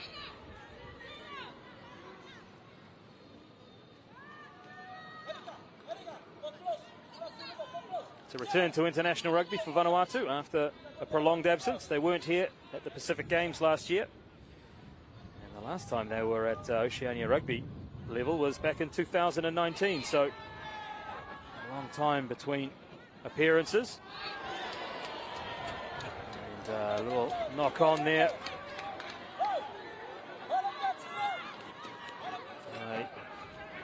Salote Vatutuku.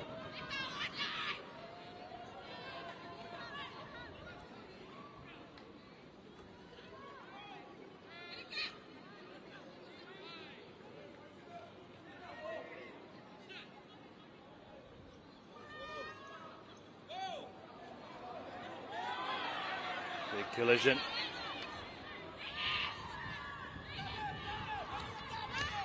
Susie Mainu it was with the initial hit.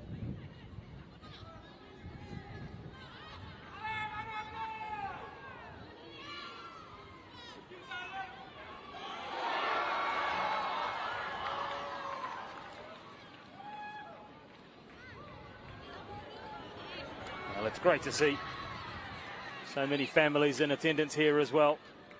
Perhaps inspiring the next generation of rugby players here in the Solomon Islands and around the Pacific indeed.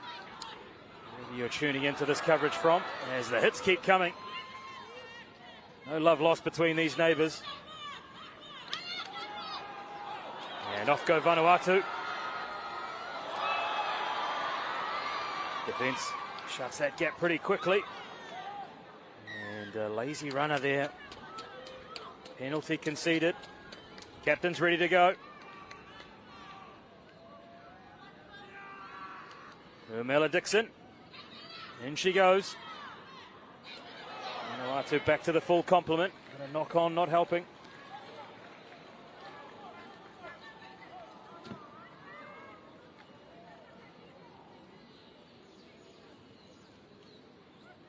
So no real sight for either team of a try.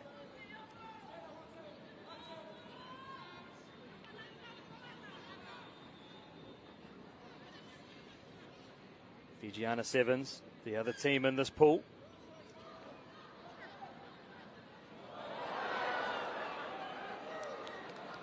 Well, I'm not sure. At the whistle.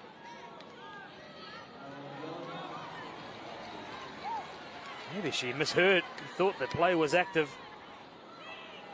Give her the benefit of the doubt there, but referee Trisley sends her off as well for a couple of minutes, so a yellow card, second of the match to Vanuatu.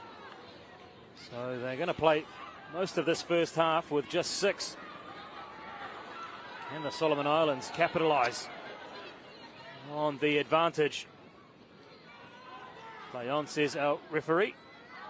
Chance down the blind side. Has she got the pace? She does! Past the captain, Dixon. And Noa Tonu in for the first try for the Solomon Islands. So Alice Noa Tonu settles the nerves for the home team.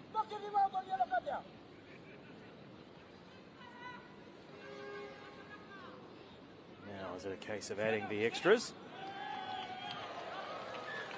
Conversion is good.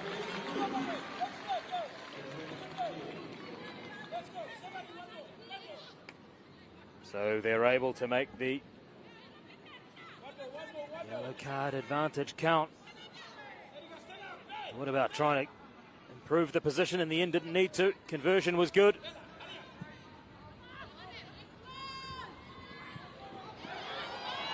Bounce of the ball is lucky. But just got in front of one another. And scrum Vanuatu. Wow, that was a big moment.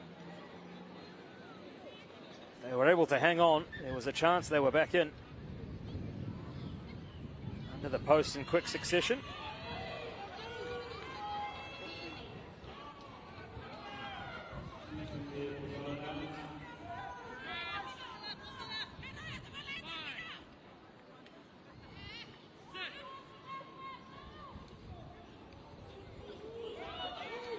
Big scrum, Solomons.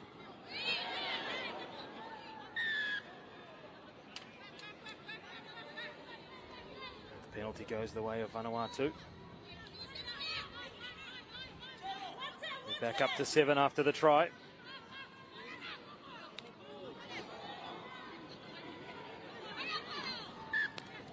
A couple of big forwards in this Vanuatu side. Although through the collision, they've ended up knocking it on.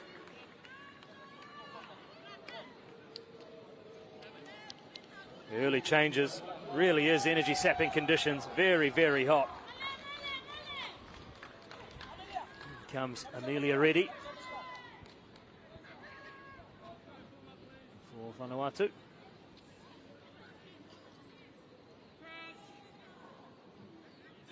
Scrum, Solomon Islands.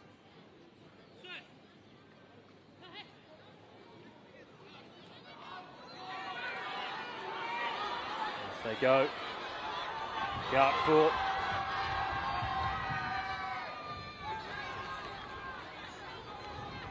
speed on the outside. Dummy thrown and ran into trouble. And in quickly. The support. Drawn pass. And she skipped clear. A little bit of off the ball. Position kept alive. Now there's a chance on.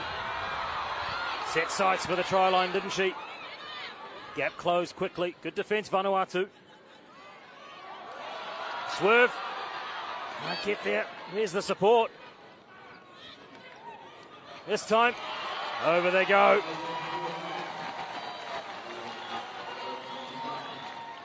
Looks as though it's a second. To Alice Noa Tonu.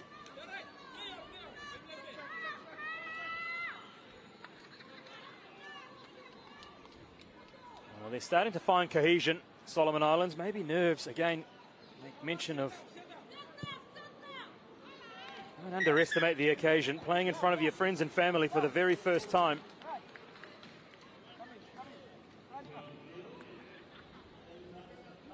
Good support play. And was enough. That close to the line. Get on the outside of the defender, shrug her off in the end, and a second try. So at half-time, it is the Solomon Islands 12, Vanuatu 0.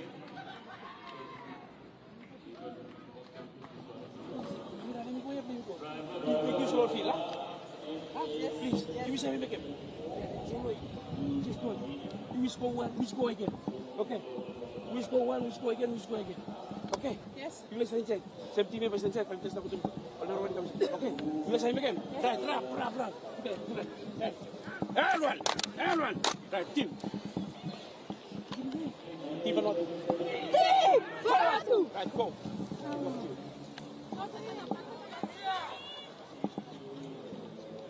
Bella.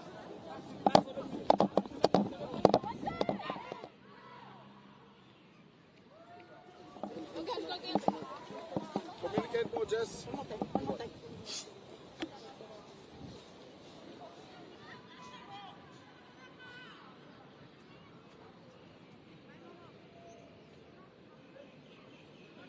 So the home fans with plenty to cheer about. Yes, Solomon Islands women's team lead Vanuatu.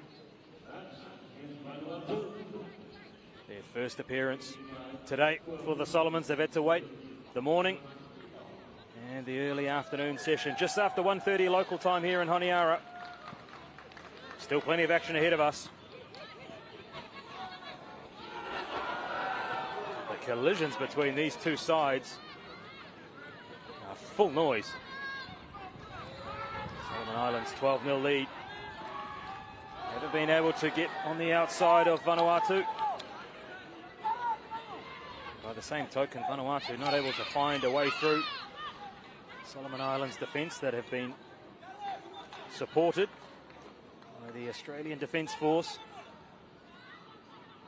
The physical training instructor, Sergeant William Cottle, putting the side through the paces, building the base levels of strength and fitness to allow them to compete at international level. Huge improvements been made over the past few weeks. Support from the National Institute of Sport as well. Play on. Eventually stopped. So there is a display of that strength that has been put into this Solomon Islands side. Not able to go anywhere.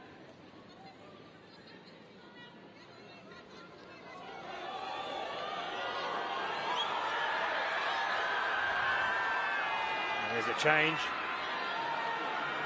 And it's a significant change as well. Jovita Ambrose is a former sprinter for the Solomon Islands. And she is in just at the top of your picture there, poised and ready to go. And if she gets ball in hand and a little bit of open space in front,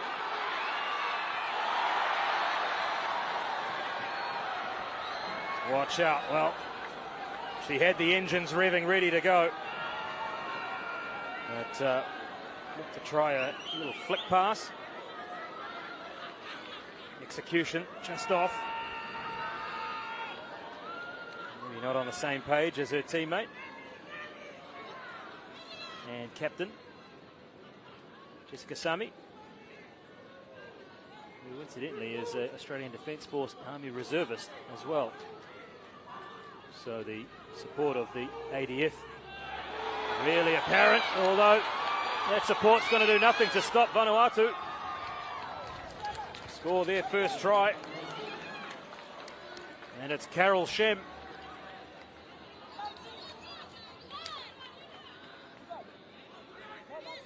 Who brings Vanuatu into this match.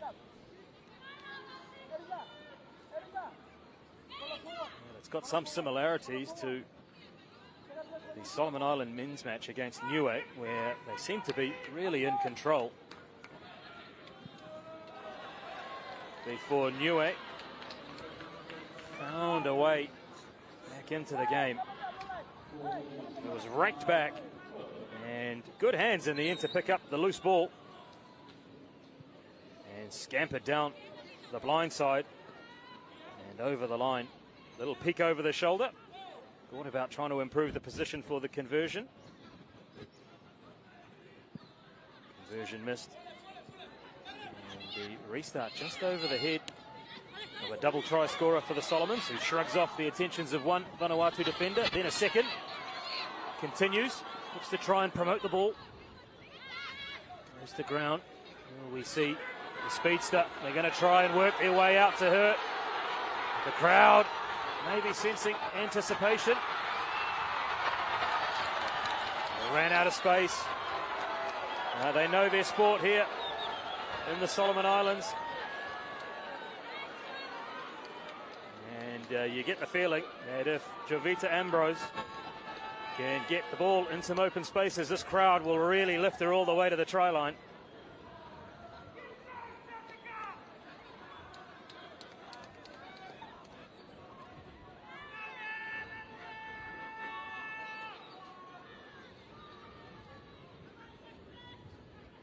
Substitution being made here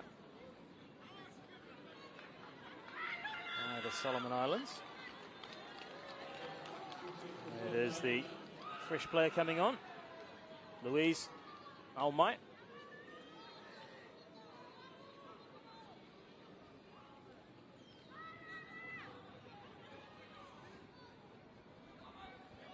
Line out Vanuatu near the halfway line.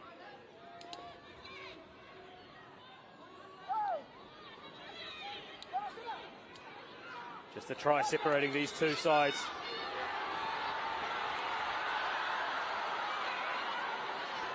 Crowder enjoying the defence here, willing their team on. Acting as an eighth player almost, this National Stadium crowd. Referee Trisleys found a penalty and all of that. That's right off the mark, taking liberties there. Was the Vanuatu attacker. About 10 metres in front of where the penalty was conceded.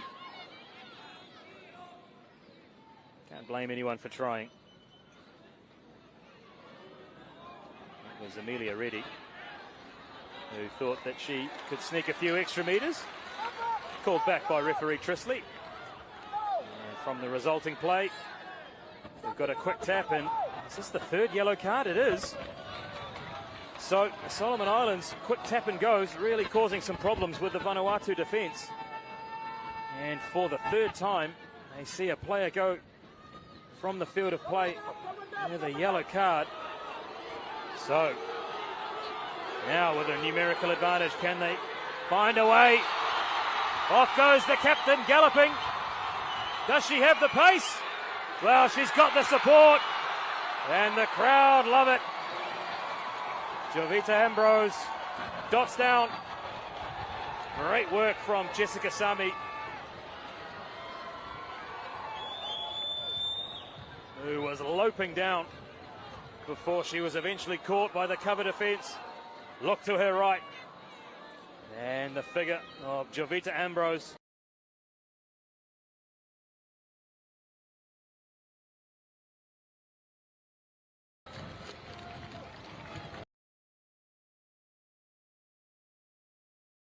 Cut inside on, split the two defenders.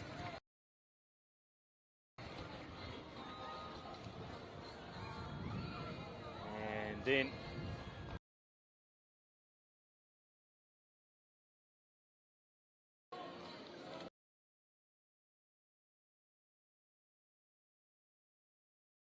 in fact, that's enough to wrap it up. The Solomon Islands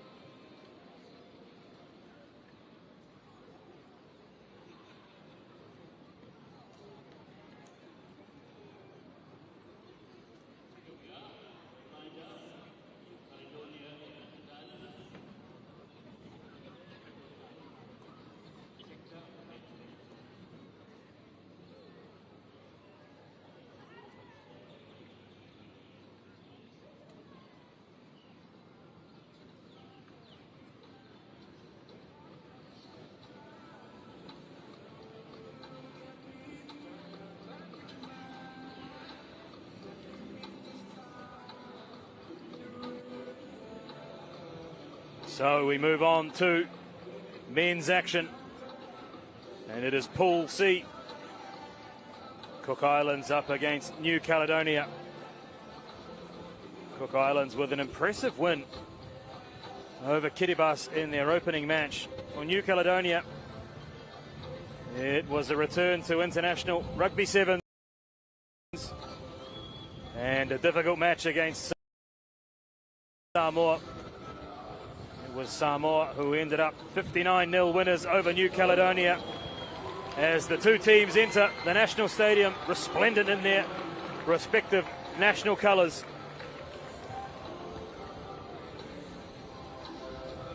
Robert Heather leading the Cook Islands, and Florian Sau. Here is our referee, Shonette Semeli. Had a great first game between Vanuatu and Americans.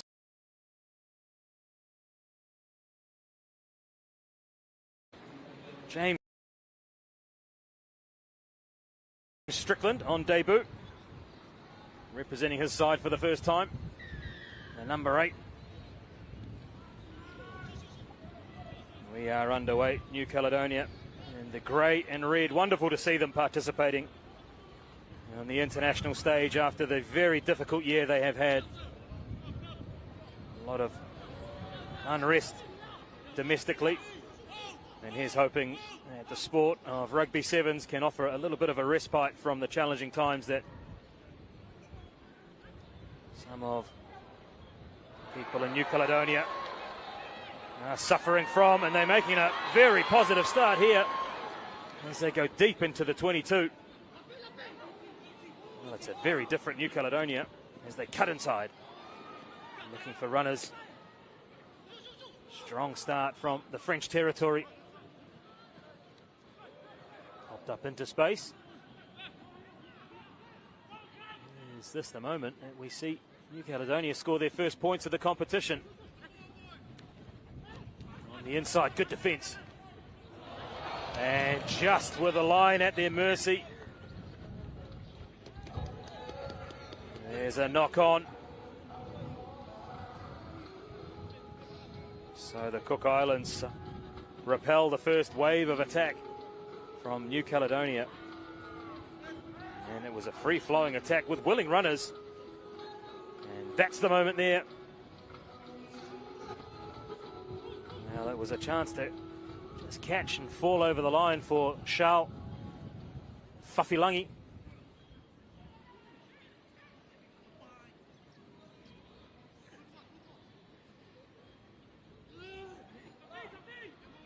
Cook Islands have got to go all the way from behind their own try line. And they square it up. Oh, good work on the cover defence to deny. Nathan Noboa.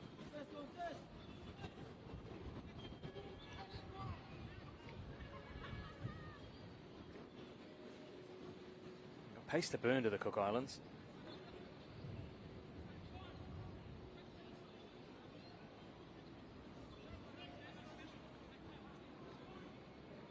Scrum New Caledonia.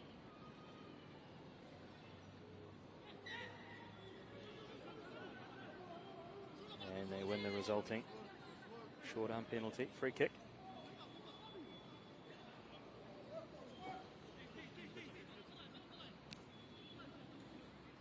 Straightening and changing the point of attack was the captain, Florian Sau.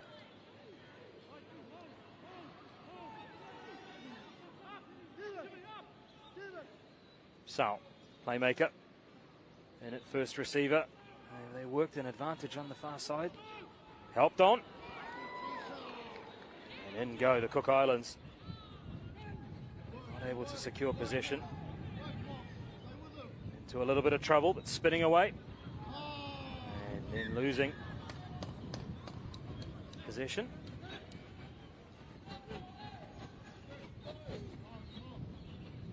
Well, you can see maybe see the fatigue starting to creep in with these two teams. They've both played one match already. That was under the morning sun. We're into the afternoon now. There is a breeze which is blowing and has continued to swirl around the National Stadium.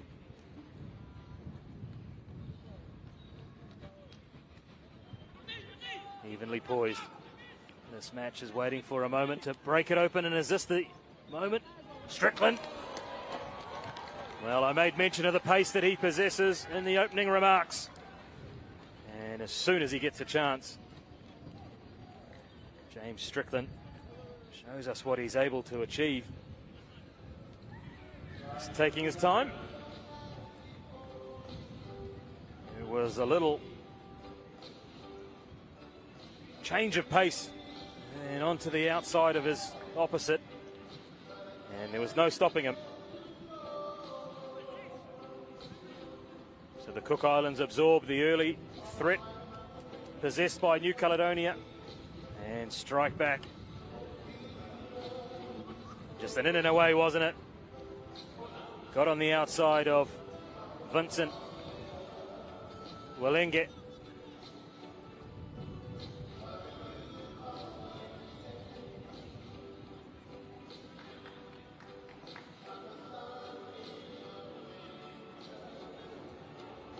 Off go New Caledonia. And only green shirts in attendance, although off the deck they find the support player.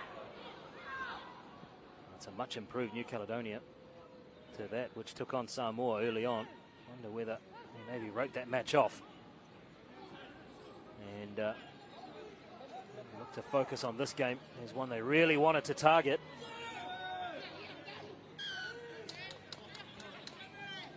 The ball was just crying out to be reclaimed.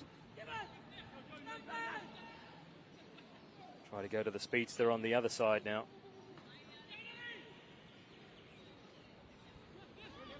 Ethan Nobua.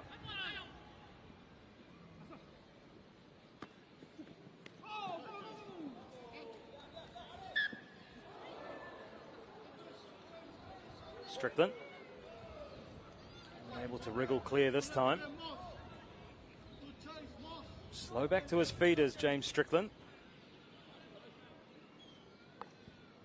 In fact, the pace of the game is really slowed down now.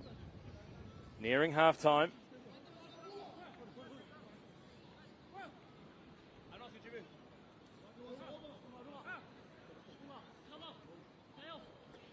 Go to the front of the line out.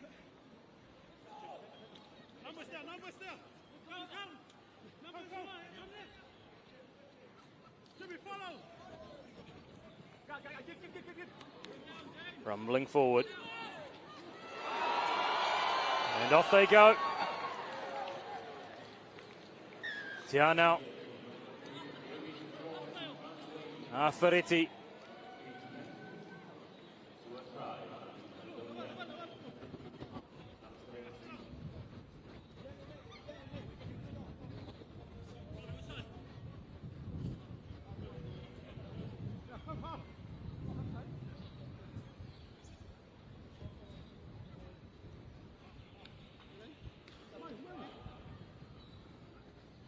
Difficult conversion to try and tie it up.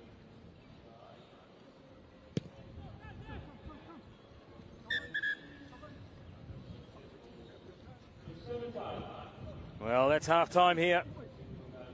And this match between the Cook Islands and New Caledonia.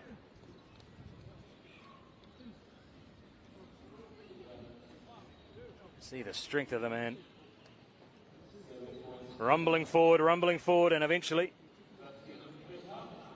finding his way through. So at half-time in the match between the Cook Islands and New Caledonia, it's the Cook Islands 7, New Caledonia 5.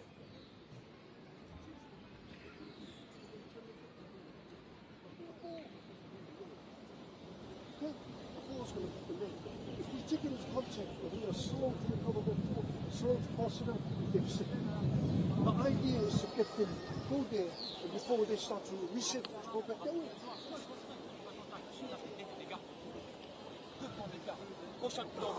pour nous. Et on met du rythme. On doit marquer 2 essais là. On les marque pas. Allez, allez, allez, allez. Allez, il a commencé. Allez, tu continues maintenant.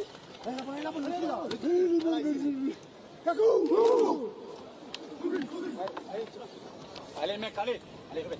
Bon. Gabi à fond. Et on plaque.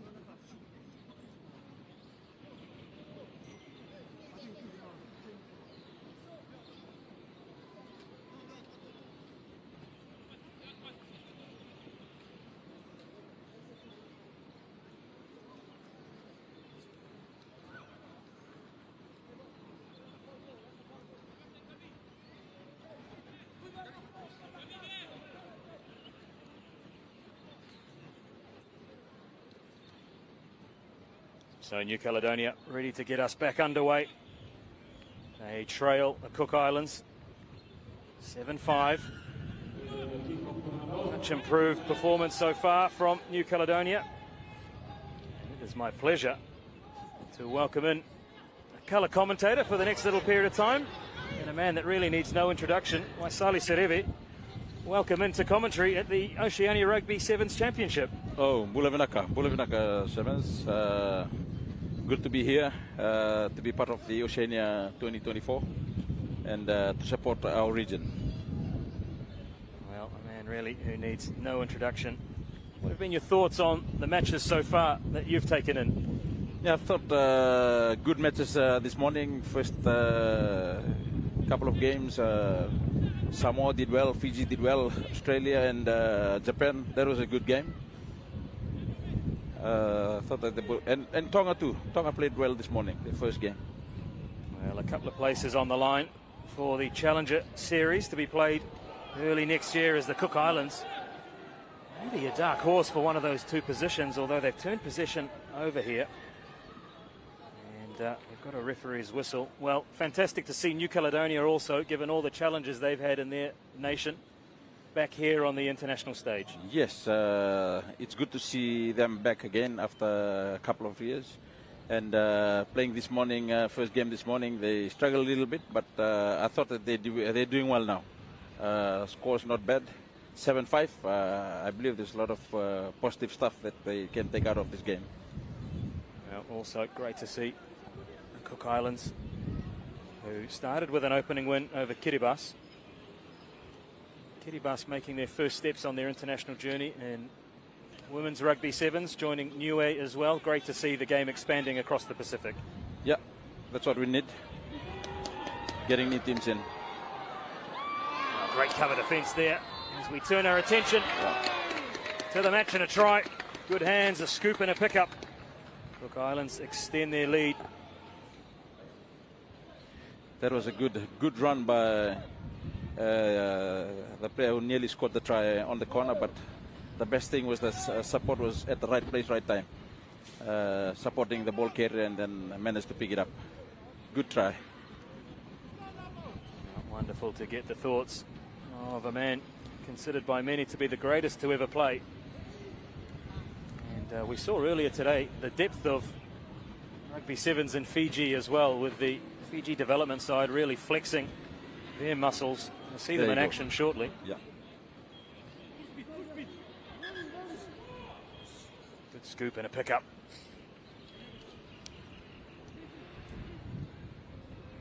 So the Cook Islands leading now 12-5. Just over a minute played in the second half of the match. We also earlier took in the Solomon Islands women's team and their win over their near neighbours Vanuatu. Great to see the crowd also starting to turn up and support here in Honiara. Yes, it was so good to see them win the game this morning. Good game. They worked really, really hard. Maybe it's the chance to cheer for the home supporters after that draw, 21-all in the men's side. There's a big tackle. What a hit. Right in the middle of play. Recycled well, and off go the Cook Islands. Got real pace on the outside, although it's the big boppers, and we see a huge hit over the sideline. And a little bit of celebration as well. That's exactly what I do when I do coaching with the kids, and wherever I do coaching, the worst thing in life is to run across when you're facing a defender. As soon as you run across, I always tell the kids, you turn into a tackle back. That's exactly what happened. It doesn't matter whether you're a big guy or small guy. You run across, you turn into a tackle back. That was an example of what we always tell the kids and tell players. And there's a little conversation between our referee. Don't know whether it was a rep or no, but that's maybe... Well, he's going to the pocket here. It's a yellow card. And we don't want to see this. And hopefully cooler heads will prevail between the two sides. Well, there's a little bit of provocation from New Caledonia. Yeah, the crowd seem to enjoy it, but it's not something we want to see in the sport. Yeah, just need to walk away. You cannot change any of these anymore. We have a couple of minutes there. Here's Kobe Tararo. So the Cook Islands with Sixers tiptoeing down the sideline. Although we've got a flag up, so he's just scraped the chalk. Yeah. Couple of tries went begging to this morning. They stepped on the line.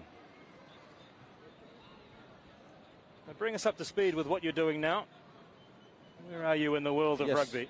I was in India for the last couple of months, helping India rugby. Fantastic to see the growth of a wonderful sport of rugby sevens.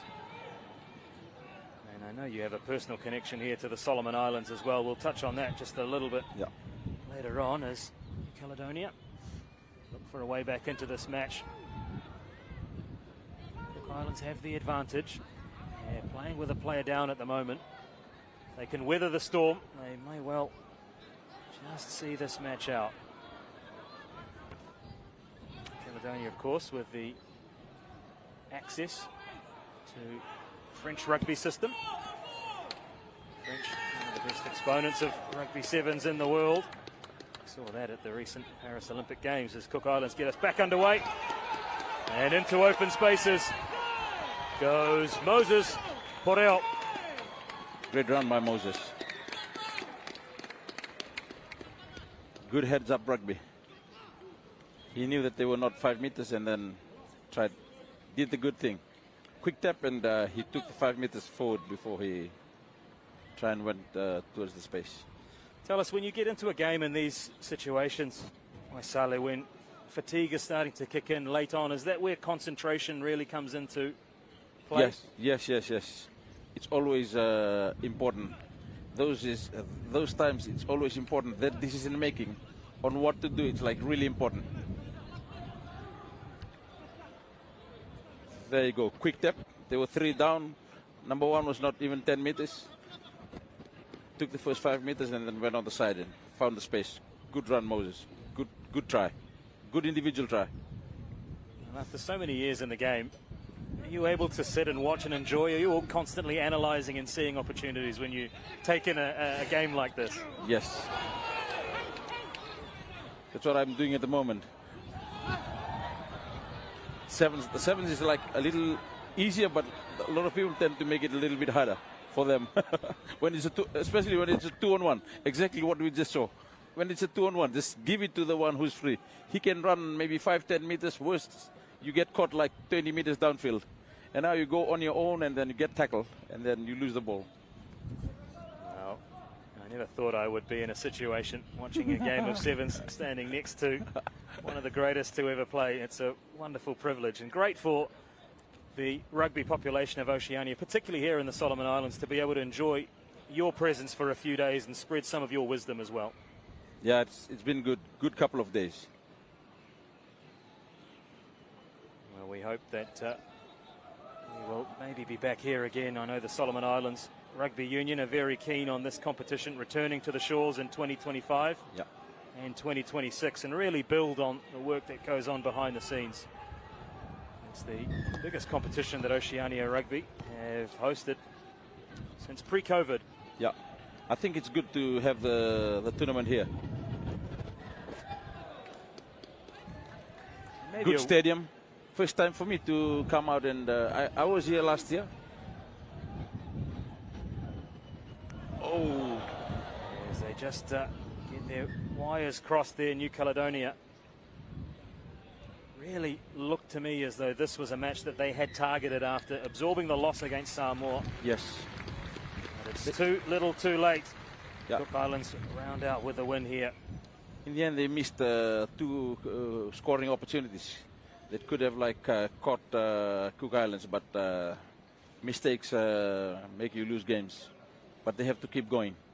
So this one ends between the Cook Islands and New Caledonia. Cook Islands with their second win, 17-5 over New Caledonia.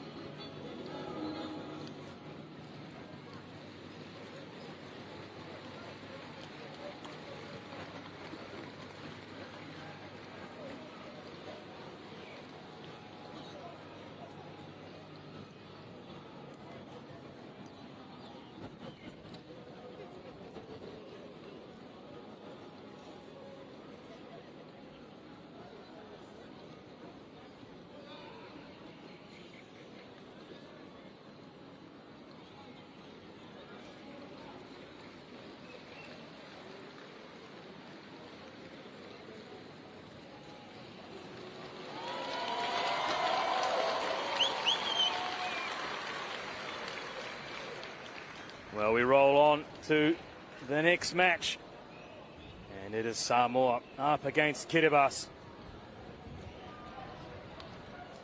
Men's Pool C action. Samoa, impressive 59-0 winners over New Caledonia. For Kiribati, it was a loss to the Cook Islands. Samoa will very much have an eye on the two men's challenger spots available.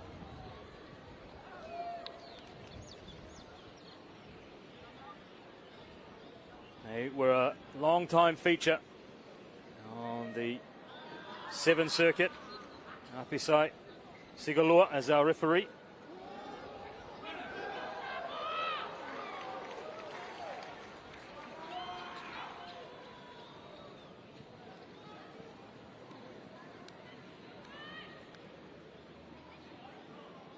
Very impressive Samoa in that opening win over New Caledonia. Almost took the foot off the brake.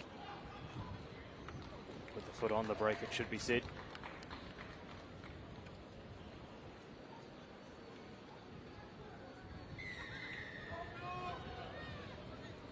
Samuelu gets us underway. Samoa running left to right.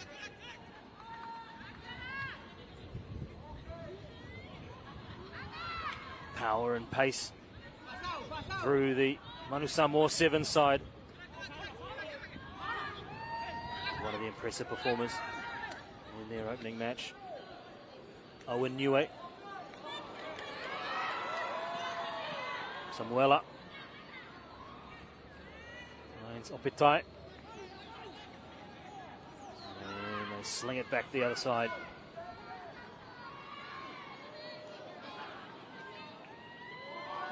They won't pin him back from here. And Samoa in for their first try. Owen Niue.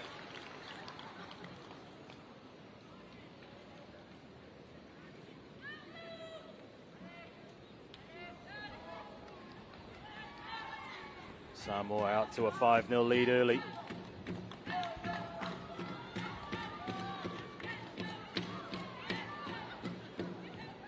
Owen Niue.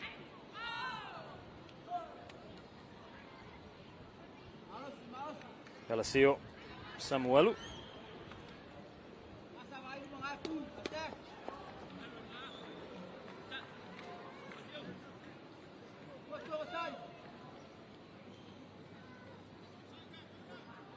And from that distance, with that much space in front, there was no stopping him. Niue with the finish.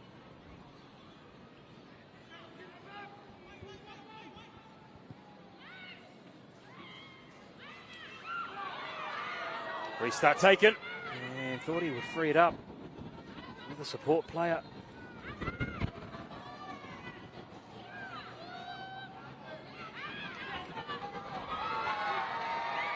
That's the fullback to beat. Right in on the shoulder, and over they go. Akasua.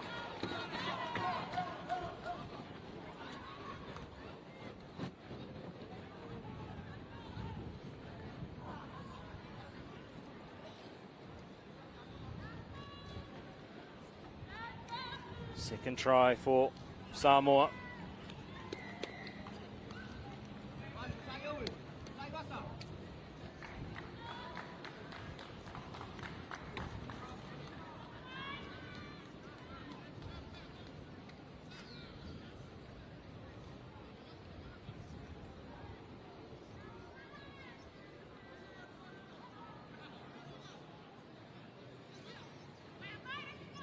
Vauvasa. Afasua.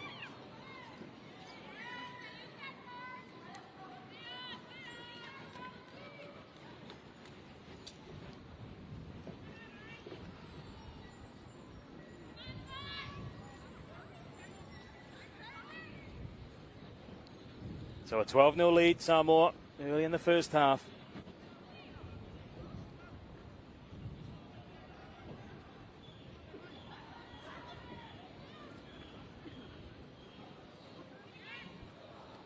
Kiribati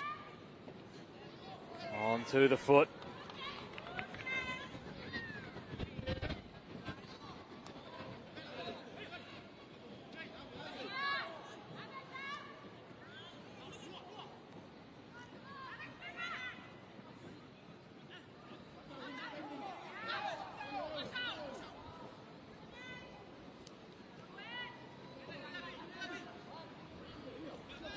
Just happy to restart an attack when necessary, Samoa, and that's why. Pops it up, and right on the shoulder. In again. Well, good support play. Fa'afoi, Falaniko.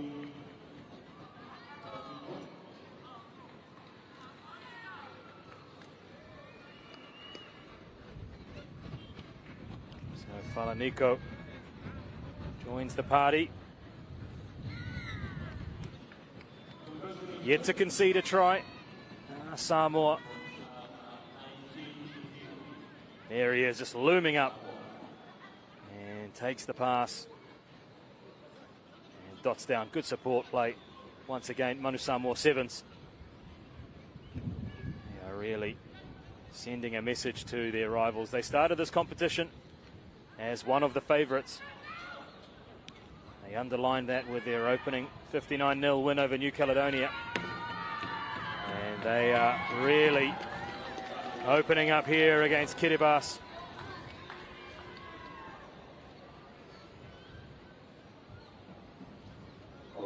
It's the captain, Siosi Asofolo. Down the far side and in.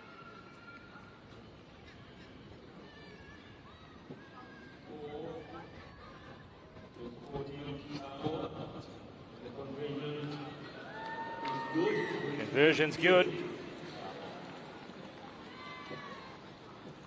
Off the restart.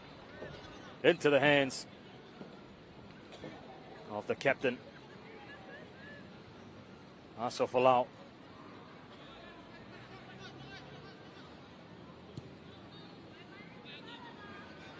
26-0 they lead.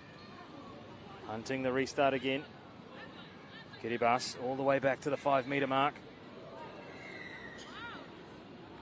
You could just see the captain always trying to pull out of the challenge, pull out of the tackle.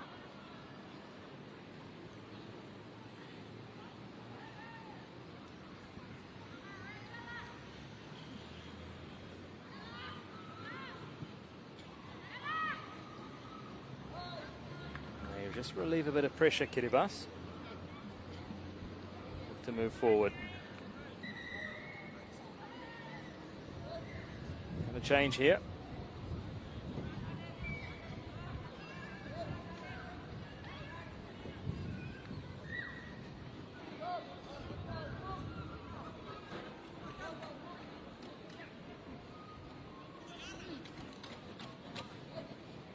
Martino Idemir.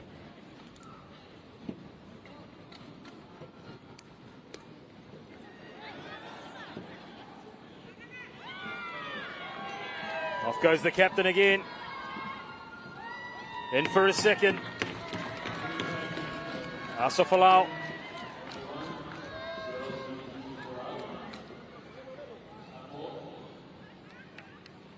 One-way traffic.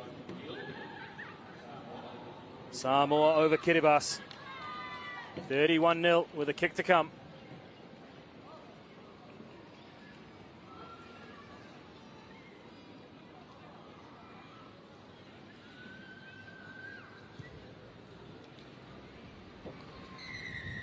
This one's away, and that's the halftime whistle. So off the line out. And just a step inside 2 players, and over for his second try of the first half. Siaosi. Asofalau. So that is half-time here at the National Stadium. And it is Samoa 31, Kiribati 0.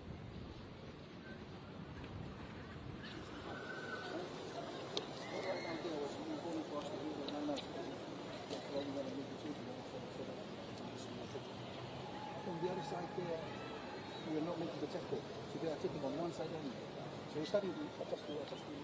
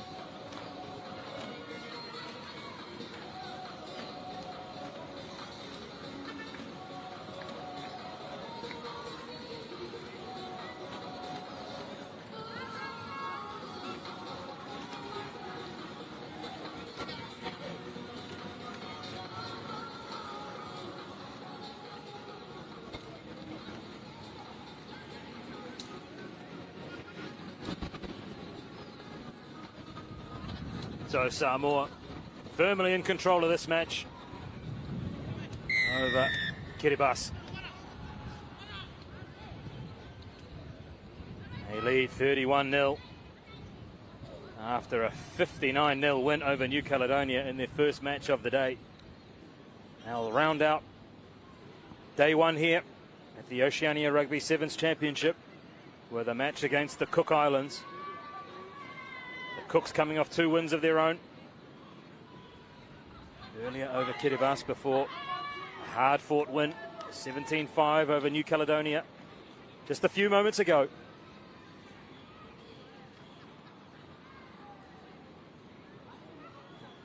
Slightly overcast conditions here in Honiara mean a little break from the very hot and sweltering afternoon we've had so far.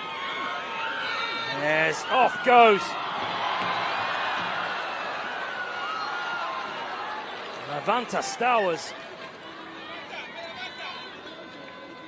And we send out condolences to the Stowers family. Hunter's father passing away back in Samoa overnight. So a wonderful acknowledgement to the family that he is here playing across the Pacific Ocean, representing his ainga with pride. I'm sure the team have rallied around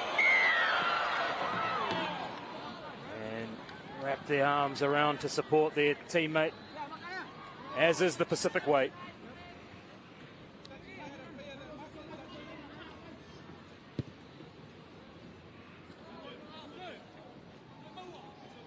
Better way to honour the memory of a loved one than by representing on the world stage.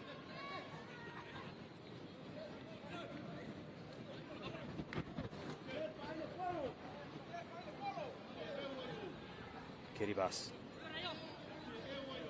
managed to get across the line. That's not straight. I can tell that from my vantage point.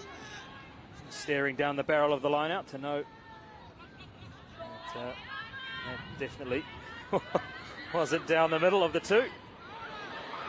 As Stowers pops up on the other wing and sets up a Samoan attack. Oh, good running rugby. And Fa'afoi Falaniko thought he was going to score a second in the end, somewhat unselfishly. Handed responsibility.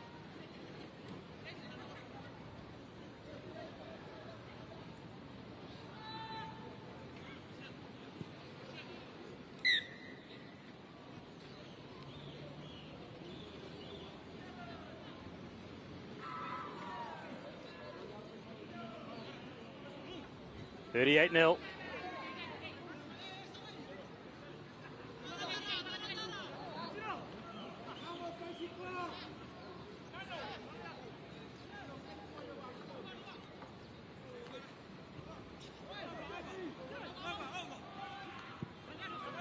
Well, an inch perfect restart.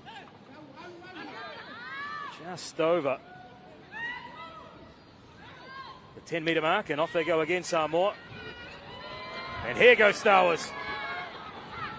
Inside the defender. And dots down. Sends a message back home.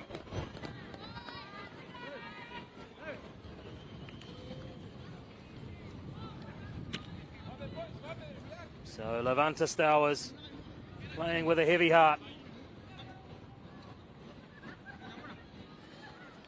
Dots down and dedicates that try to his late father.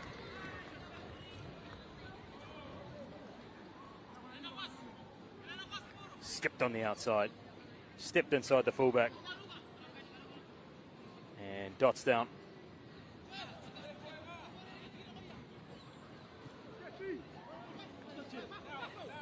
They go again, Samoa, good hands. And they set up another attack.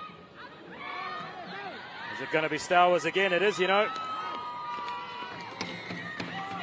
Samoa go bang, bang. And Levanta Stowers, in a matter of moments, adds a second.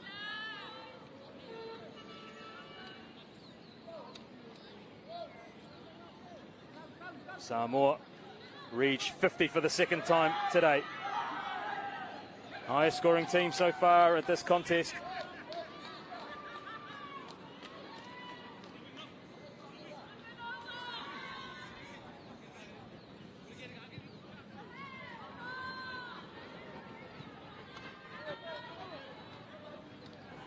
Well, it was good work from the restart. Freed it up. And in the space of a couple of passes, Stowers had the try line at his mercy and set sights. Switching sides.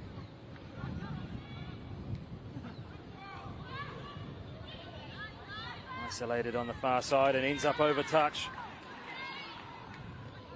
Well, it's been a very clinical performance so far from Samoa.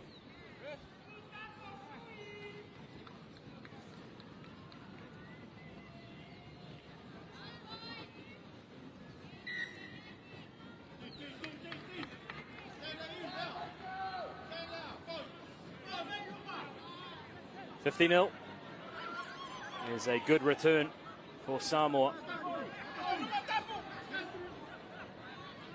For Kiribati, who can call on a large community and are based here in the Solomon Islands.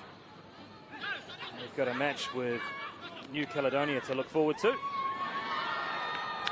Dotting down under the posts is Inosa Afemai. And the conversion taken quickly.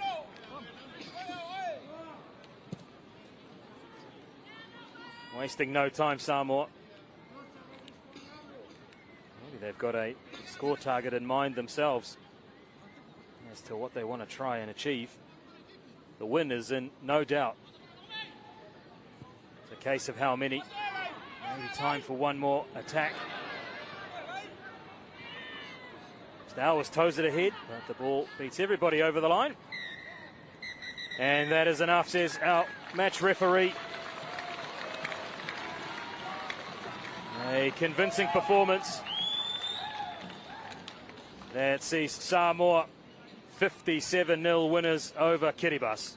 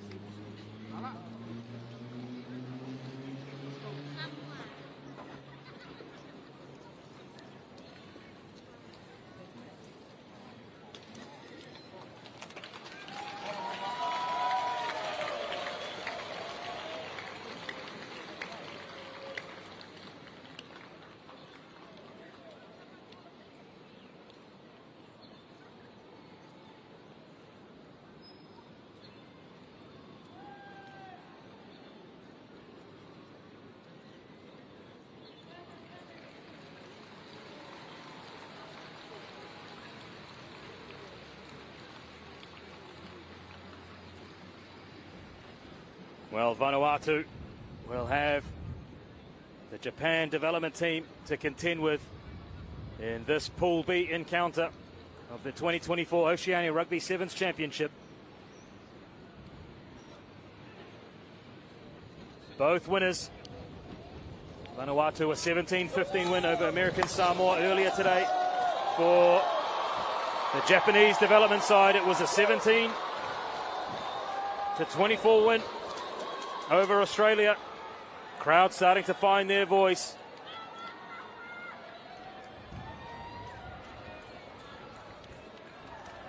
Here's our referee, Toto Ofavea.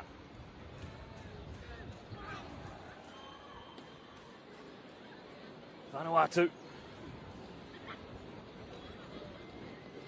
It was a tight win over American Samoa in the end. And for the Japan development side, they were very impressive against Australia.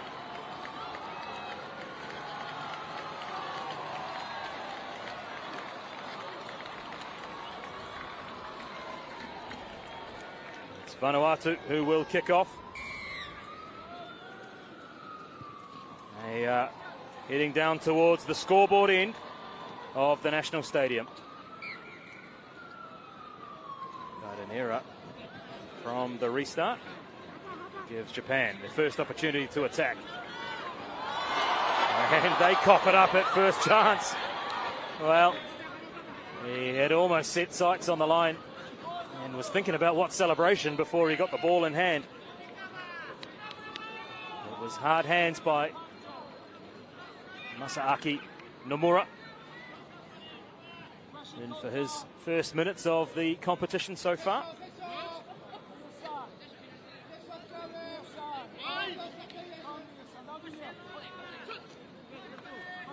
Isn't it a wonderful thing that Rugby Sevens is, that sees Vanuatu on equal footing with Japan.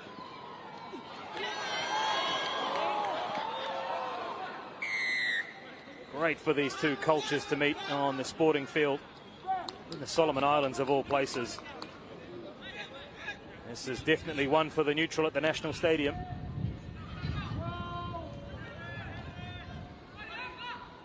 There's Vanuatu. Just looking to try and evade the attentions of the Japanese defenders. Kalito David helped himself to a try against American Samoa. Bumps off the Japanese defender. Hands off to his opposite. And in goes the captain for a try. Kawara Ruben.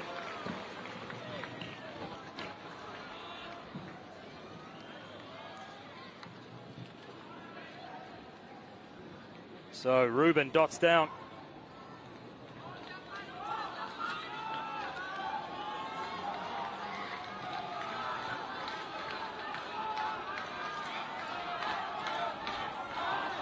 And Kalito David with the responsibility of the conversion. He's got a very smooth technique. And off it goes. There was the captain in attendance. Almost dove right at the ankles of the Japanese defender that had come across to try and narrow the angle. In the end, he ended up pulling out. Yamato, Japanese captain. So it was captain on captain in the in goal.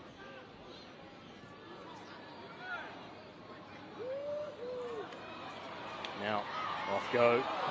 Japan development, good defence, Vanuatu. Second attempt, brings him down again.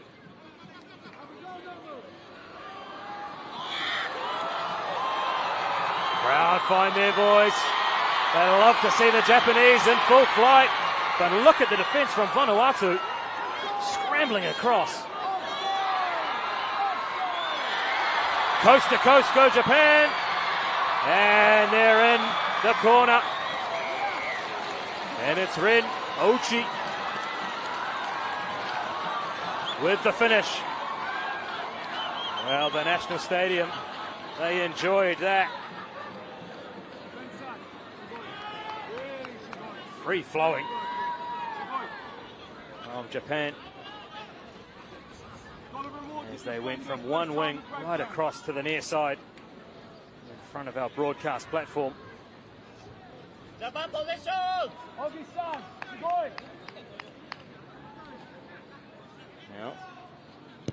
Kota. Nakama adds the extras and the crowd are loving it. 7-7 Vanuatu, Japan.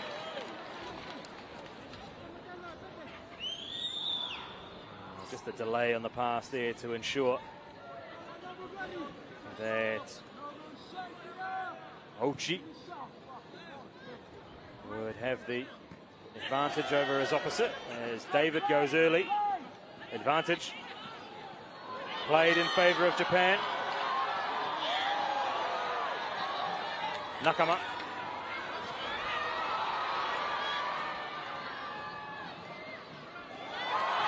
Well, the crowd are oohing and ahhing every chance, and they've come to their feet here. The National Stadium is rocking. And Japan, through that man Ren Ochi, take the lead over Vanuatu.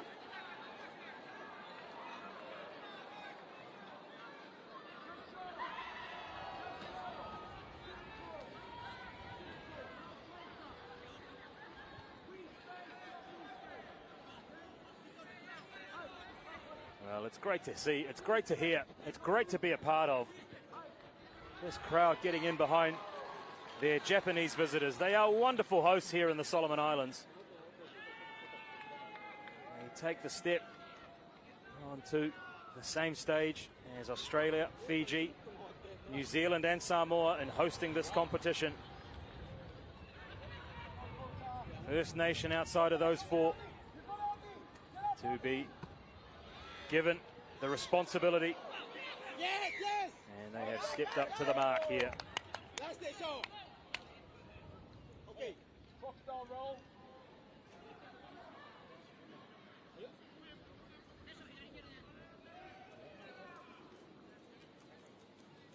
They lead Vanuatu 14-7 to Japan.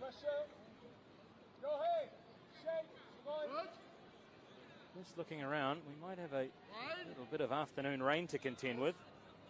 I'm sure that won't dampen the spirits of the fans here at the National Stadium. I can see a lone Japanese flag on the far side, which is wonderful to see. If the crowd noise isn't enough to tell you who they're supporting, well, that flag gives you a signal as well. Although I think the owner of that flag has just switched it over for a Vanuatu flag as well. So dual allegiances perhaps depending on who's got possession of the ball, which at this moment is Vanuatu, who opened with a try to their captain. Tawara Ruben.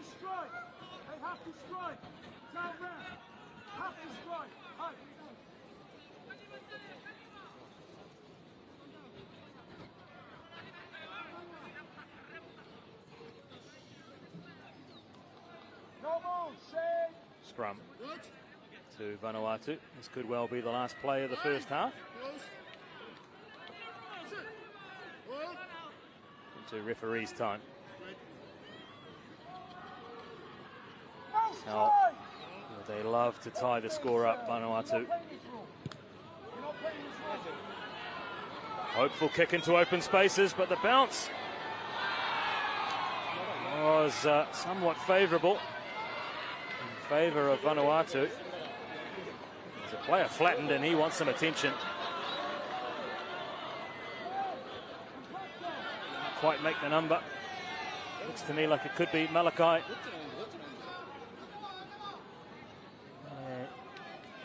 Natambua.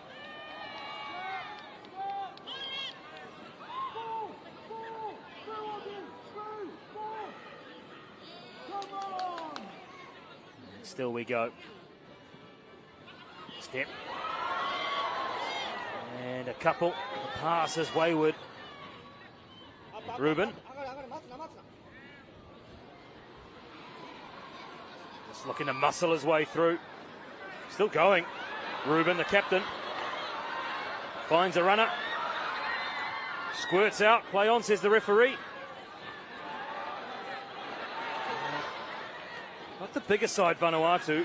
They've got plenty of heart. They are right in this match. There's the ball. Is kept alive. And eventually knocked on. And that's enough to send us into half-time. An entertaining first half between Japan Development and Vanuatu, which sees the Japan side just nudging ahead by 14 points to 7.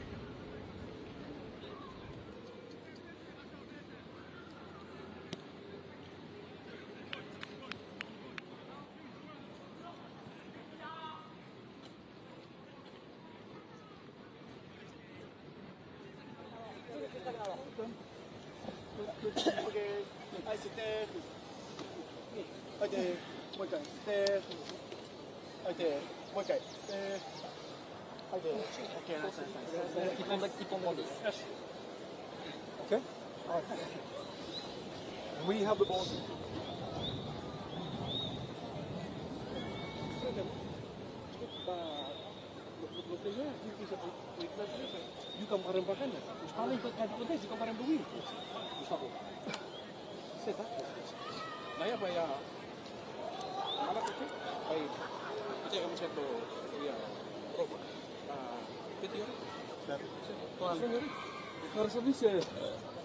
Ragazza ma stiamo 1 year ini what's 2-3 seconds difference na last for bola ma so which is one day garap ko One line baka mapunta mo Tama line trick ini aku lihat video now. Line trick.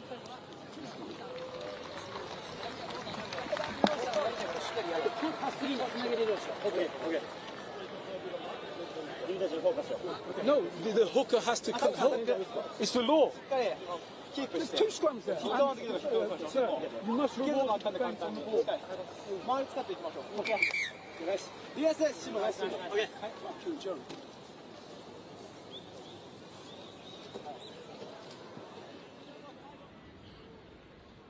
So the Japan development side hold a 1-try lead over Vanuatu. 14-7. Outside of the home side, these two definitely the most well supported. So it's Japan. Cherry Blossoms, as they're known in World Rugby. That will get us underway, attacking from left to right of your picture. You see the lone Japanese flag in the grandstand on the far side.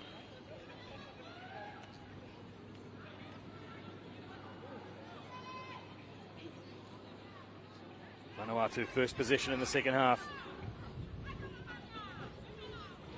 They finished the first half running hot. And they pick up where they left off. And a swerve. Does he have the pace? Finds a runner. And they go in under the posts. Pedro Sablan brings his side right back into it at the very start of the second half. That's the start that Vanuatu would want.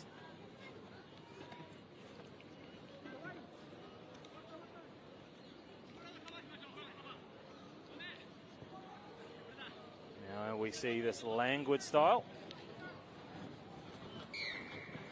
of Kalito David.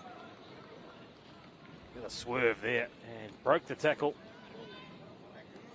A couple of options and saw the late run of Sablan.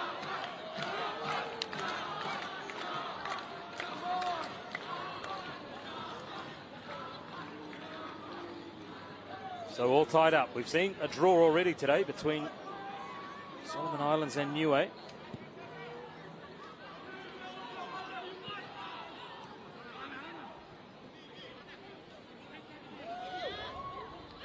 Very nearly an intercept throw-in.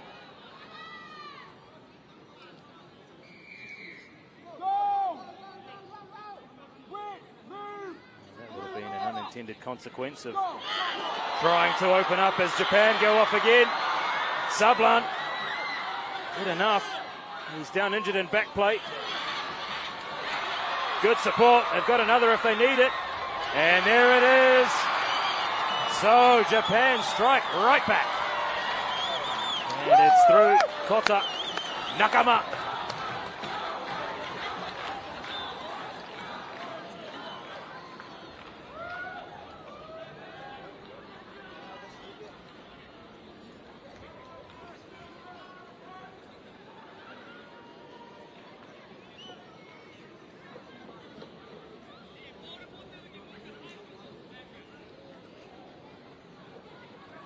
And Nakama convert his own try.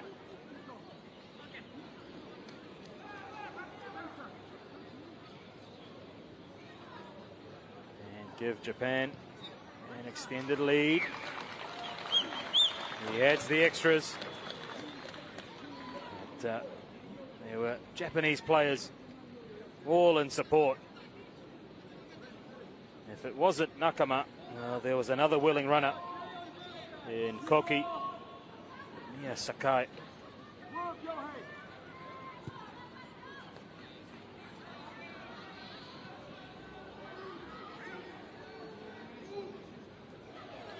Off go Vanuatu. And if he can put the afterburners on, he's a chance. Great strength.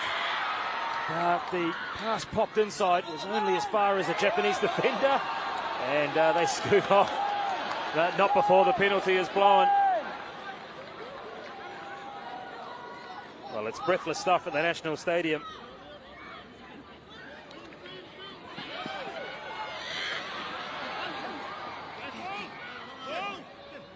Uchi, who's scored 2 tries already. Just to try and get the crowd back on their side. He's dicing a little bit with danger there. This is Uchi, and inside. And it's a foot race. Sablan knows he can't get there. And Yohei Yamamoto extends Japan's lead.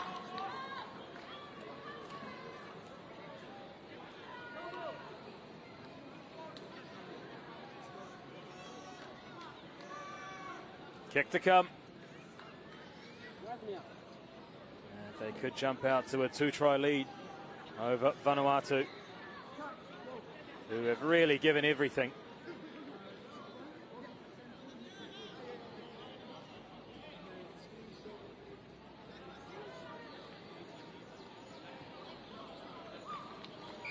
Nakama adds the extras. Great pass. And the inside ball. Sablan knew that he didn't have the legs to catch up with Yamamoto.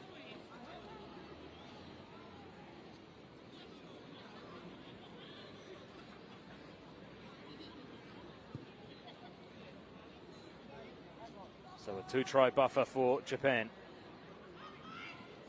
What can Vanuatu pull out of the pan as we head towards the end of this match?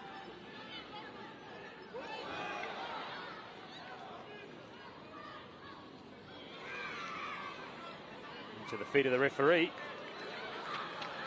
Vanuatu captain Ruben wasn't happy. You've got a player who's lost their number. Doesn't make it easy for any commentator. Knocked down, is that knocked down deliberately? I think our referee agrees, and he looks like he's going to the pocket, and it is going to be a yellow card.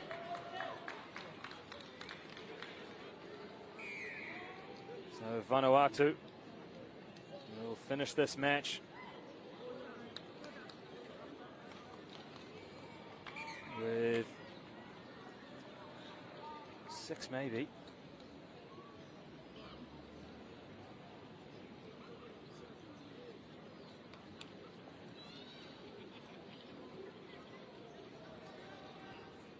It's been a great performance by Vanuatu. Not enough to slow down the Japan development team, who earlier accounted for the Australian development team, who we'll see in action after this match in their game against American Samoa, who were defeated by Vanuatu despite a late comeback. They're in again, Japan. This time, Shonosuke Mitomi.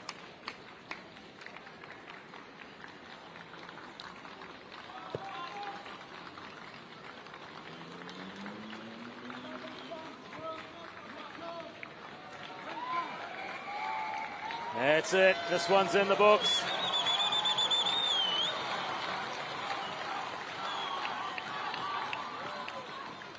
So at full time, the Japan development team claim their 2nd victory in as many matches, beating Vanuatu 35-14.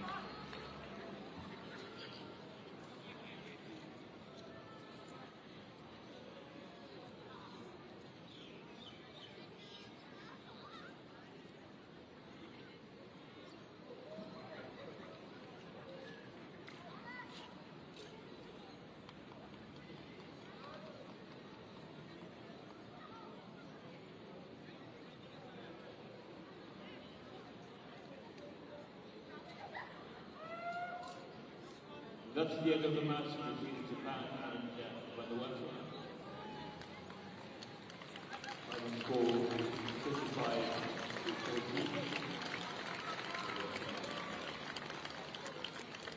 Give a big hand, everybody. Let's give them up to the competition with Australia and American Samoa.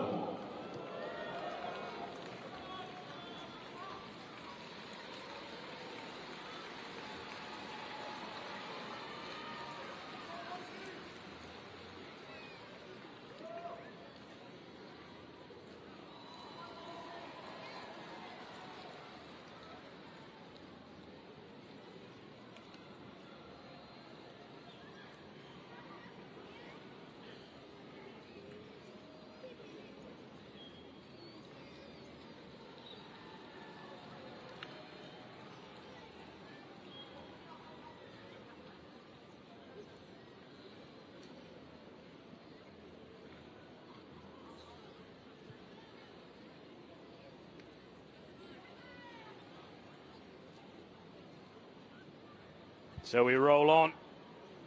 And the next up, it will be the Australian development team up against American Samoa. Pool B action.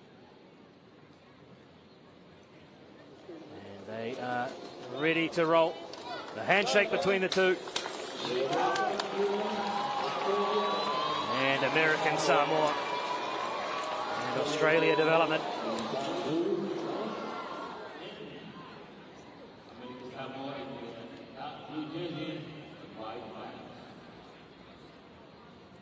Looks to me like Louis Trisley is our match referee.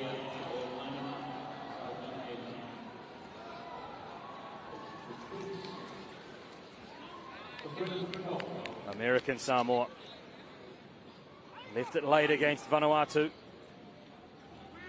Sideline conversion to try and pull a draw out. Was it enough for Australia development?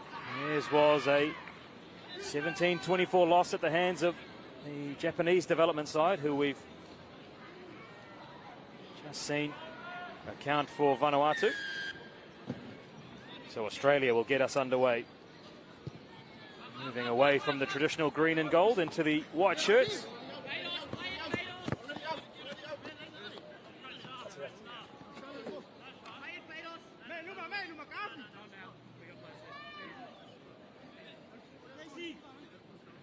Out and over the sideline. Australia will have the line out. And this more unconventional style by Gage Phillips. Almost a pass in, isn't it? And off he goes. Looking to get the better of the American Samoan defence.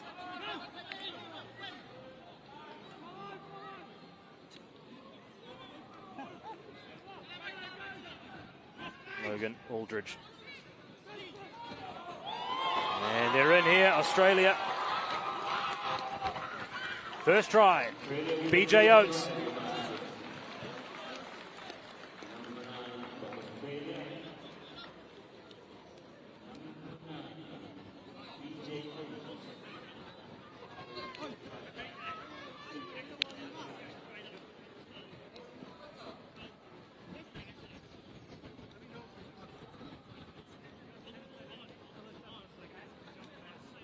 So a try early for the Australian development side. Can they add the extras? And they can. Christian Papa. Into the gap and kept the ball alive. Oates adds the finish. There are short in goals here at the National Stadium. You do have to be mindful. You can run out of real estate very, very quickly.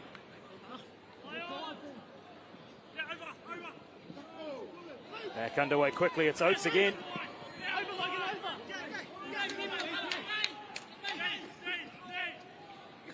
They are numbered off. Australia and American Samoa. Mundine kept it alive. Just poked with a foot there. And keeps the ball alive. And there we have second try for Australia. Gage Phillips. A little bit of a commentator's nightmare. The number on the shorts not matching the number on the back of the shirt. 30, plays 5. Keep an eye on the back of the shirt, and it was the number 5. Gage Phillips, who cut inside into a huge gap.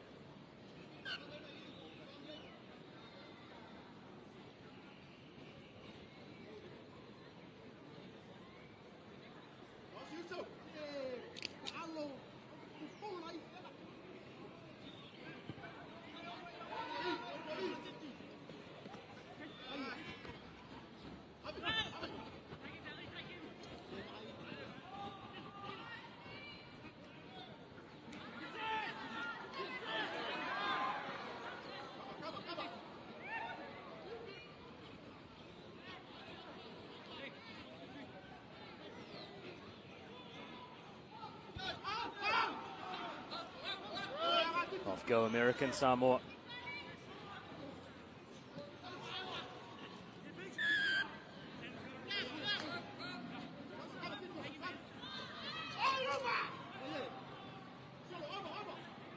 They took their time to warm to the task against Vanuatu. And they're going to find themselves 3 tries down here. In they go. And this time it's Baden Godfrey.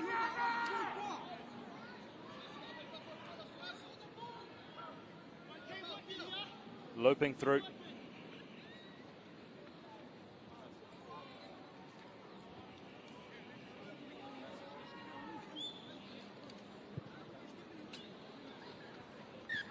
Gage Phillips.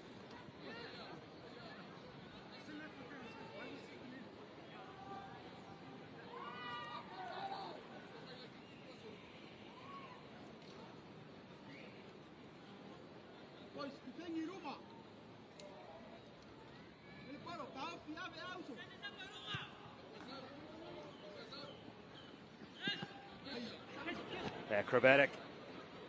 And looked after by his teammates. That was Casey Tabist. Here's a chance for American Samoa. Grits the teeth. Keeps it alive, and they're in here. Or are they? Eventually, dots down. The captain, Noah Vaonga.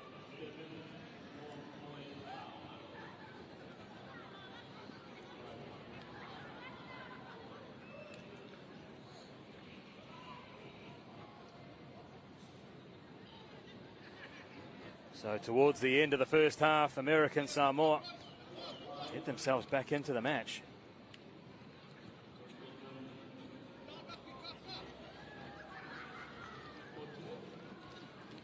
Conversion goes wide. Great work to promote the football. And the inside pass was enough. So wrong foot the defender. Still had a little bit to do. And it was the captain, Vaonga. There, dots down.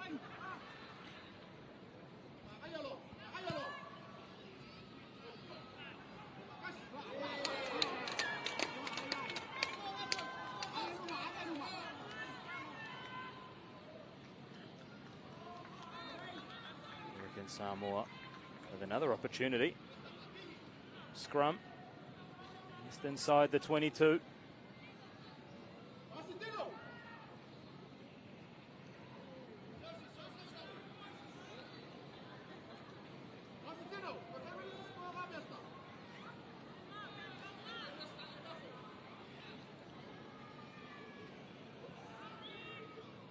Big scrum by Australia, and they win possession.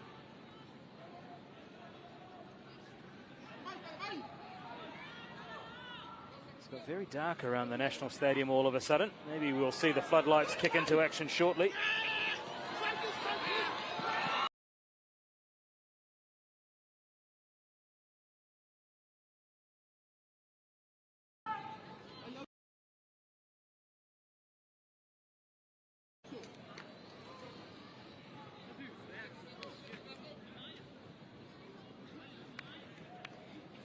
So the Australian development side out to a 26-5 lead.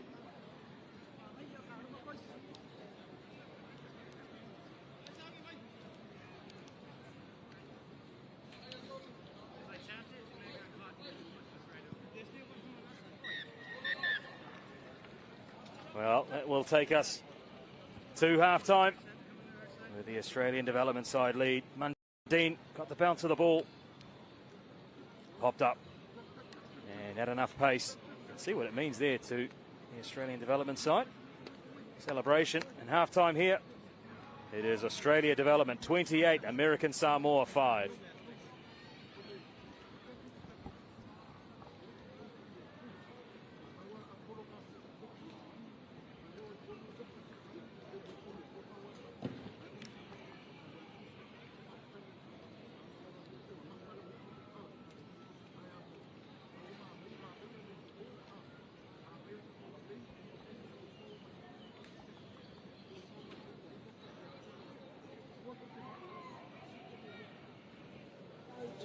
close those doors. You can't give opportunities to wrestlers like to give opportunities to these guys when they score. If we give those opportunities to everybody else, they're going to eat us apart. We just must do those little things right, okay? We need to just keep calm. Okay, it's like this. Really good heart. No, you got anything? No, we'll just keep going. Just, I think what's helping us is we're staying calm. It's all good. In attack, our D's, we've got some weapons. In attack, we just fucking calm. Go, boys. Reset in, reset in. Aussie on 3. 1, 2, 3. Aussie! Let's go here. Our receive, our receive.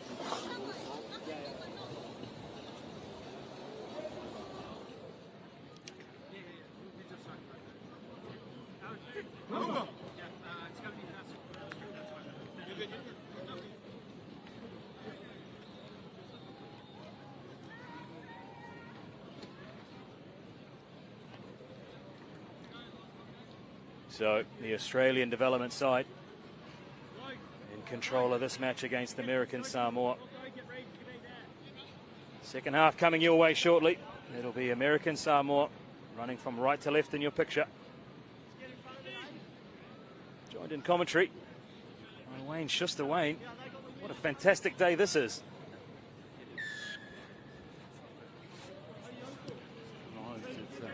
It's great to have a bit of cloud, I guess, to cool the temperatures down. Yeah, and those guys are certainly enjoying it on the field as well. Well, definitely.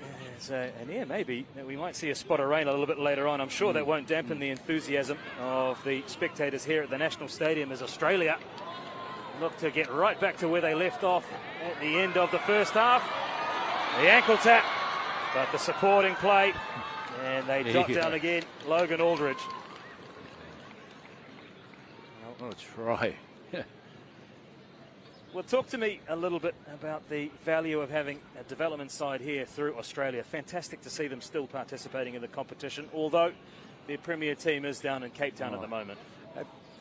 Absolutely. I mean, grateful to Australian Rugby Union, of course, in committing themselves here to the Oceania Sevens here, despite the fact that clashes with Cape Town, which is a reflection, of course, of Australia's support to Oceania Rugby and rugby in the Pacific.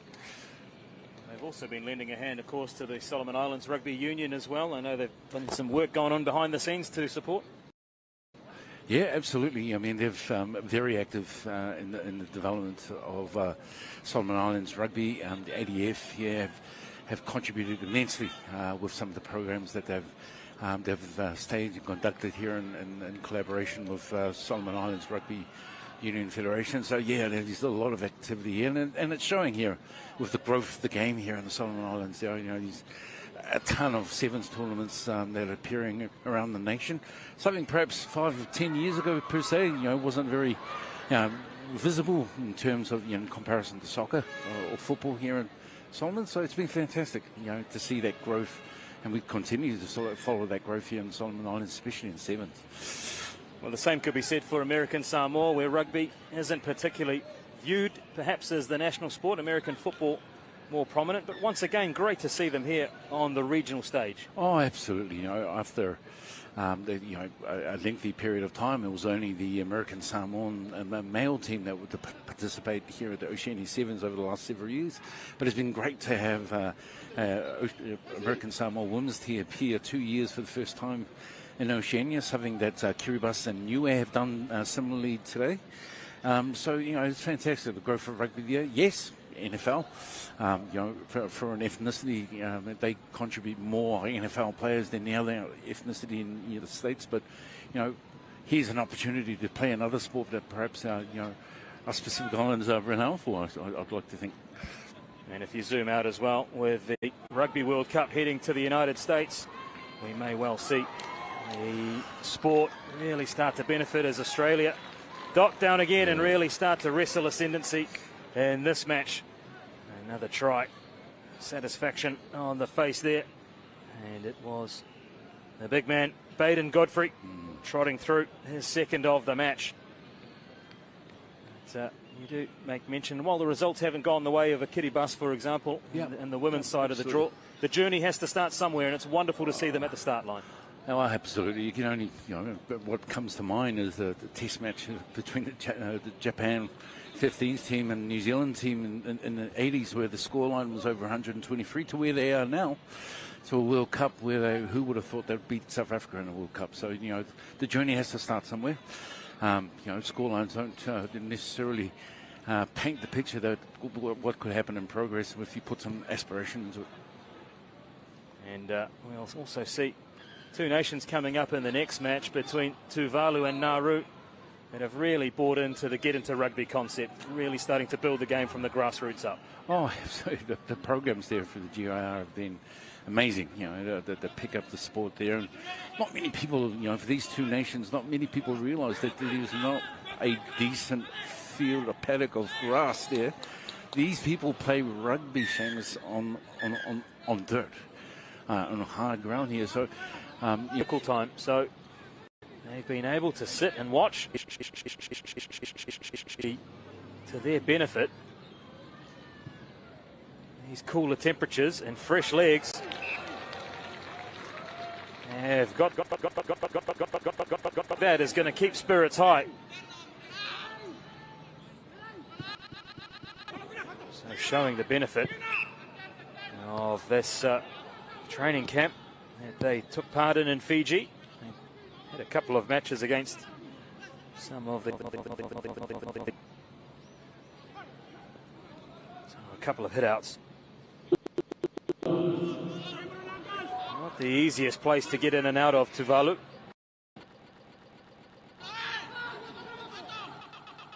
To travel.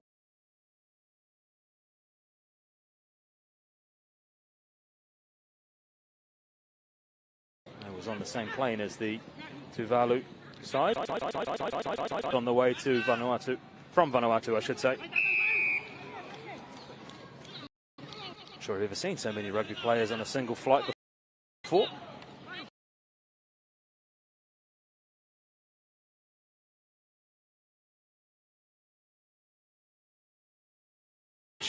And a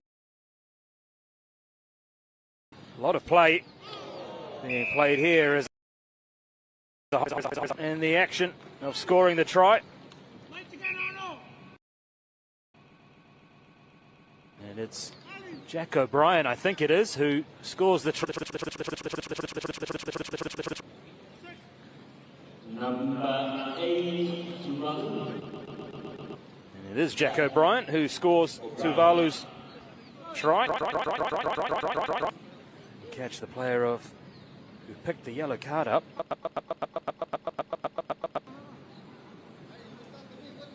Just a high shot in the action of trying to stop.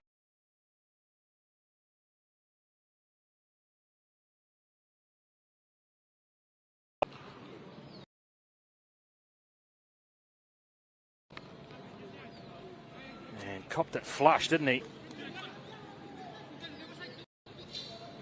Well, in Nauru's player's defence, he was in the act of diving to score the try. It's their third so far of the first half, and Tuvalu are out to a 19-0 lead. And that's exciting.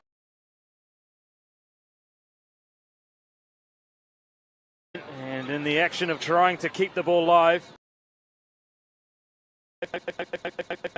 goes forward and off go Toa Tuvalu. And there's a big chance here on the patient in attack, looking for support, trying to into gaps.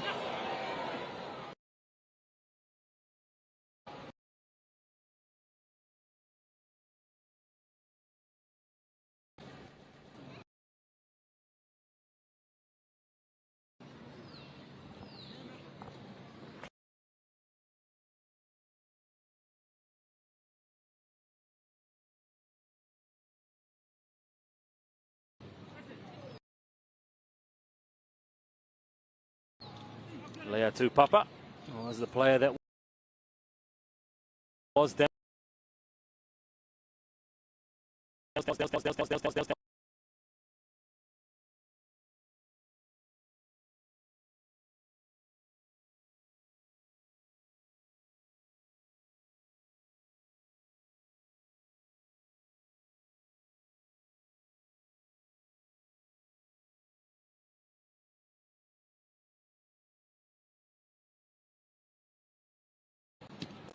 Frustration starting to creep in for Nauru.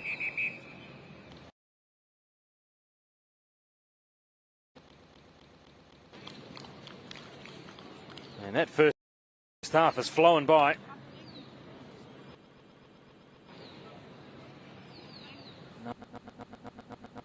Shell-shocked, and they trail Tuvalu 19-0 at half-time.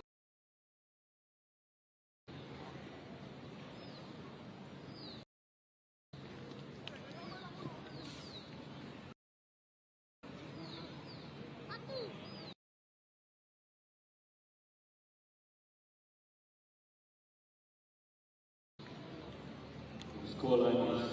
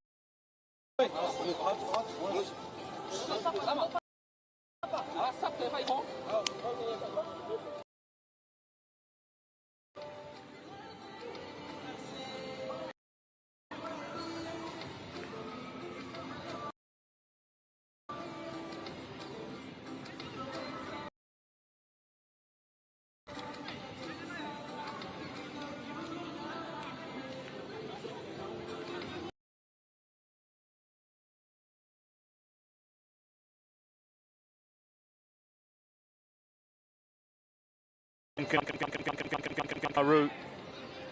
They lead at halftime 19-0.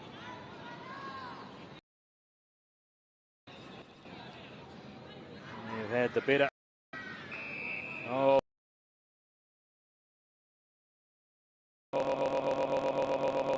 territory, and they've converted their chances. Nauru. Well, they need to match.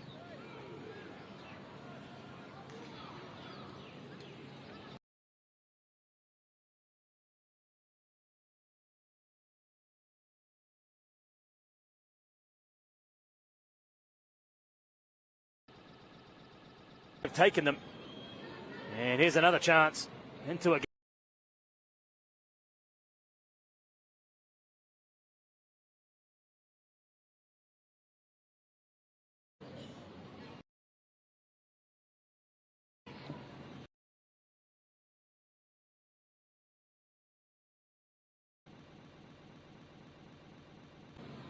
finds a runner on the inside. This is better from Nauru. They're still not able to find their way into Tuvalu's.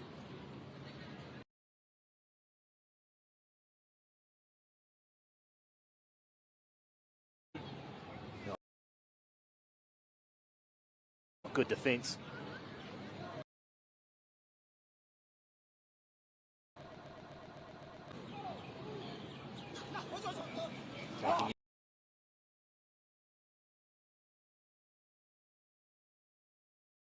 Handling errors, just letting them down.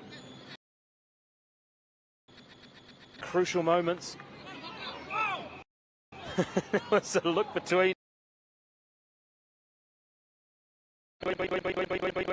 referee as if to say, play on, ref. No, says Chloe Sampson.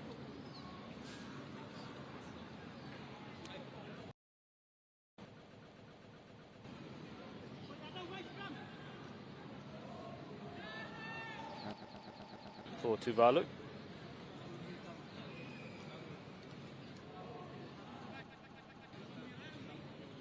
Next match we can look forward to will be that of Tahiti.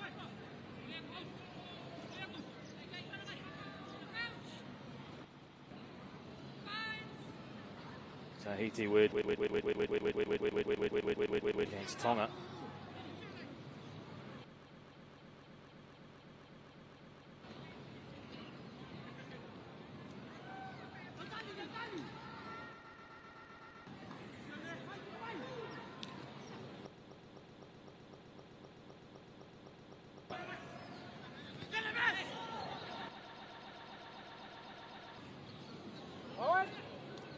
Just got a bit scrappy through the second half.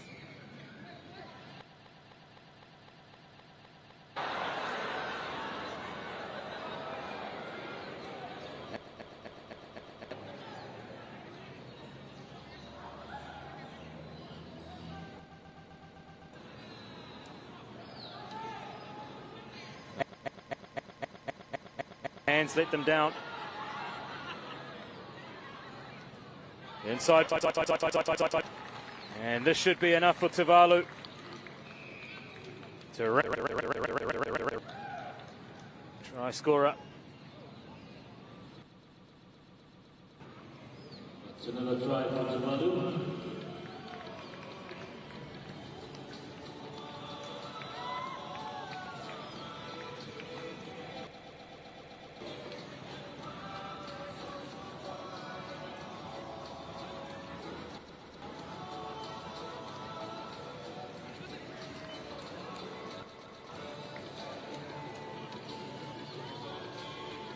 Conversion attempt.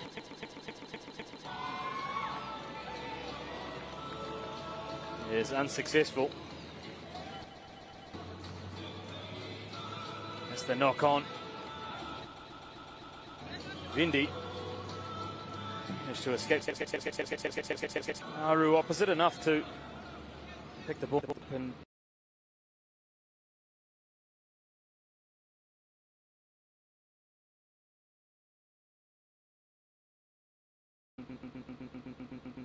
the halfway line.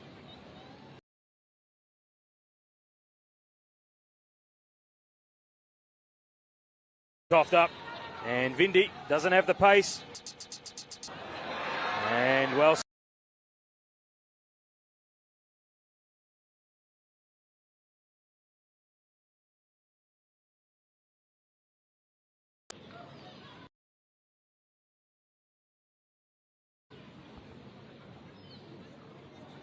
second round of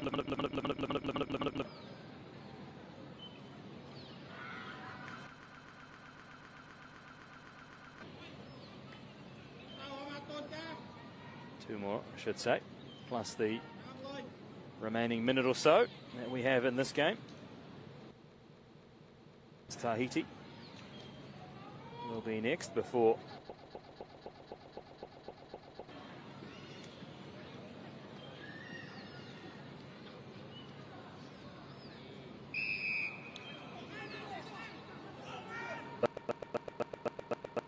Nauru will suffer their second defeat in 2 matches.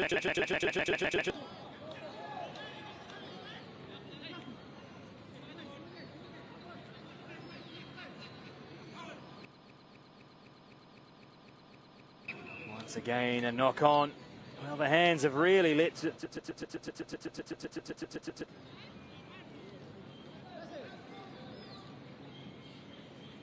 One last substitution for Tuvalu. He's Terry Sanga.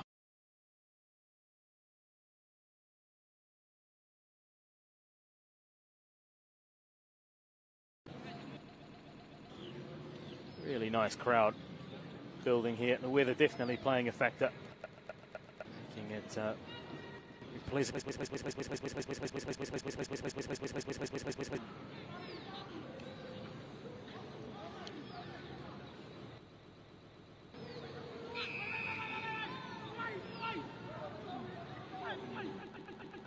These pictures coming to you live out of the solid.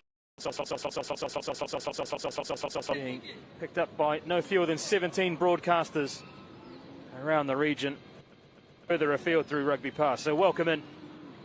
We are in uncharted territory.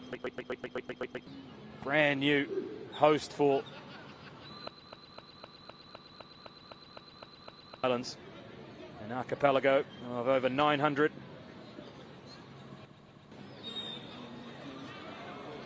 Islands, a unique culture, identity, and very, very warm, welcoming hosts. Because after this match, it'll be their national team in action. They will take on Tahiti Nui who have come across the vast Pacific Ocean from the very east west. In the tradition that traversed piece of water that connects us all together. There's Nauru taking a leaf out of that book, trying to work their way across the line. Possession over. He was in absolute touching distance of the try line.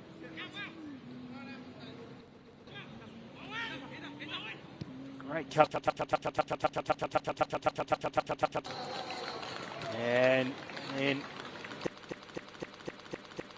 up and roll over. In the end, this one finishes.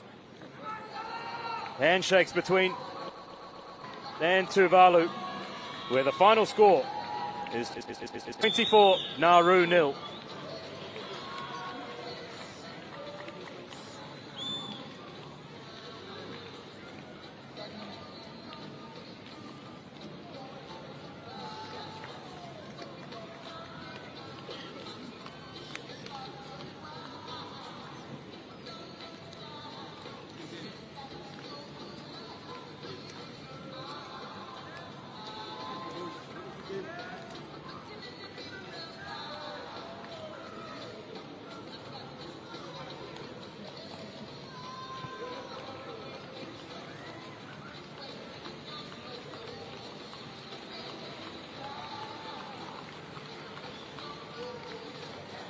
Ladies and gentlemen, we have announcement about vehicles at the West End entrance to the stadium. The West End entrance from the main road.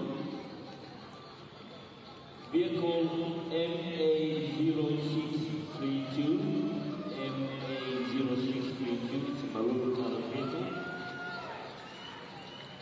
Vehicle T2700. T2700, Grey Carolina.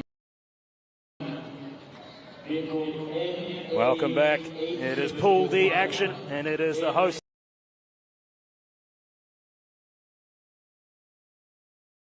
It was a 42-0 loss against Top. And joining me in commentary,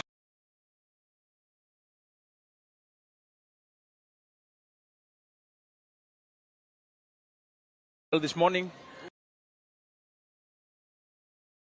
Unlucky they were up by 21. Went to sleep in the last 3 minutes. Go to the top 8. To go to the quarterfinals. Sling, and you make a great point. Dreams of heading towards that quarterfinal. Niue were a big bump in the road, and they will need to get back to winning ways against Tahiti Nui, who make a return to this level for the first time. That's amazing. It's good to see other teams coming back after lapse of on this game. Well, perhaps with an eye on hosting the Pacific Games in 2027, Tahiti looking to establish where they stand in Pacific Rugby. On by the home crowd, and they find their voice early. Tap and go. Is this the first try? It sure is. Well, that's the start that the Solomon Islands would want. Yes, what Solomon Islands needed. Good start. It comes from that tackle, the big tackle from good timing tackle. I remember the Fijian Sevens coach now, Satala, the stretcher. He always does that. Big hits like that. He didn't see that coming, but good, great, and then the tackle. Can't they? Yeah. Momentum. Yeah. Slides the way of the Solomon Islands, and the captain Dots down under the post. Conversions. Tahiti Nui. Struggled a little bit again. Looking for the contact there, and they've come off second best. Broken play, and off they go again. This is going to be...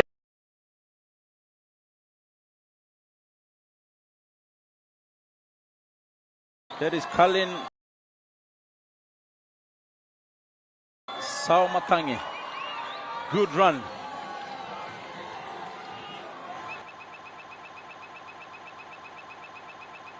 And then scored tries. That was really a good try from him. Well, it just opened up, didn't it? Yeah. There was acres of space ahead. There you go. He saw the gap and he was not even double-minded. Just had to go. He said in himself, and then there he goes. Score the important try. Well, made the teasing point earlier on, but you do have a connection through your family. Tell us a little bit about that. Yes, my middle name Waisaletiku Solomon is it means was in Solomon. That's why I'm connected to this island, from one island to the other. Sure, the rugby family here in the Solomon Islands are welcome.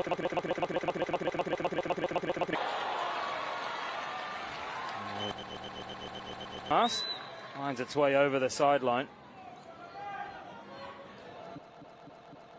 I believe that big tackle at the beginning of the game, it's frustrating Tahiti now.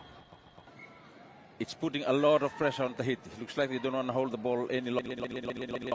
They're throwing balls here and there. It looked like it was clutching at a rib there. Yeah. I wonder if it was just right underneath the rib. Now you picked it. And, yep, a real rib tickler.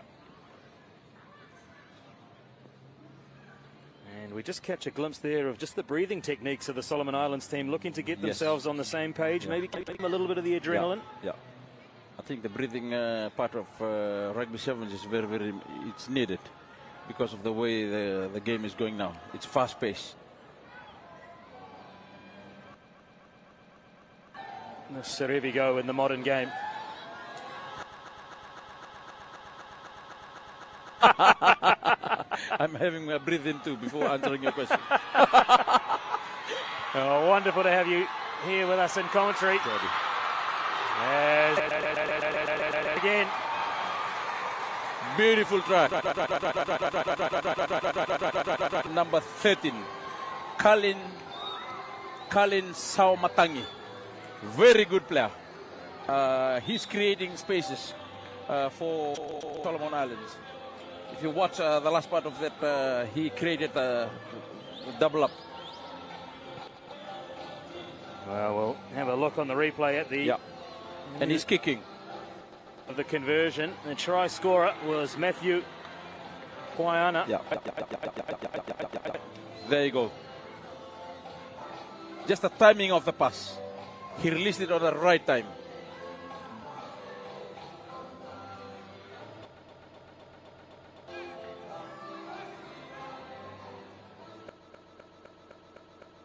Perfect time for these fans to send messages to the rest of Oceania Stadium. Let's pack these seats because a win will set them up for a blockbuster against Tonga.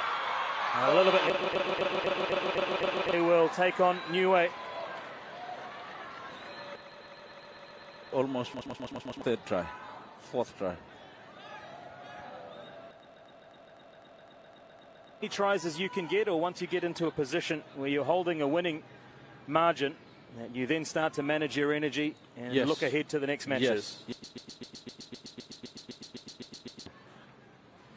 As soon as you don't look after the ball, now you get tired. A lot of times when we're leading, then we start to do unnecessary stuff and makes it more harder. Well, wonderful to get insights from. the cutting edge of the game, but also one that goes back the early stages of your career. Could you ever imagine that we would be having this competition here in the Solomon Islands? Not at all. Not even see the stadium. Well, it is a fantastic crown jewel in the armory of the Solomon Islands. And the stadium roof is getting a workout as the decibels start to lift. Solomon Island flags are flying. But, Tahiti have done a good there to turn possession over.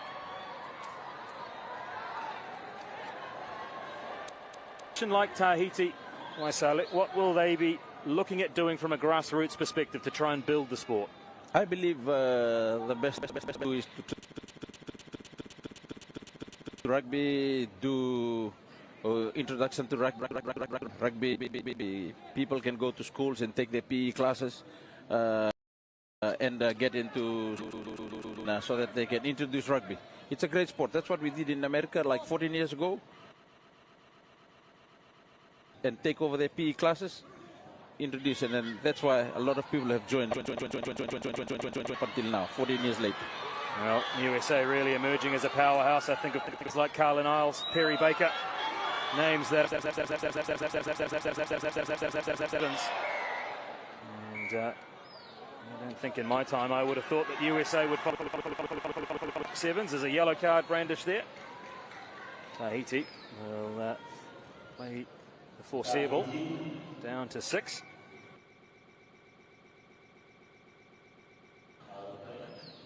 They're already down by 19-0, and then they're getting yellow card, which is like making them more tired. And if anything, Solomons have to.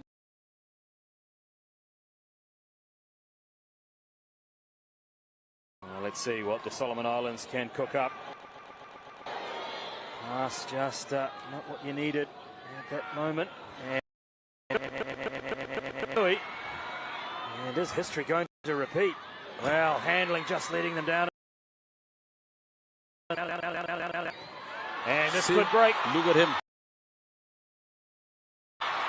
Colin. Off they go. Numbers here, if they can draw and pass.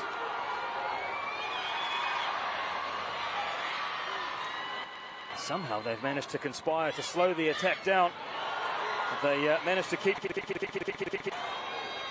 And they go from one side to the other. Although he's run into trouble here. Manages to keep it alive, and defense from Tahiti. Thrown from Serevi tells you an opportunity goes begging. Yeah, could have been one of the best tries. The other end, and then they nearly scored on the player did. He lost the ball on the corner, and Solomon's the island, they lost it in the corner.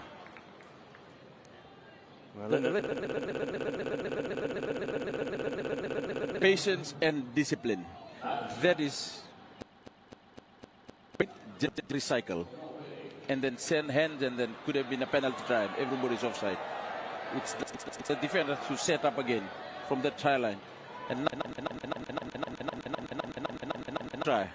Remember the last game, 21-7, and they came back and tied the game up. Yellow card to Tahiti. They're down to 5. So to really reinforce, they need to try and capitalise on a 2-man numerical advantage. 2 Tahitian players sitting in the sin bin. Go as quickly as they can.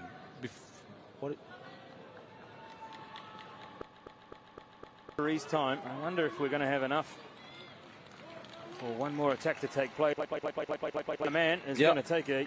We want him to keep playing for these 2 days. Cullen, Sao Mai Tangi. Very.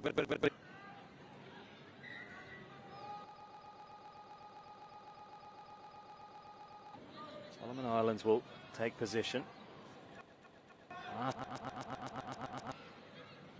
Looking to try and run the 5 defenders of Tahiti. And an acrobatic finish. And he's in at the...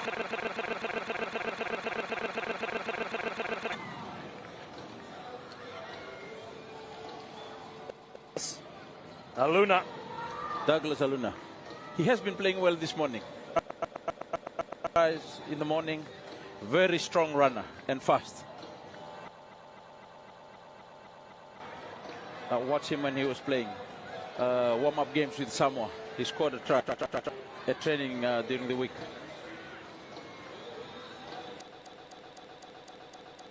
Seen it firsthand. Also fantastic to see the cooperation between Samoa and the Solomon Islands to get a scrimmage match underway. Yes. Before they reached the Oceania rugby.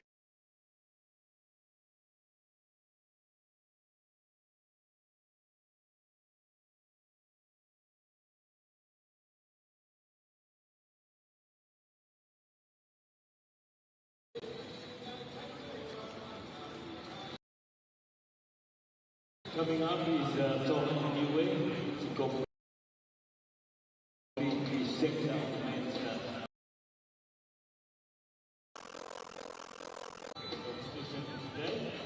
Then we get to the women.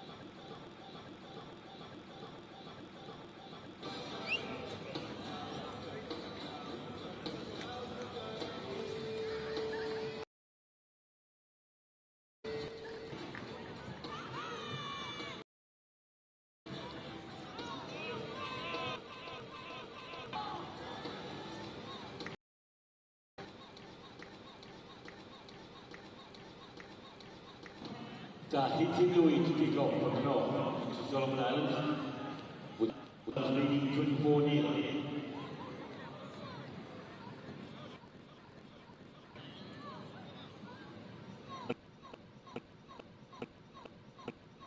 Firmly in control of this Pool D match against Tahiti Nui. Away from French Polynesia. Home side have been rocking it, joined in commentary by the legend Sali Siri. Yes, they're playing well, the Solomons. They're in the morning, the first game, but now they looks like they're in good control. They're looking control. They've scored the try, so I believe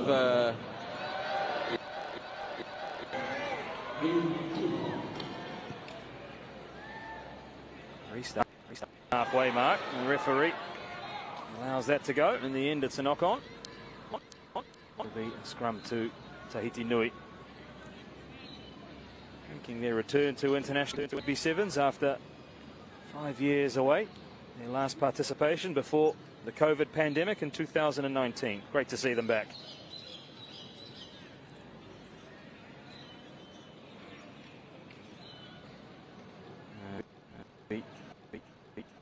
Traditional sport of Tahiti. The va'a, the ocean paddling, and in recent years, soccer. They've been all the way to the very top of the world. Now looking to try and make a mark in rugby. And great to see them back. For the Solomon Islands, well, their highest finish in this competition has been sixth in the quarterfinals tomorrow. Give themselves an opportunity to try the top four. maybe dreaming of a place in the Challenger Series. I think I see Solomon Islands. They have the players. They have some speed. They have speed.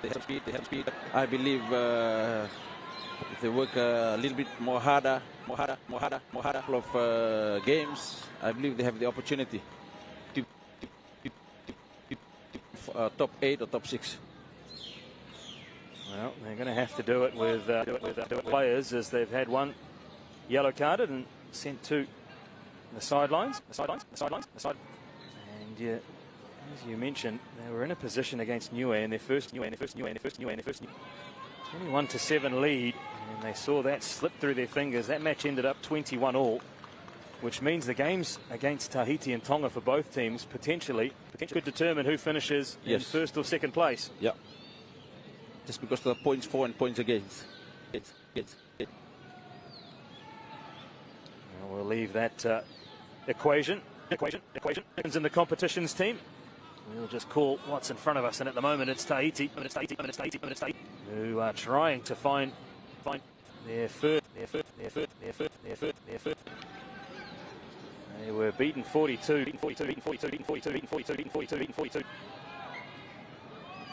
They've made one of the longest journeys here from one side of the Pacific.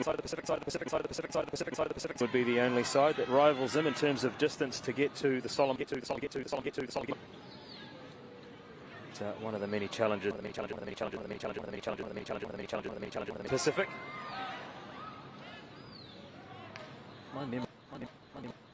Of facilities in Tahiti Nui. I can't think of.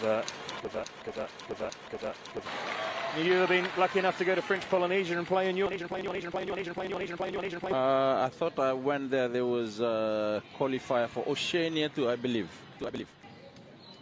I went there once, but I haven't seen the place. Didn't have a lot of time. Well, much like the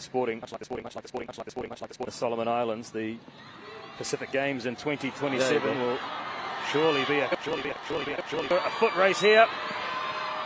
And he gets the foot to it. How's the bounce of the ball?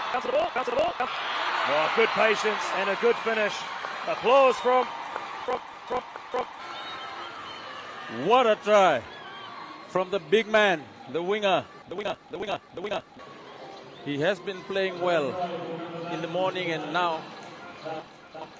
For a big man as him, that's making the decision to kick.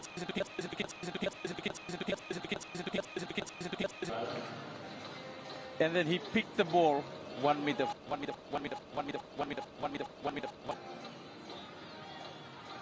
Douglas Aluna with second try of the match. Anywhere. Yeah. Kept his head. See it on there the replay. With the same speed, and he picked it up and dived on the line.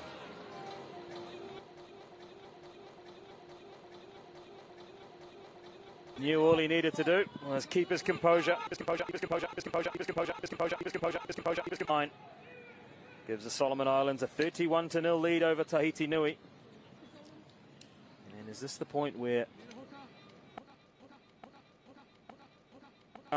Tonga, yeah, in their final match, the last game of the night, 8 o'clock local time. What a way to send the spectators at the National Stadium off and to enjoy, do it all again tomorrow.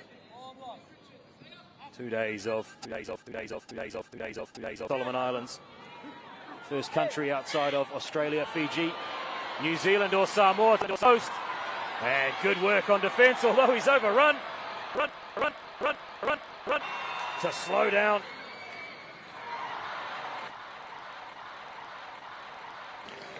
Well, they get into Tahiti Nui.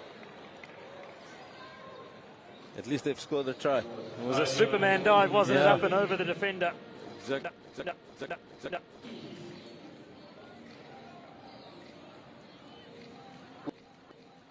Work on cover defence. Look to really slow down and wait for numbers to drop back with him.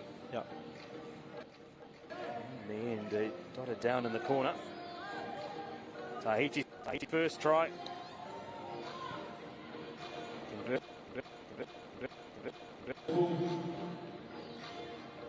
we see. Yeah, there you go. The number 10 was good. Good running.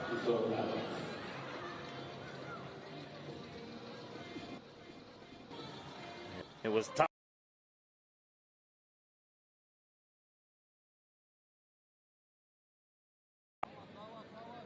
As we look to enter. Referees.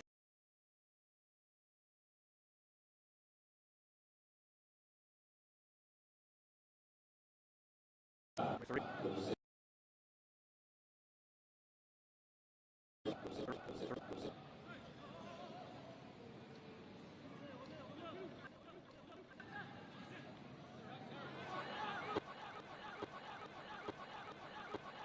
Ripped away by Tahiti Nui. Oh,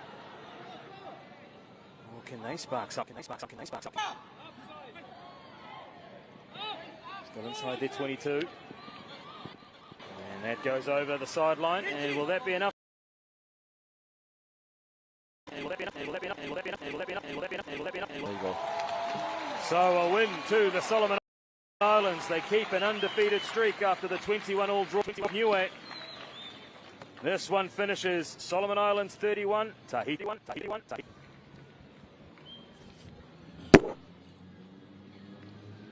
That's the match between Tahiti and Solomon Islands.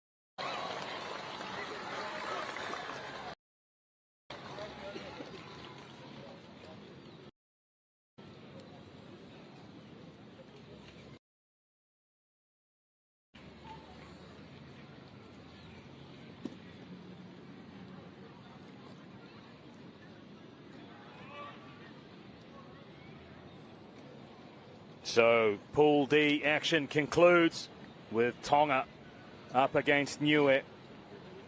Tonga were impressive 42-0 win over Tahiti. For Niue, it was a 21-all draw. They spoilt the party of the home side, the Solomon Islands, and they will be looking to try and halt the progress. In commentary is the legend Waisale Serevi, and you were very impressed with Tonga.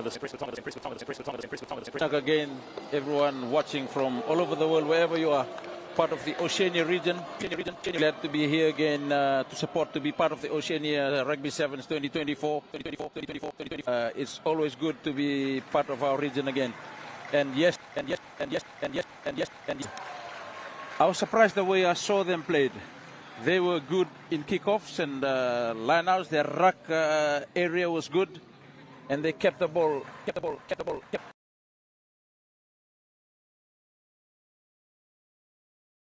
The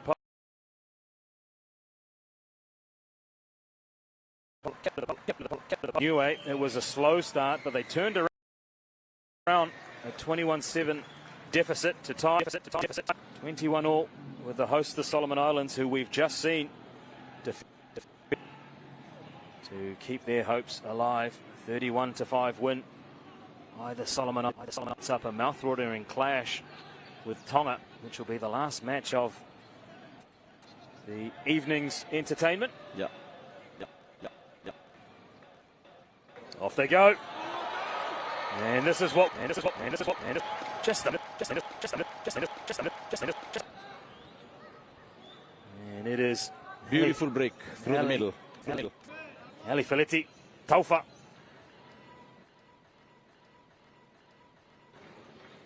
Again, nothing was on. He was on. and reset again. And Ali Feleti found the gap. Well, when you score a try like this, almost off the opening play, that must put the team right at him. We got We're this. in we here. got this. Yeah. And for Niue, well, it's a chance for them to test themselves up against one of the real Pacific powerhouses in Tonga. Yeah. They will be keeping an eye on one of the two competition, I'm sure, will the team all in red. Yep. Yep. Yep. Yep. Yep. Yep. Yep. Yep. Yep. We have seen them at the challenger level before. They're yet to break into the HSBC 7 circuit for the anchor teams. We saw some. Well, this could well be. Thought the referee might go to his pocket early. In the end, it's Niue. Ability to call players who call Aotearoa New Zealand home. The Rock, as it's known. The women's team have made their debut earlier today. Scored their first win as well. Over American Samoa. That was the first time for them to come out, eh? It was a good game. They played well.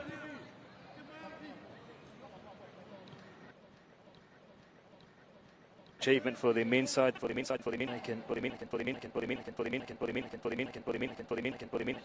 already find themselves a try down. Just over 2 minutes. Great to see. Great to see the stadium.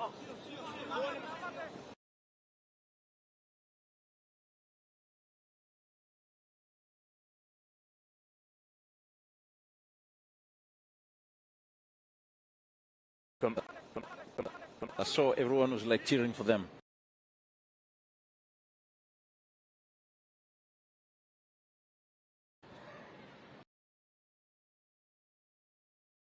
Tonga. After that.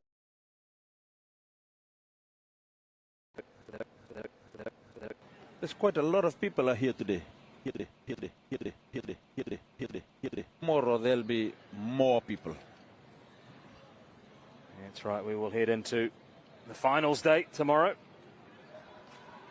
Quarterfinal. We will shortly have a playoff for 8th place in the women's to see who will be the 8th team to make the quarterfinals. Before, of course, the final matches, which will be coming up straight after these. Entertaining in themselves.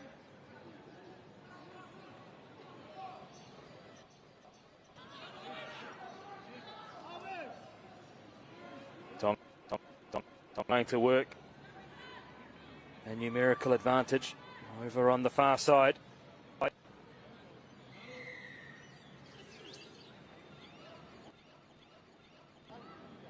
Quick tap and go.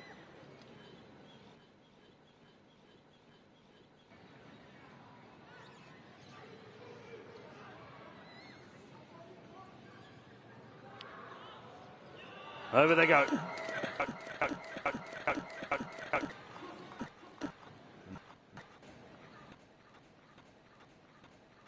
Tupou. Sione Tupou. The name sounds familiar. Tupou, like the prop for the Australia. I imagine so. Tongan opposition as well. Yes. They were physical. And I don't want to get caught playing with these Tongans or Samoan. They're all big. Look at the... There you go. Look at the ball there.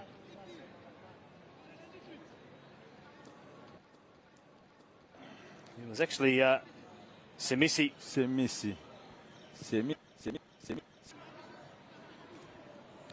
Well,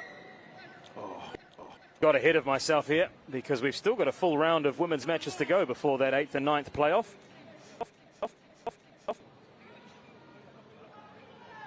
Samoa set to take on Americans. And we've also got Fiji against the Solomon Islands. In the last round, we'll see Tonga take on the Cook Islands. That Tonga women's, Cook Islands women's will. So back-to-back games for Tonga, their men, and this will be their women as well.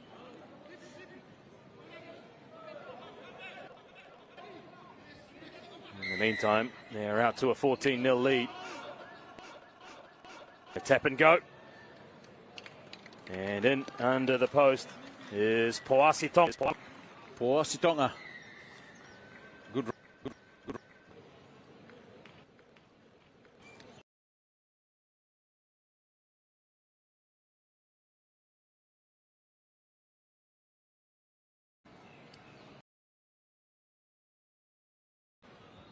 I just one.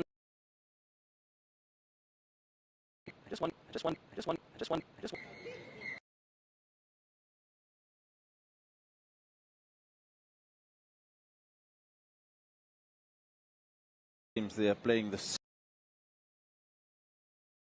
same game. They are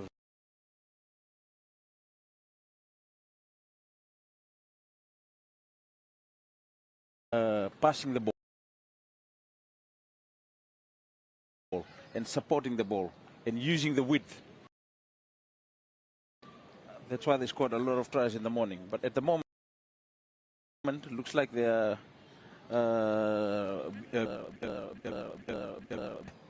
and I believe it's taking its toll too on them.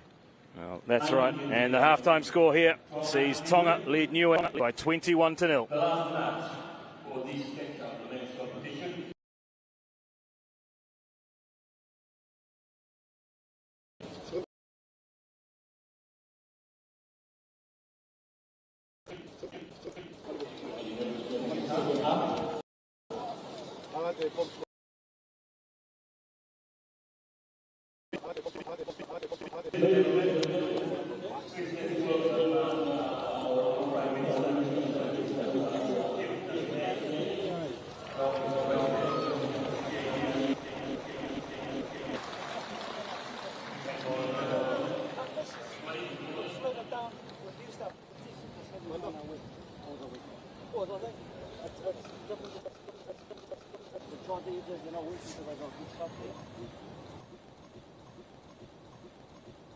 Making yardage, tucking our legs. So we're just making ourselves tired from going side to side. Let's just try going back.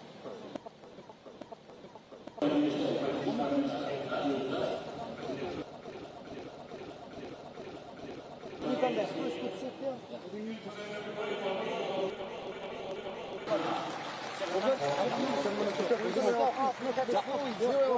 1, 2, 3, yeah.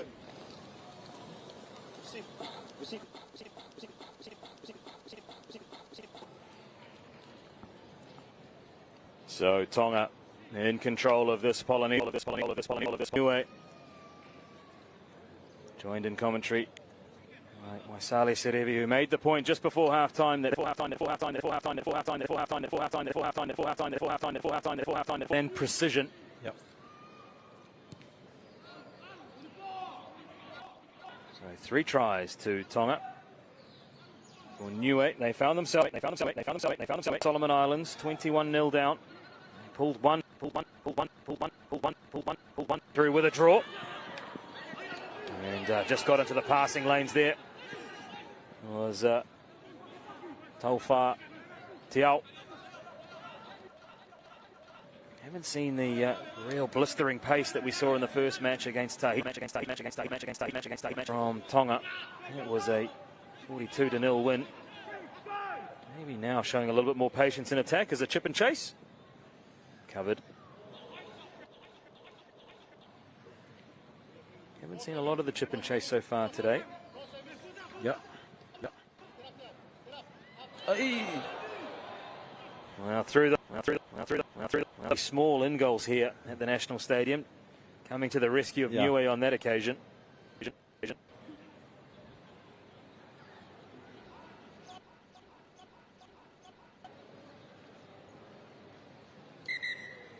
Just a little bit of a lull in the crowd. They had the excitement of the home team, the Solomon Islands, up against Tahiti.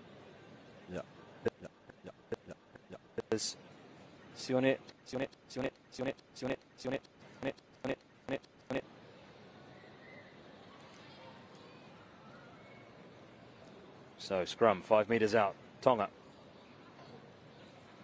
Very humid. Yeah. Very, very humid. A threat of rain maybe. For sure. Yeah. And the wind has died down too. Oh, good play. And again, the captain, Semisi, Marty, match for him. That's a move that's always difficult to defend. When that loop around coming from the 9. Then behind the you have to choose. As a defender, it's like always hard. Go wide or you stay in. As we can see now. There. That's locked. You cannot. Wonderfully Beautiful executed. try. Yeah. Very, very clinical from Tonga. That's from Tonga. Maybe in the first half of this game. Perhaps looking to blunt the threat of the power, as we made the point of. And now the game starts to open up. We just see a little bit more clinical.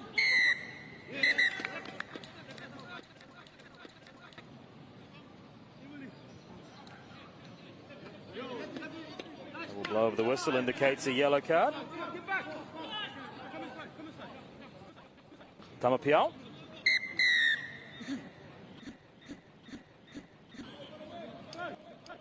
Isaac Tamapiao will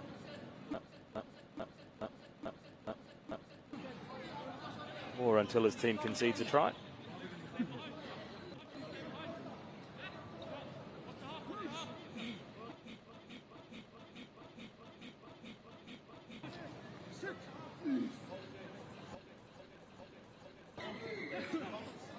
Well, they've conceded.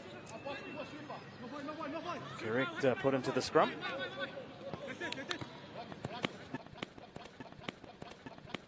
It's out there together with the pink boots, so he won't be lost, and he's triple.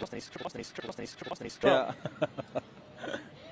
And the mouth guard too for extra measure. So really going He with loves the pink color. Color coordination. Yeah.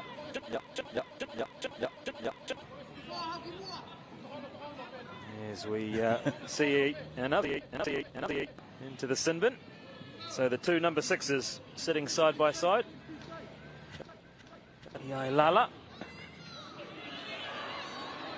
I say competition outside of one flashpoint we saw between New Caledonia has been played in very, very good spirits. The spirit of the spirit. As Tupou lines up and turns the ball over for his side.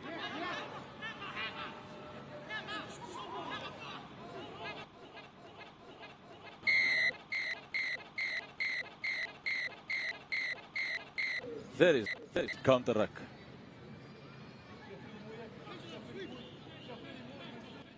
Stood up and then drove through.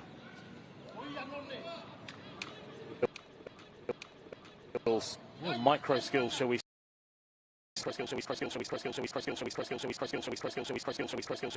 Survey. Try and turn the ball over. Defense into attack. And he's got some. And they won't lie down. Try scored.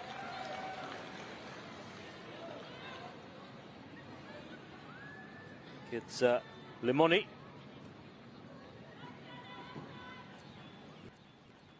No fainga Limoni.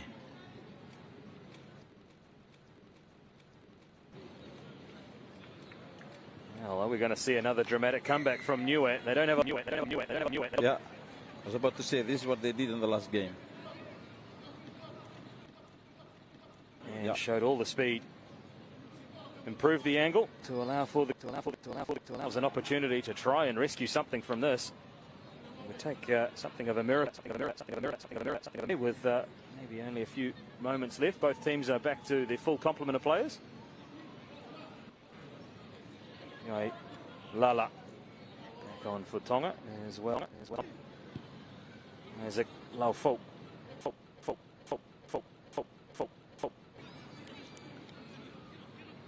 up here.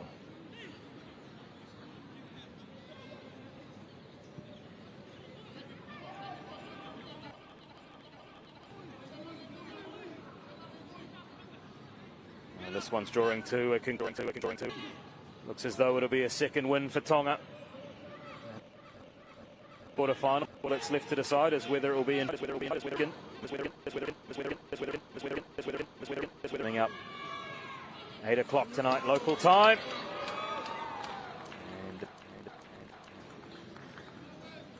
Sione. Good try, Sione.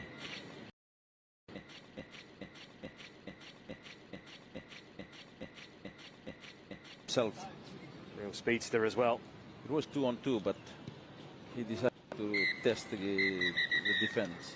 And they have the last say, do Tonga.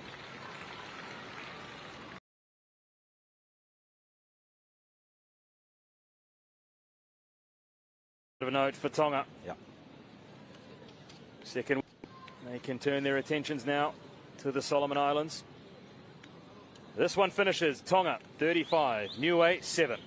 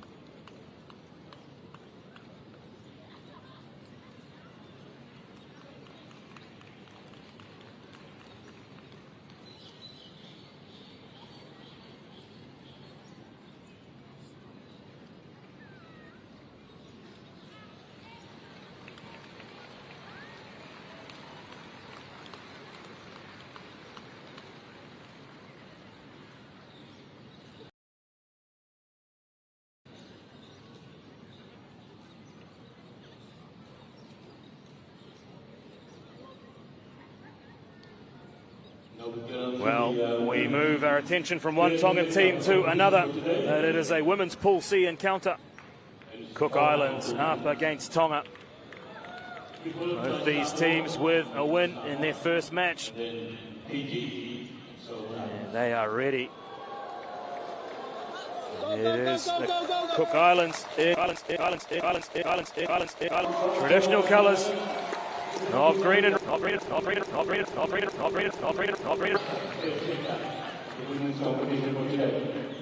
54-0 win for Tonga over Kiribati. A 59-0 win for the Cook Islands over Kiribati. Shone Semeli.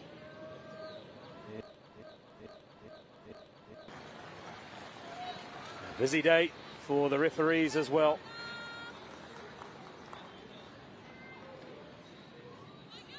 It'll be the Cook Islands to get us on. And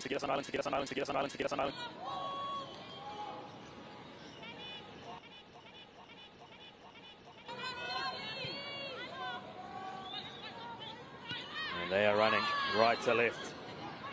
Tonga. Haven't seen them since the very first difficult time. Now coming up to 4:30, so they have had a lot of time to wait. For the Cook Islands. They were in action just after lunch. Waste no time.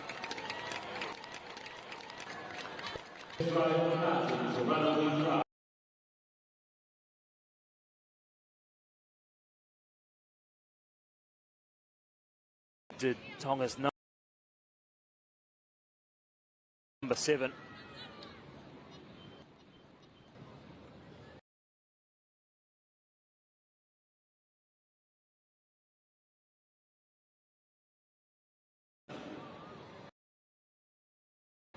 Real pace shown on the outside. Too much for the Cook Islands.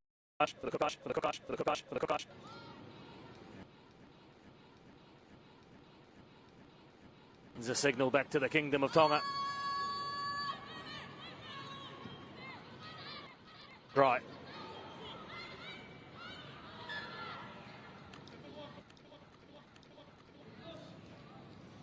For New Zealand-based play, by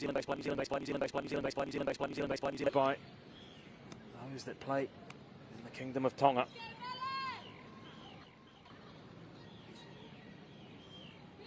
Seen a real rise and about netball. I think about men's. We see rugby sevens. And Tonga able to call on play. Of Tonga descent all across the diaspora of the Pacific and further afield. Keeps it alive. Is this the second? Oran Park.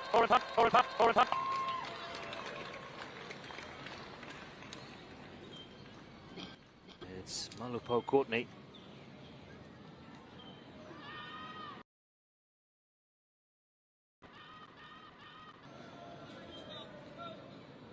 So a rocketing start for Tonga.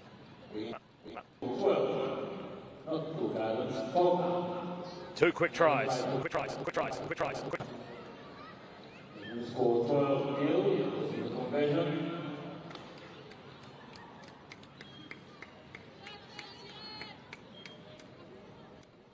Vision unsuccessful. Unselfish play, wasn't it? Just ran a line. Prevented Cook Islands captain Manea Poa.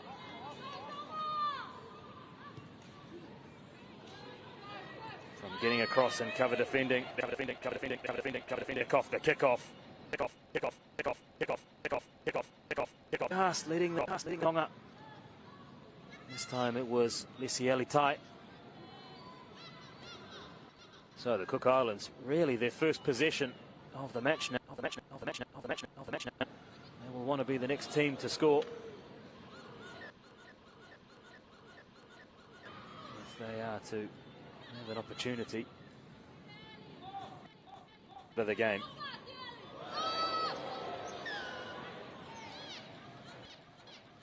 Offside.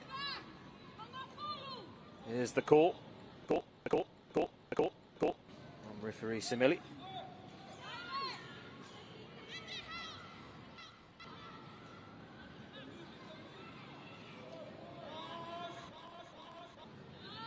Wrapped up in the tackle. And over.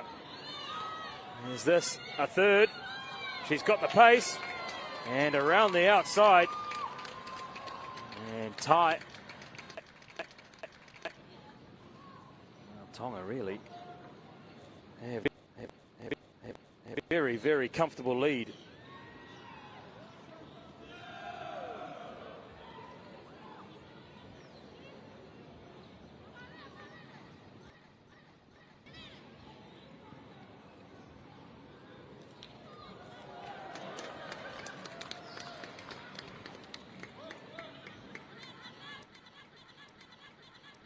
Defender. It became a foot race, and Tai had two.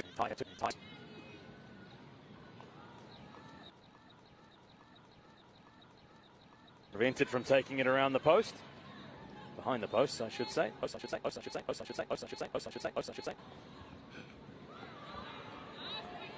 saw a hat trick earlier from Mahana. Siep.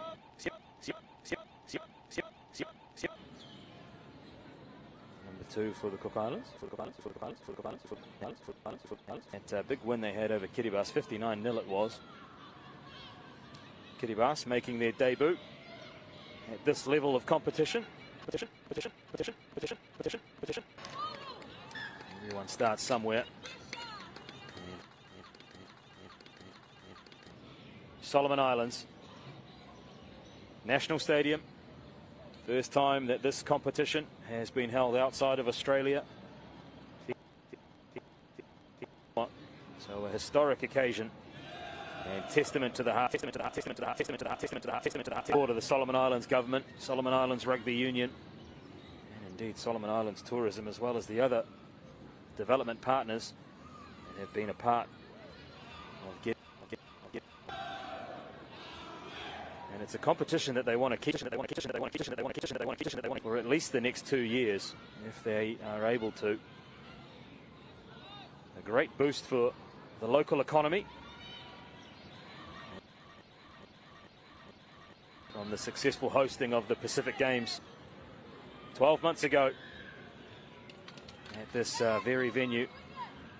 It is a small part of a which includes the country's in fact, the running track that you see before you is also the first ever had. There is fantastic training facilities, as well as a National Institute of Sport. So they are ideally placed to try and take advantage what was a superb sporting spectacle. Half-time of this match.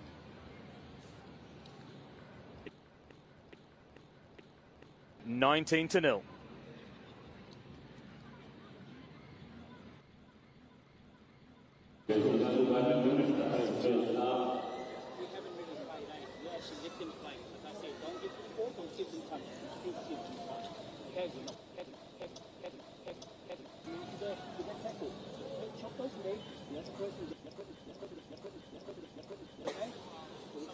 From the outside, you're looking at you guys are afraid. Okay? Alright? So make those one-on-one stuff. Hard work on me. Ready? Hard work on three. 1, 2, 3. Scoot. Boys. We hand the ball. Breathe.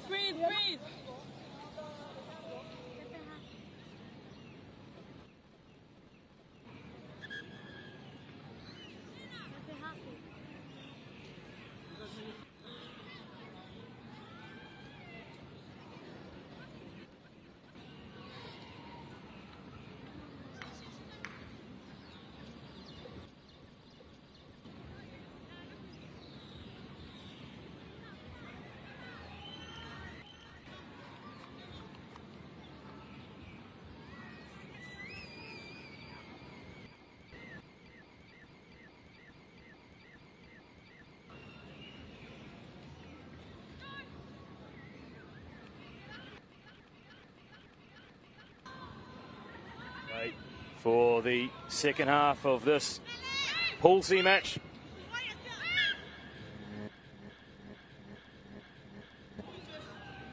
It's Tonga.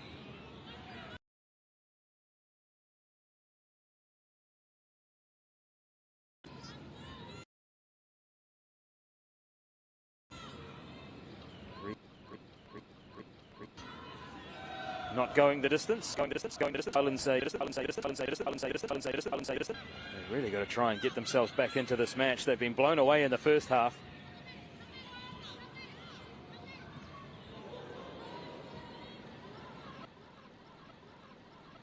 Only red shirts back here. How's the chase for the Cooks? If they get themselves back into the match. Good cover defence. Excellent to recycle the ball. There's a chance on if they can free the hand. Defence from Tonga. And in over the top. If they turn to the top. Wow, that is excellent from Tonga. It was all hands to the pump. A big tackle in centre field. Malupo Courtney. Ball and all. She was straight up on her feet and over the top. Position for Tonga. Now, can they take advantage?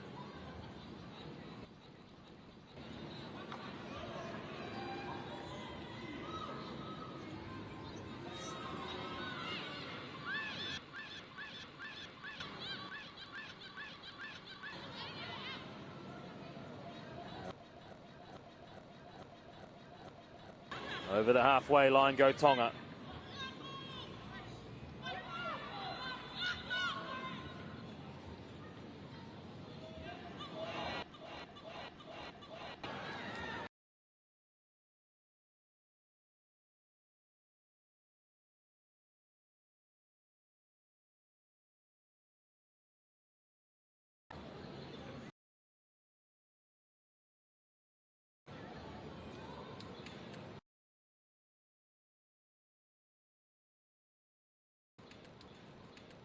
So 4 changes for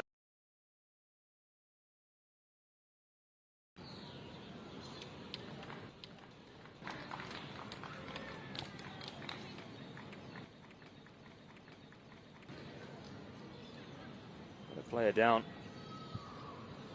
Just next to the referee. Getting a little bit of attention. Take a breath.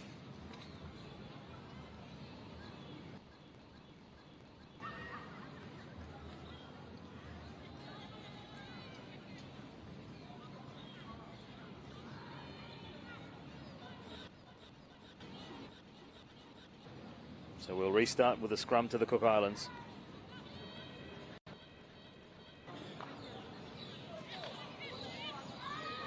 Chip and chase attempted. But, the bounce is favourable to the side in defence.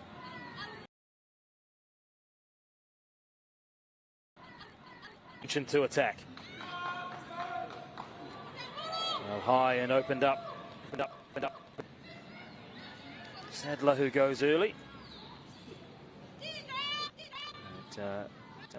Force a turnover. The point that Cook Islands needed to be the first team to score in the second. If they can get something here, might be in for a grandstand finish. And at the moment, it's Tonga who will.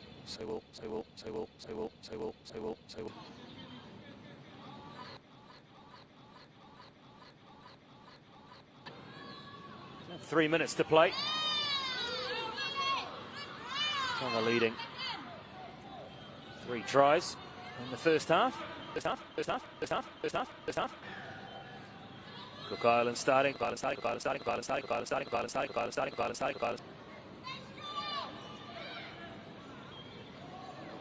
Is at the moment. Oh, good work defensively. And if they can free, and they do, is it soaked up the pressure? Cover defence from Sadler. Desperate. And the ball on the inside. Second try.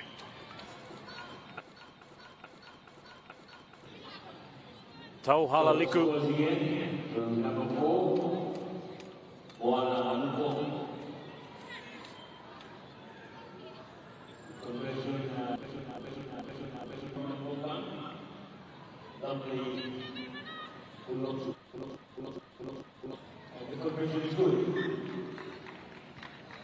Conversion's good. So Tauhala Liku's second try is her last contribution to this match. Tonga to claim the win. They absorbed all the pressure thrown at them by the Cook Islands, and then they fence into attack. Look.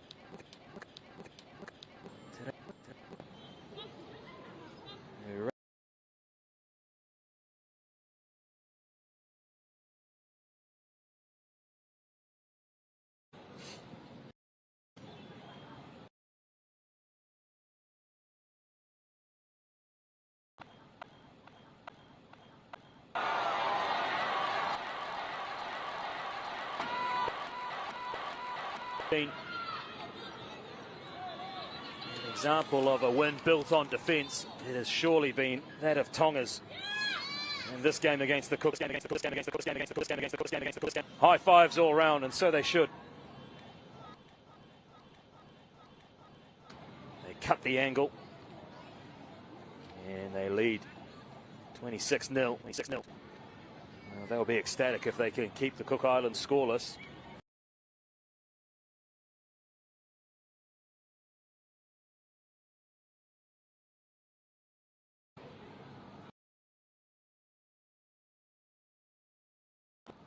The rivals in the women's competition. Don't forget a new name added to the trophy. No Australia. No Australia in Cape Town.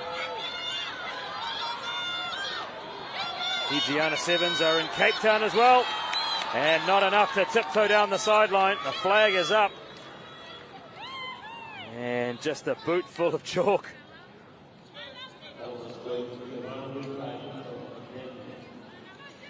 Well, we'll see it on the replay. Did enough.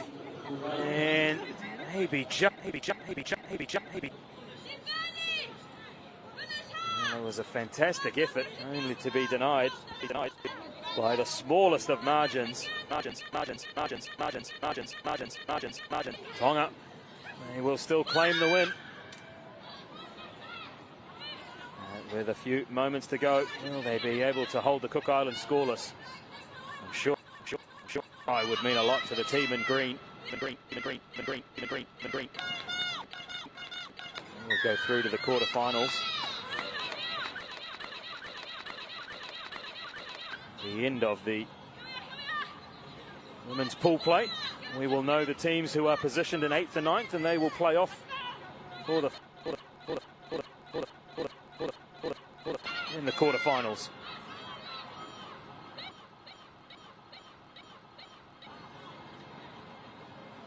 That will fall at the day 1 hurdle. Who will that be? Will that find out?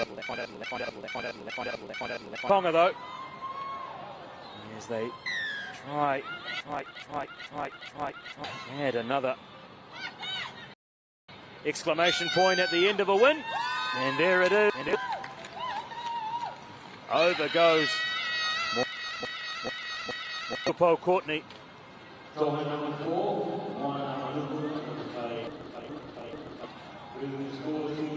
So the captain signed. She was denied earlier.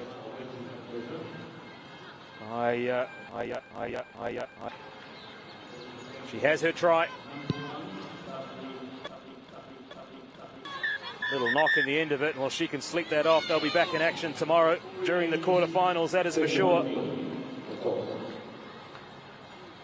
On the end chain. And you can see what it means to the Tongan side. They are ecstatic. They finished Pool C, sitting atop. This one's in the books. Tonga 31, the Cook Islands 0.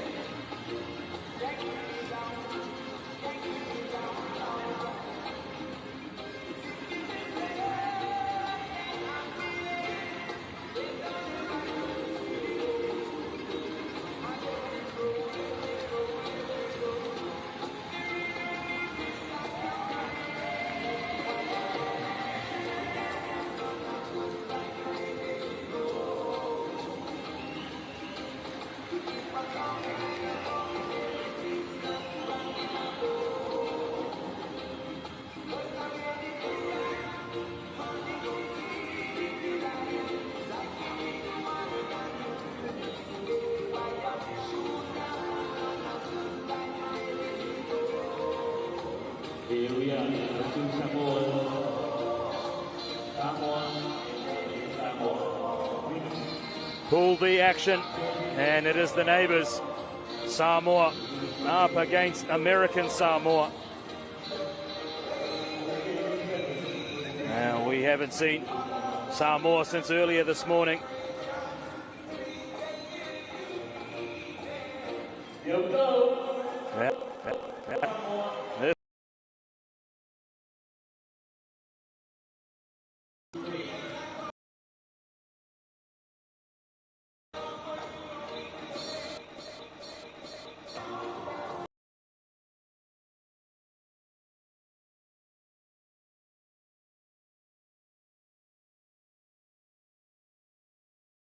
16. Mafuara is our referee.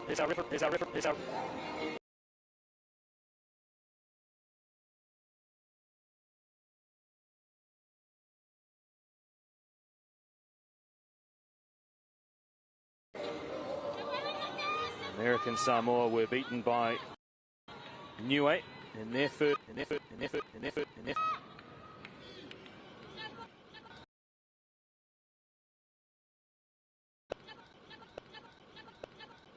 It's underway. Samoa, now they will want to be in the conversation. And the place us off here.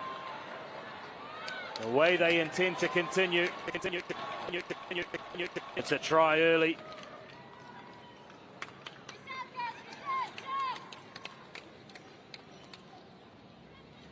So they're off and running.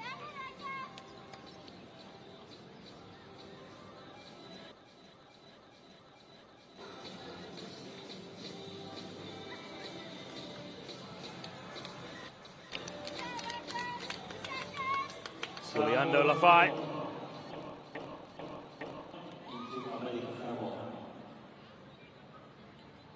So the Samoa Manusina Sevens get underway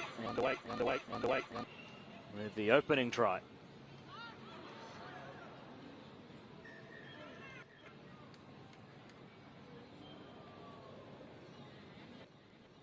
Some discomfort. Concern. Didn't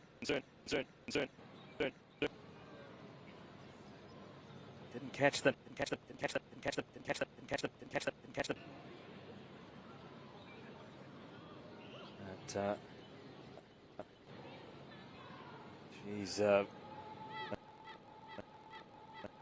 But, you feel for players in this situation.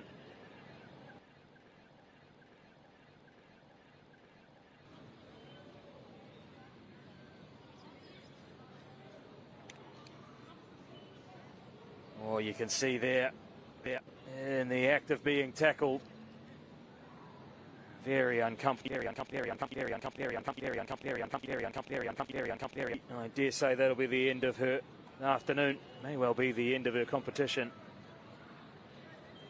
You never want to see injuries like that. Wishing her all. Wishing her.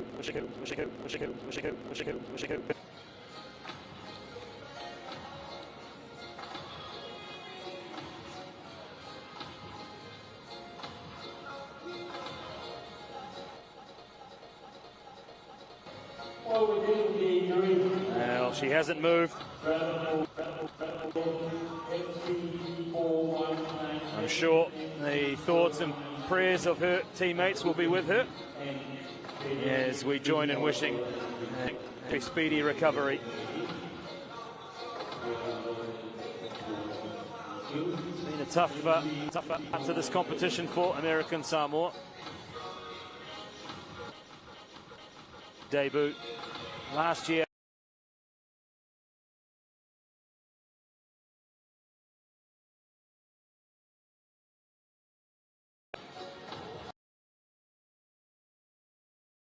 Great to see these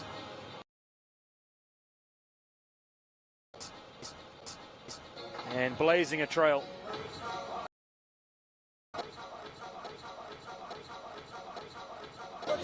A acknowledgement back to maybe even further afield. A lot of American Samoans now call the USA home. Travelled path from Pangopango. Also a talofa to our viewers in Samoa. With both your men's and women's performances so far. And great to see the local fans as well getting in. So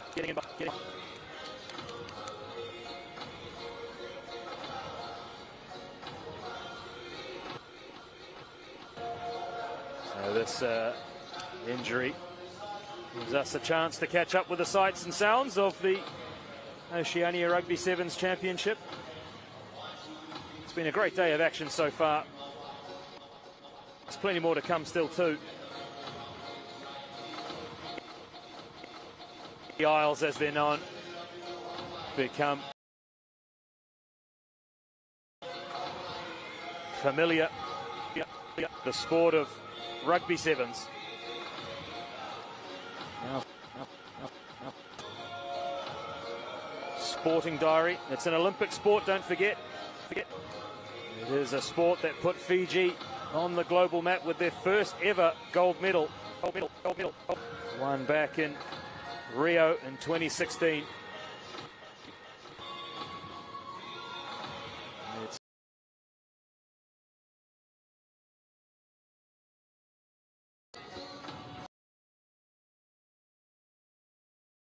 to be very careful, of course, with moving an injured player. Looking like they're trying to cure the knee. And no doubt this will rock the in such discomfort.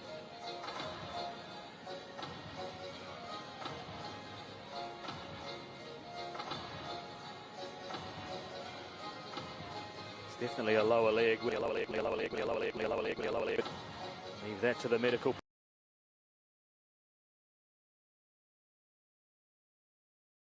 Items of having this competition in the Solomon Islands is training. All of the teams as well. We've put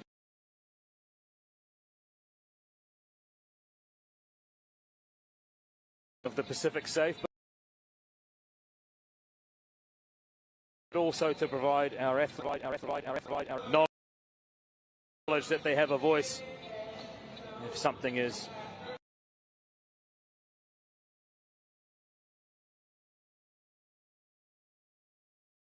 the Manusina Samoan side, and I'm sure this crowd in at the national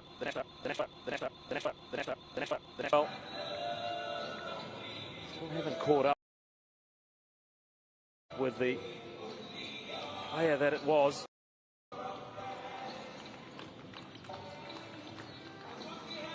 No doubt. A little bit later on. They'll be playing.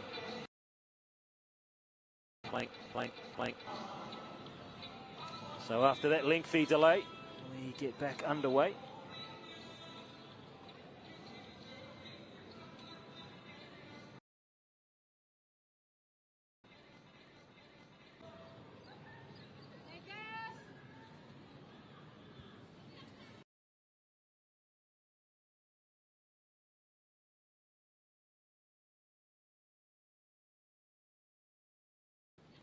Currently leading American Samoa.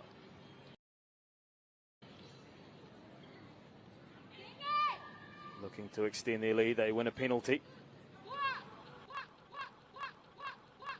Excitement that was building around the National Stadium. And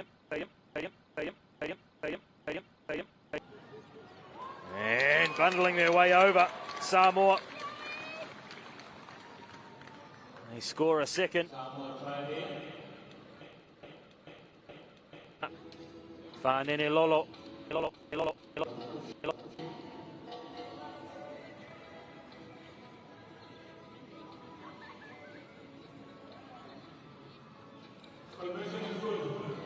Conversion. It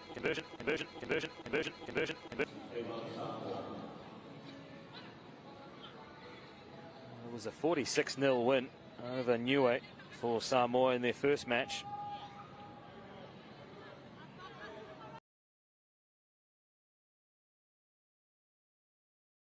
It's one against the American Samoa.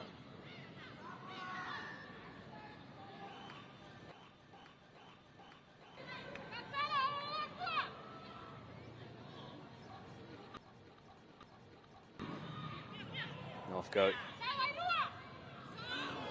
American Samoa into a little bit of open spaces. Looking for support. Lee arrives. Haven't conceded it. Samoa. Still Niue.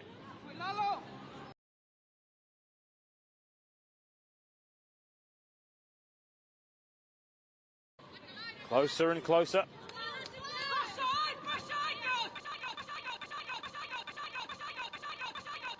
Rugby in American Samoa. Samoa. And they dot down.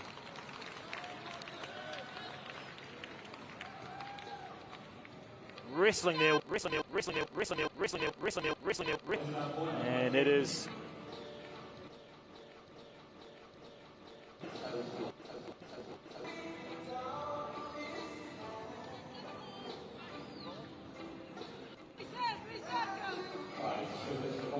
Salford. It's one back for her side.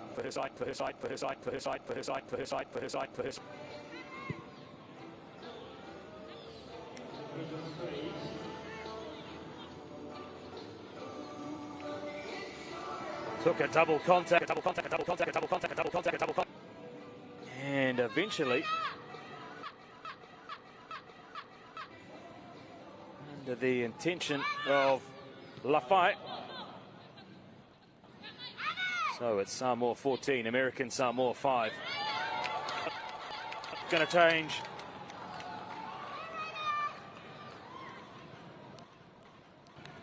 Should say that is going to change. As Raisa Isa Maele Fitai.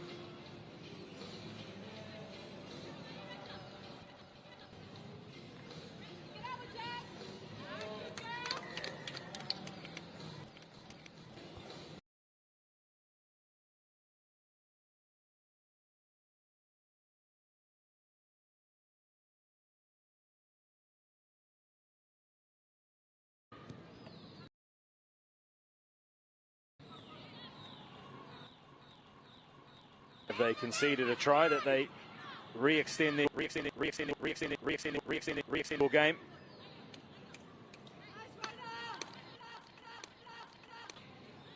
Give Samoa scrum feed inside the 20. Inside the front of the posts as well. They can go left, they could go right. Go right.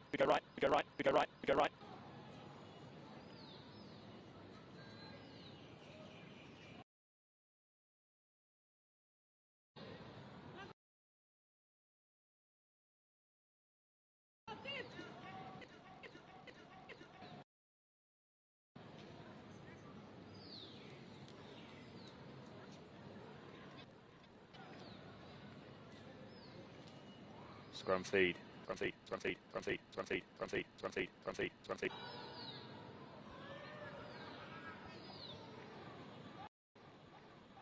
Off they go. And it's going to be Lafayette. The second of the first half.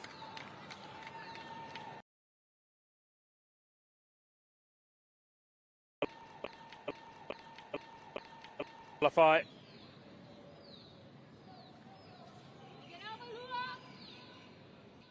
Extending Samoa's lead.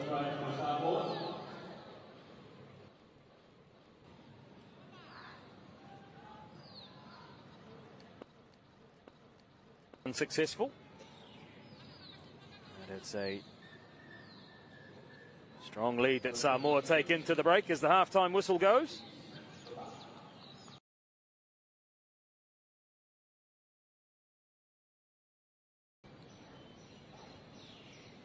I 20, I 20, I 20, I 20, I 20, I 20, I 20, I 20, I 20, I 20, I 20, I 20, I 20.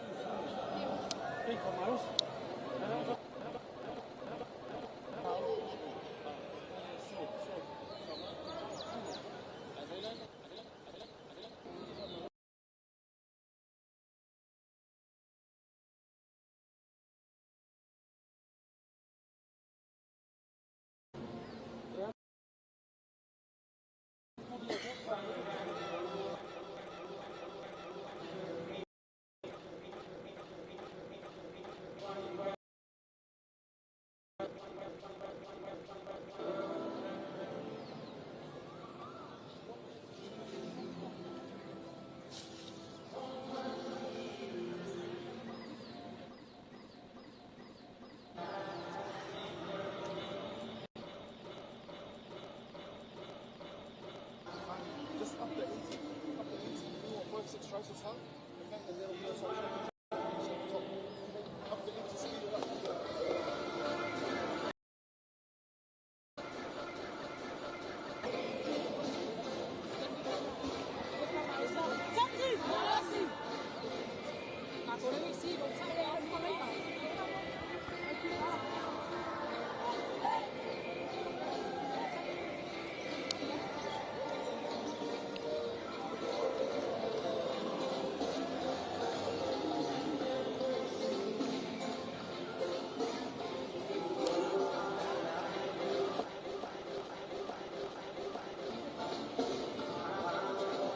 So Samoa will get us back underway. They lead 26-5, their neighbours. Just across the.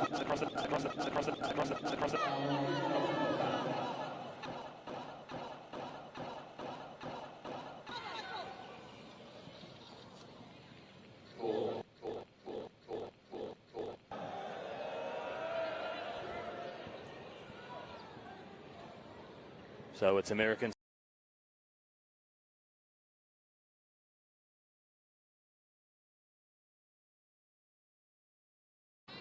Ground announcer here, just slightly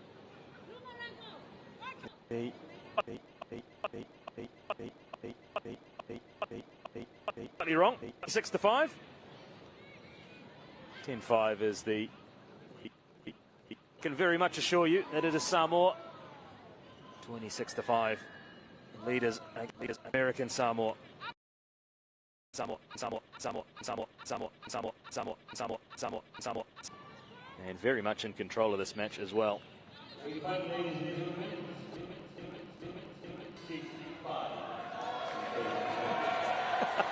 Well, applause is not for me.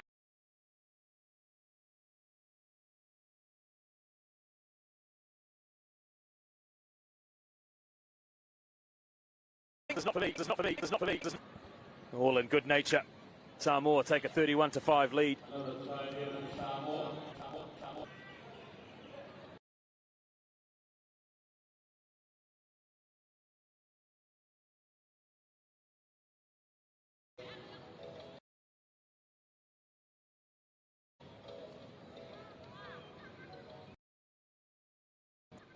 See footwork in a tight space.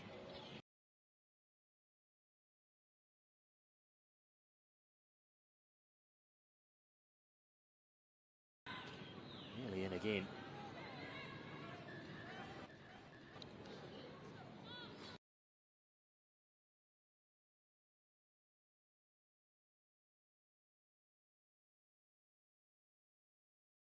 And one for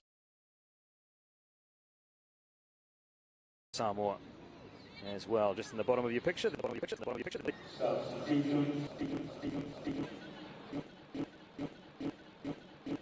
freshening things up.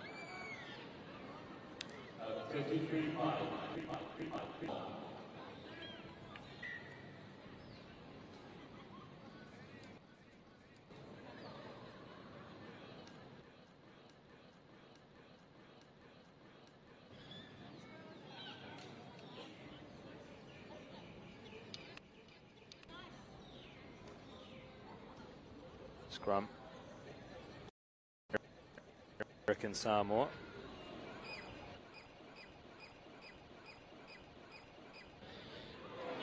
Aggressive defence too. Already a play. American Samoa after a really awkward fall. After a tackle in the first half. I'll bring you an update on that as soon as we can.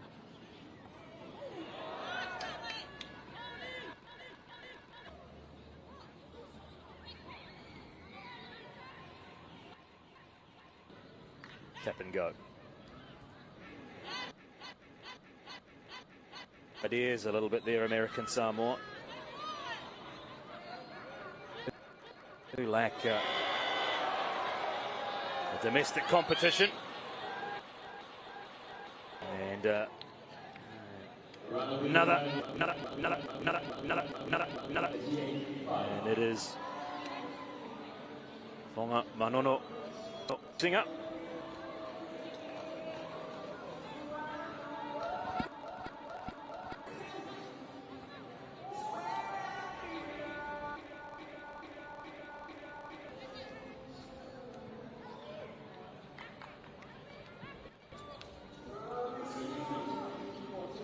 Conversion unsuccessful. Through the defender. Two.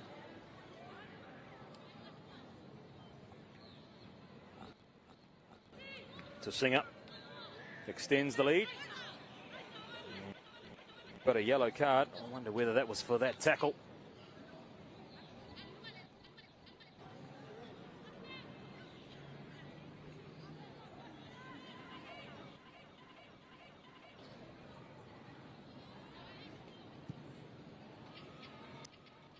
Start.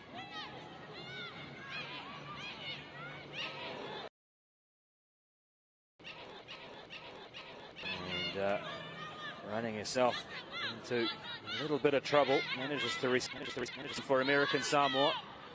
We've got a long way to go here. Long way to go.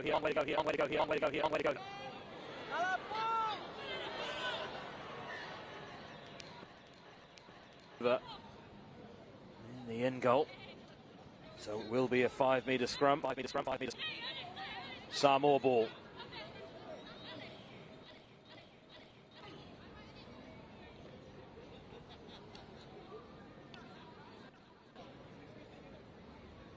Options either side.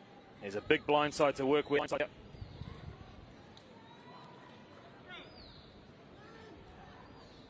Got.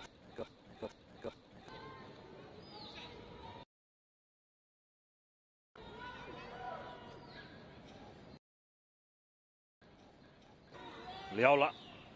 Here is Leola. And over to Drenner. One of the debutantes in this competition.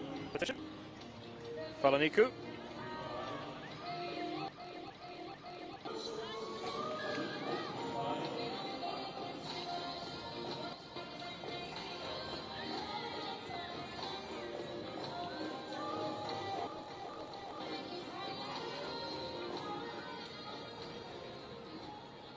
That's true. And freed the hands. And it was a straightforward finish in the end for Falaniku.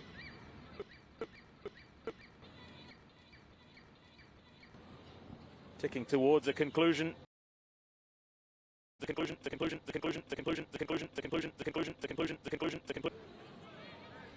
Will be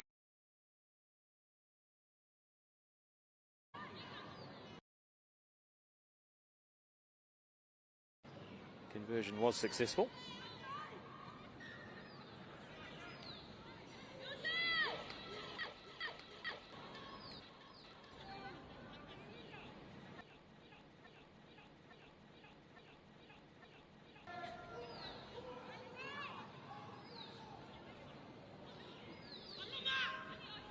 Maybe a chance for one more attacking play. A big gap that followed.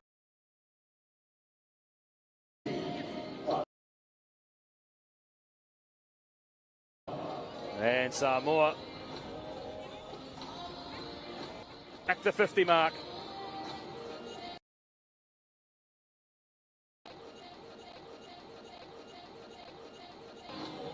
Malaniku with an opportunity to add the extras.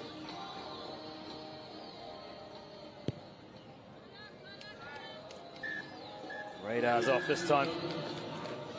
This one's over.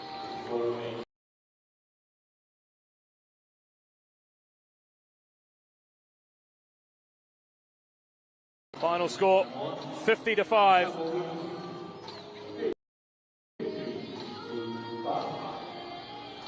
So Samoa take a